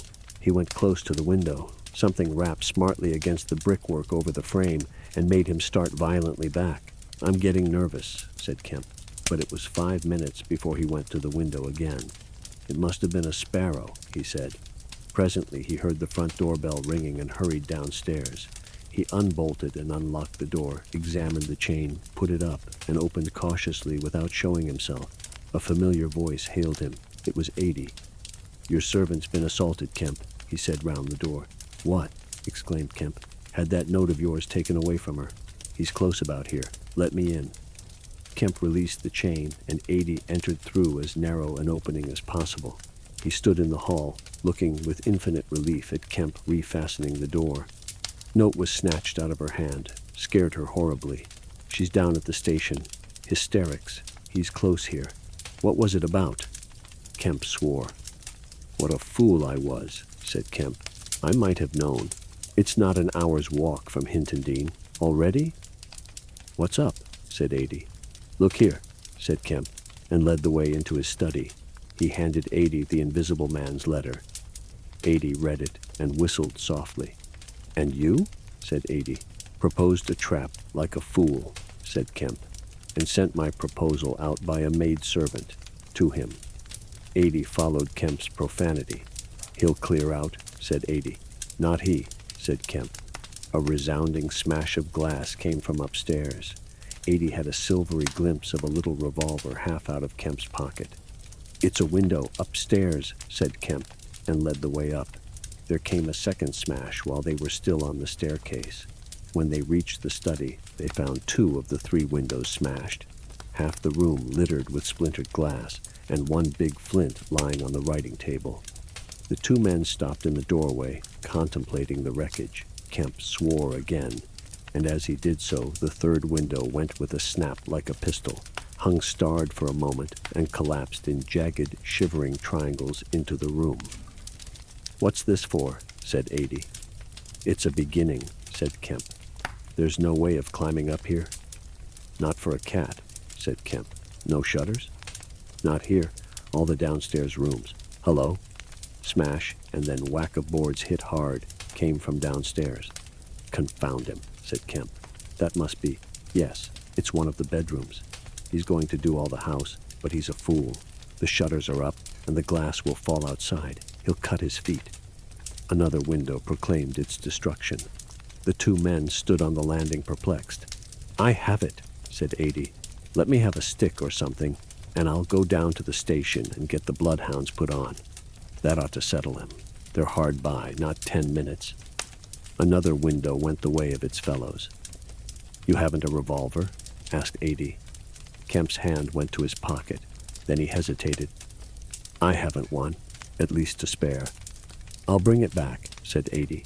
"You'll be safe here." Kemp, ashamed of his momentary lapse from truthfulness, handed him the weapon. "Now for the door," said Adie. As they stood hesitating in the hall, they heard one of the first-floor bedroom windows crack and clash. Kemp went to the door and began to slip the bolts as silently as possible. His face was a little paler than usual. "You must step straight out," said Kemp. In another moment, Adie was on the doorstep, and the bolts were dropping back into the staples. He hesitated for a moment, feeling more comfortable with his back against the door. Then he marched, upright and square, down the steps. He crossed the lawn and approached the gate. A little breeze seemed to ripple over the grass. Something moved near him. "Stop a bit," said a voice, and Adie stopped dead, and his hand tightened on the revolver. "Well?" said Adie, white and grim, and every nerve tense. "Oblige me by going back to the house," said the voice, as tense and grim as Adie's. "Sorry," said Adie a little hoarsely, and moistened his lips with his tongue. The voice was on his left front, he thought. Suppose he were to take his luck with a shot. "What are you going for?" said the voice, and there was a quick movement of the two, and a flash of sunlight from the open lip of Adie's pocket. Adie desisted and thought. "Where I go," he said slowly, "is my own business." The words were still on his lips when an arm came round his neck. His back felt a knee, and he was sprawling backward. He drew clumsily and fired absurdly, and in another moment he was struck in the mouth, and the revolver wrested from his grip. He made a vain clutch at a slippery limb, tried to struggle up, and fell back. "Damn," said Adie. The voice laughed. "I'd kill you now if it wasn't the waste of a bullet," it said. He saw the revolver in midair, 6 feet off, covering him. "Well?" said Adie, sitting up. "Get up," said the voice. Adie stood up. "Attention," said the voice, and then fiercely, "Don't try any games. Remember, I can see your face if you can't see mine. You got to go back to the house." "He won't let me in," said Adie. "That's a pity," said the invisible man. "I've got no quarrel with you." Adie moistened his lips again. He glanced away from the barrel of the revolver and saw the sea far off, very blue and dark under the midday sun, the smooth green down, the white cliff of the head, and the multitudinous town. And suddenly he knew that life was very sweet.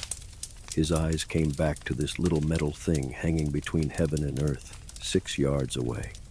"What am I to do?" he said sullenly. "What am I to do?" asked the invisible man. "You will get help. The only thing is for you to go back." "I will try. If he lets me in, will you promise not to rush the door?" "I've got no quarrel with you," said the voice. Kemp had hurried upstairs after letting Adie out, and now crouching among the broken glass and peering cautiously over the edge of the study windowsill, he saw Adie stand parleying with the unseen. "Why doesn't he fire?" whispered Kemp to himself. Then the revolver moved a little, and the glint of the sunlight flashed in Kemp's eyes.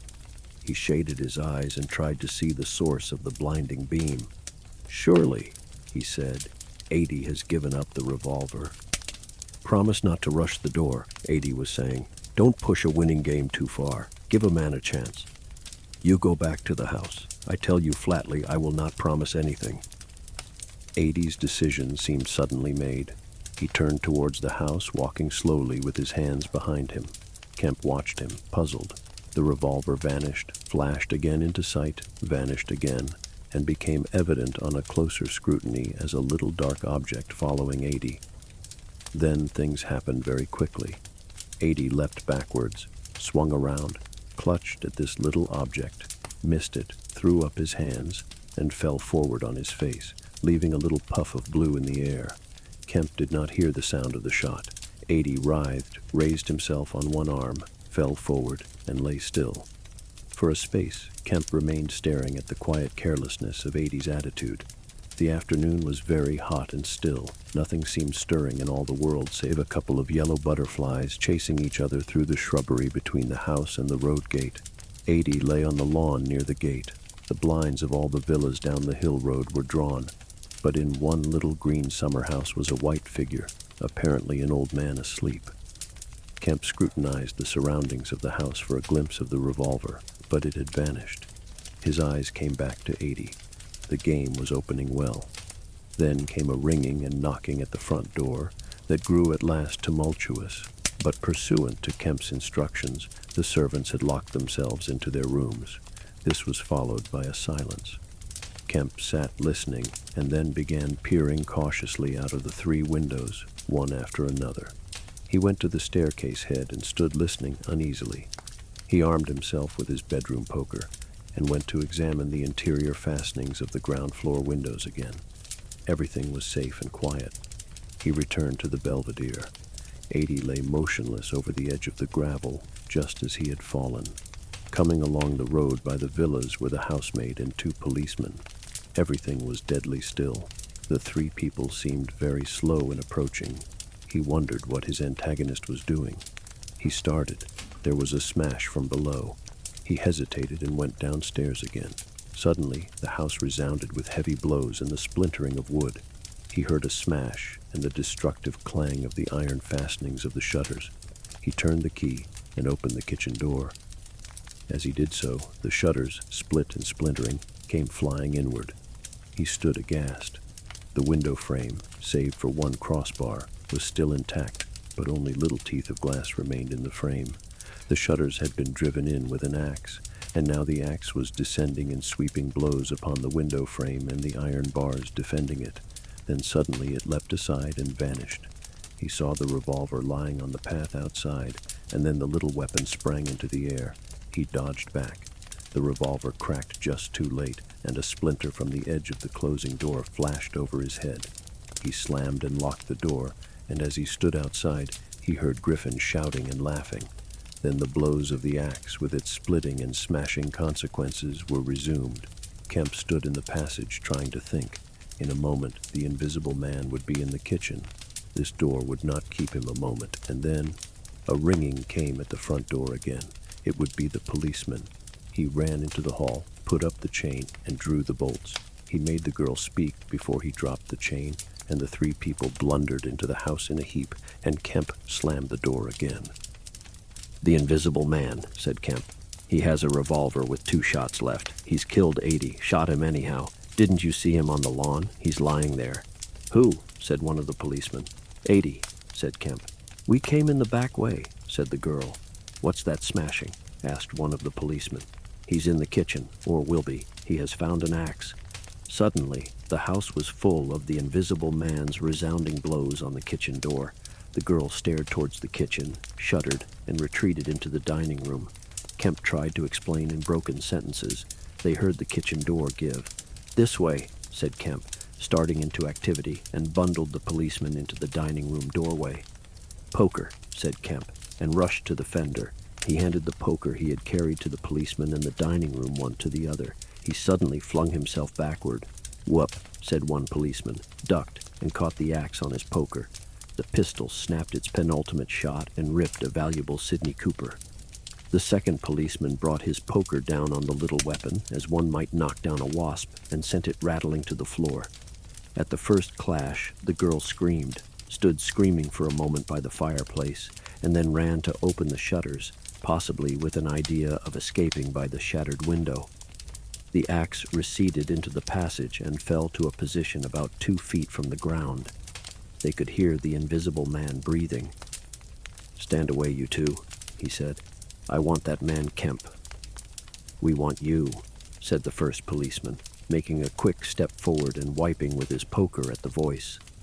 The invisible man must have started back, and he blundered into the umbrella stand.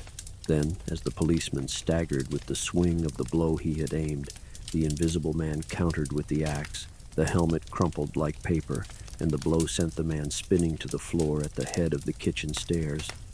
But the second policeman, aiming behind the axe with his poker, hit something soft that snapped. There was a sharp exclamation of pain, and then the axe fell to the ground. The policeman wiped again at vacancy and hit nothing. He put his foot on the axe and struck again. Then he stood, poker clubbed, listening intent for the slightest movement. He heard the dining room window open and a quick rush of feet within.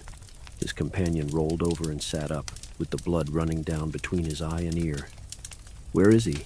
asked the man on the floor. "Don't know. I've hit him. He's standing somewhere in the hall, unless he's slipped past you. Dr. Kemp, sir." Pause. "Dr. Kemp," cried the policeman again. The second policeman began struggling to his feet. He stood up. Suddenly the faint pad of bare feet on the kitchen stairs could be heard. "Yap!" cried the first policeman, and incontinently flung his poker. It smashed a little gas bracket. He made as if he would pursue the invisible man downstairs. Then he thought better of it and stepped into the dining room. "Dr. Kemp," he began, and stopped short. "Dr. Kemp's a hero," he said, as his companion looked over his shoulder. The dining room window was wide open, and neither housemaid nor Kemp was to be seen. The second policeman's opinion of Kemp was terse and vivid. Chapter 28. Mr. Heelis, Mr. Kemp's nearest neighbor among the villa holders, was asleep in his summer house when the siege of Kemp's house began. Mr. Heelis was one of the sturdy minority who refused to believe in all this nonsense about an invisible man. His wife, however, as he was subsequently to be reminded, did. He insisted upon walking about his garden just as if nothing was the matter, and he went to sleep in the afternoon in accordance with the custom of years. He slept through the smashing of the windows and then woke up suddenly with a curious persuasion of something wrong. He looked across at Kemp's house, rubbed his eyes and looked again. Then he put his feet to the ground and sat listening. He said he was damned, but still the strange thing was visible. The house looked as though it had been deserted for weeks after a violent riot. Every window was broken, and every window, save those of the Belvedere study, was blinded by the internal shutters. "I could have sworn it was all right." He looked at his watch. 20 minutes ago. He became aware of a measured concussion and the clash of glass far away in the distance. And then, as he sat open-mouthed, came a still more wonderful thing. The shutters of the drawing-room window were flung open violently, and the housemaid in her outdoor hat and garments appeared struggling in a frantic manner to throw up the sash. Suddenly, a man appeared beside her, helping her, Dr. Kemp. In another moment, the window was open, and the housemaid was struggling out. She pitched forward and vanished among the shrubs. Mr. Heelis stood up, exclaiming vaguely and vehemently at all these wonderful things. He saw Kemp stand on the sill, spring from the window, and reappear almost instantaneously, running along a path in the shrubbery and stooping as he ran, like a man who evades observation. He vanished behind a laburnum and appeared again clambering over a fence that abutted on the open down. In a second he had tumbled over and was running at a tremendous pace down the slope towards Mr. Heelis. "Lord!" cried Mr. Heelis, struck with an idea. "It's that invisible man brute. It's right after all." With Mr. Heelis, to think things like that was to act, and his cook, watching him from the top window, was amazed to see him come pelting towards the house at a good 9 miles an hour. There was a slamming of doors, a ringing of bells, and the voice of Mr. Heelis bellowing like a bull. "Shut the doors, shut the windows, shut everything. The invisible man is coming." Instantly the house was full of screams and directions and scurrying feet. He ran himself to shut the French windows that opened on the veranda. As he did so, Kemp's head and shoulders and knee appeared over the edge of the garden fence. In another moment, Kemp had plowed through the asparagus and was running across the tennis lawn to the house. "You can't come in," said Mr. Heelis, shutting the bolts. "I'm very sorry if he's after you, but you can't come in."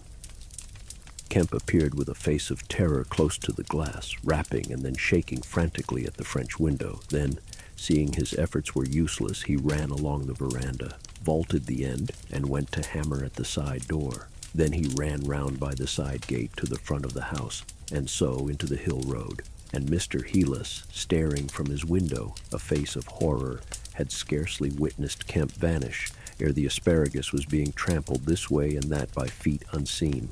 At that, Mr. Heelis fled precipitately upstairs, and the rest of the chase is beyond his purview. But as he passed the staircase window, he heard the side gate slam. Emerging into the hill road, Kemp naturally took the downward direction, and so it was he came to run in his own person the very race he had watched with such a critical eye from the Belvedere study only 4 days ago. He ran it well for a man out of training, and though his face was white and wet, his wits were cool to the last. He ran with wide strides, and wherever a patch of rough ground intervened, wherever there came a patch of raw flints or a bit of broken glass shone dazzling, he crossed it and left the bare invisible feet that followed to take what line they would. For the first time in his life, Kemp discovered that the hill road was indescribably vast and desolate, and that the beginnings of the town far below at the hill foot were strangely remote. Never had there been a slower or more painful method of progression than running. All the gaunt villas, sleeping in the afternoon sun, looked locked and barred. No doubt they were locked and barred by his own orders. But at any rate, they might have kept a lookout for an eventuality like this. The town was rising up now. The sea had dropped out of sight behind it, and people down below were stirring. A tram was just arriving at the hill foot. Beyond that was the police station. Was that footsteps he heard behind him? Spurt. The people below were staring at him. 1 or 2 were running, and his breath was beginning to saw in his throat. The tram was quite near now, and the Jolly Cricketers was noisily barring its doors. Beyond the tram were posts and heaps of gravel, the drainage works. He had a transitory idea of jumping into the tram and slamming the doors, and then he resolved to go for the police station. In another moment he had passed the door of the Jolly Cricketers and was in the blistering fag end of the street with human beings about him. The tram driver and his helper, arrested by the sight of his furious haste, stood staring with the tram horses unhitched.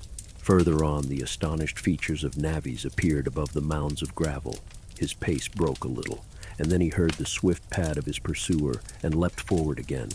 "The invisible man!" he cried to the navvies with a vague indicative gesture, and by an inspiration leapt the excavation and placed a burly group between him and the chase.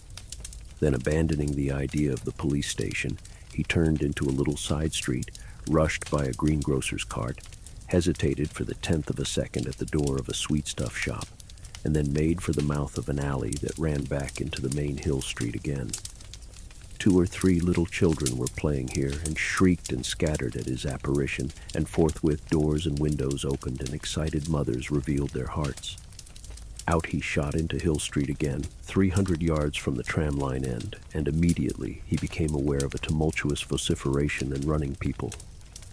He glanced up the street towards the hill. Hardly a dozen yards off ran a huge navvy, cursing in fragments and slashing viciously with a spade, and hard behind him came the tram conductor with his fists clenched. Up the street others followed these two, striking and shouting. Down towards the town, men and women were running, and he noticed clearly one man coming out of a shop door with a stick in his hand. "Spread out! Spread out!" cried someone.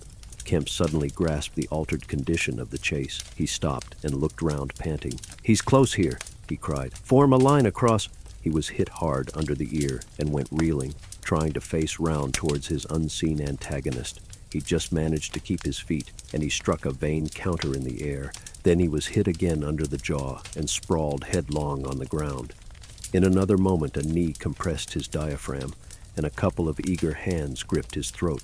But the grip of one was weaker than the other. He grasped the wrists, heard a cry of pain from his assailant, and then the spade of the navvy came whirling through the air above him and struck something with a dull thud. He felt a drop of moisture on his face. The grip at his throat suddenly relaxed, and with a convulsive effort, Kemp loosed himself, grasped a limp shoulder, and rolled uppermost. He gripped the unseen elbows near the ground. "I've got him!" screamed Kemp. "Help! Help! Hold! He's down! Hold his feet!" In another second, there was a simultaneous rush upon the struggle, and a stranger coming into the road suddenly might have thought an exceptionally savage game of rugby football was in progress. And there was no shouting after Kemp's cry, only a sound of blows and feet and heavy breathing. Then came a mighty effort, and the invisible man threw off a couple of his antagonists and rose to his knees. Kemp clung to him in front like a hound to a stag, and a dozen hands gripped, clutched, and tore at the unseen. The tram conductor suddenly got the neck and shoulders and lugged him back. Down went the heap of struggling men again and rolled over. There was, I'm afraid, some savage kicking. Then suddenly a wild scream of "Mercy! Mercy!" that died down swiftly to a sound like choking. "Get back, you fools!" cried the muffled voice of Kemp, and there was a vigorous shoving back of stalwart forms. "He's hurt, I tell you. Stand back!" There was a brief struggle to clear a space, and then the circle of eager faces saw the doctor kneeling, as it seemed, 15 inches in the air and holding invisible arms to the ground. Behind him, a constable gripped invisible ankles. "Don't you leave go of En," cried the big navvy, holding a blood-stained spade. "He's shamming." "He's not shamming," said the doctor, cautiously raising his knee, "and I'll hold him." His face was bruised and already going red. He spoke thickly because of a bleeding lip. He released one hand and seemed to be feeling at the face. "The mouth's all wet," he said, and then, "Good God!" He stood up abruptly, and then knelt down on the ground by the side of the thing unseen. There was a pushing and shuffling, a sound of heavy feet as fresh people turned up to increase the pressure of the crowd. People now were coming out of the houses. The doors of the Jolly Cricketers stood suddenly wide open. Very little was said. Kemp felt about, his hand seeming to pass through empty air. "He's not breathing," he said, and then, "I can't feel his heart. His side, ugh." Suddenly an old woman, peering under the arm of the big navvy, screamed sharply. "Looky there," she said, and thrust out a wrinkled finger. And looking where she pointed, everyone saw, faint and transparent as though it was made of glass, so that veins and arteries and bones and nerves could be distinguished, the outline of a hand limp and prone. It grew clouded and opaque even as they stared. "Hello," cried the constable. "Here's his feet a-showing." And so, slowly, beginning at his hands and feet and creeping along his limbs to the vital centers of his body, that strange change continued. It was like the slow spreading of a poison. First came the little white nerves, a hazy gray sketch of a limb, then the glassy bones and intricate arteries, then the flesh and skin, first a faint fogginess, and then growing rapidly dense and opaque. Presently they could see his crushed chest and his shoulders, and the dim outline of his drawn and battered features. When at last the crowd made way for Kemp to stand erect, there lay, naked and pitiful on the ground, the bruised and broken body of a young man about 30. His hair and brow were white, not gray with age, but white with the whiteness of albinism, and his eyes were like garnets. His hands were clenched, his eyes wide open, and his expression was one of anger and dismay. "Cover his face," said a man. "For God's sake, cover that face." And 3 little children, pushing forward through the crowd, were suddenly twisted round and sent packing off again. Someone brought a sheet from the Jolly Cricketers, and having covered him, they carried him into that house. And there it was, on a shabby bed in a tawdry, ill-lighted bedroom, surrounded by a crowd of ignorant and excited people, broken and wounded, betrayed and unpitied, that Griffin, the first of all men to make himself invisible, Griffin, the most gifted physicist the world has ever seen, ended in infinite disaster his strange and terrible career.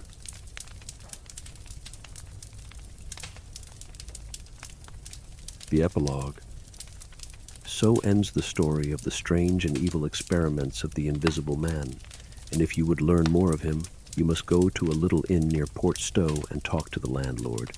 The sign of the inn is an empty board save for a hat and boots, and the name is the title of this story. The landlord is a short and corpulent little man with a nose of cylindrical proportions, wiry hair, and a sporadic rosiness of visage. Drink generously, and he will tell you generously of all the things that happened to him after that time, and of how the lawyers tried to do him out of the treasure found upon him. When they found they couldn't prove whose money was which, I'm blessed, he says, if they didn't try to make me out a blooming treasure trove. Do I look like a treasure trove? And then a gentleman gave me a guinea a night to tell the story at the Empire Music All, just to tell him in my own words, barring one. And if you want to cut off the flow of his reminiscences abruptly, you can always do so by asking if there weren't 3 manuscript books in the story. He admits there were and proceeds to explain, with asseverations that everybody thinks he has 'em, but bless you, he hasn't. The invisible man it was, took 'em off to hide 'em when I cut and ran for Port Stowe. It's that Mr. Kemp put people on with the idea of my having 'em. And then he subsides into a pensive state, watches you furtively, bustles nervously with glasses, and presently leaves the bar. He is a bachelor man, his tastes were ever bachelor, and there are no women folk in the house. Outwardly he buttons, it is expected of him, but in his more vital privacies, in the matter of braces, for example, he still turns to string. He conducts his house without enterprise, but with eminent decorum. His movements are slow, and he is a great thinker, but he has a reputation for wisdom and for a respectable parsimony in the village, and his knowledge of the roads of the south of England would beat Cobbett. And on Sunday mornings, every Sunday morning, all the year round, while he is closed to the outer world, and every night after 10, he goes into his bar parlor, bearing a glass of gin faintly tinged with water, and having placed this down, he locks the door and examines the blinds and even looks under the table. And then, being satisfied of his solitude, he unlocks the cupboard and a box in the cupboard and a drawer in that box, and produces 3 volumes bound in brown leather and places them solemnly in the middle of the table. The covers are weather-worn and tinged with an algal green, for once they sojourned in a ditch, and some of the pages have been washed blank by dirty water. The landlord sits down in an armchair, fills a long clay pipe slowly, gloating over the books the while. Then he pulls one towards him and opens it and begins to study it, turning over the leaves backwards and forwards. His brows are knit and his lips move painfully. Hex, little 2 up in the air, cross and a fiddle-de-dee. Lord, what a one he was for intellect. Presently he relaxes and leans back and blinks through his smoke across the room at things invisible to other eyes. Full of secrets, he says. Wonderful secrets. Once I get the haul of them, Lord, I wouldn't do what he did. I'd just, well, he pulls at his pipe.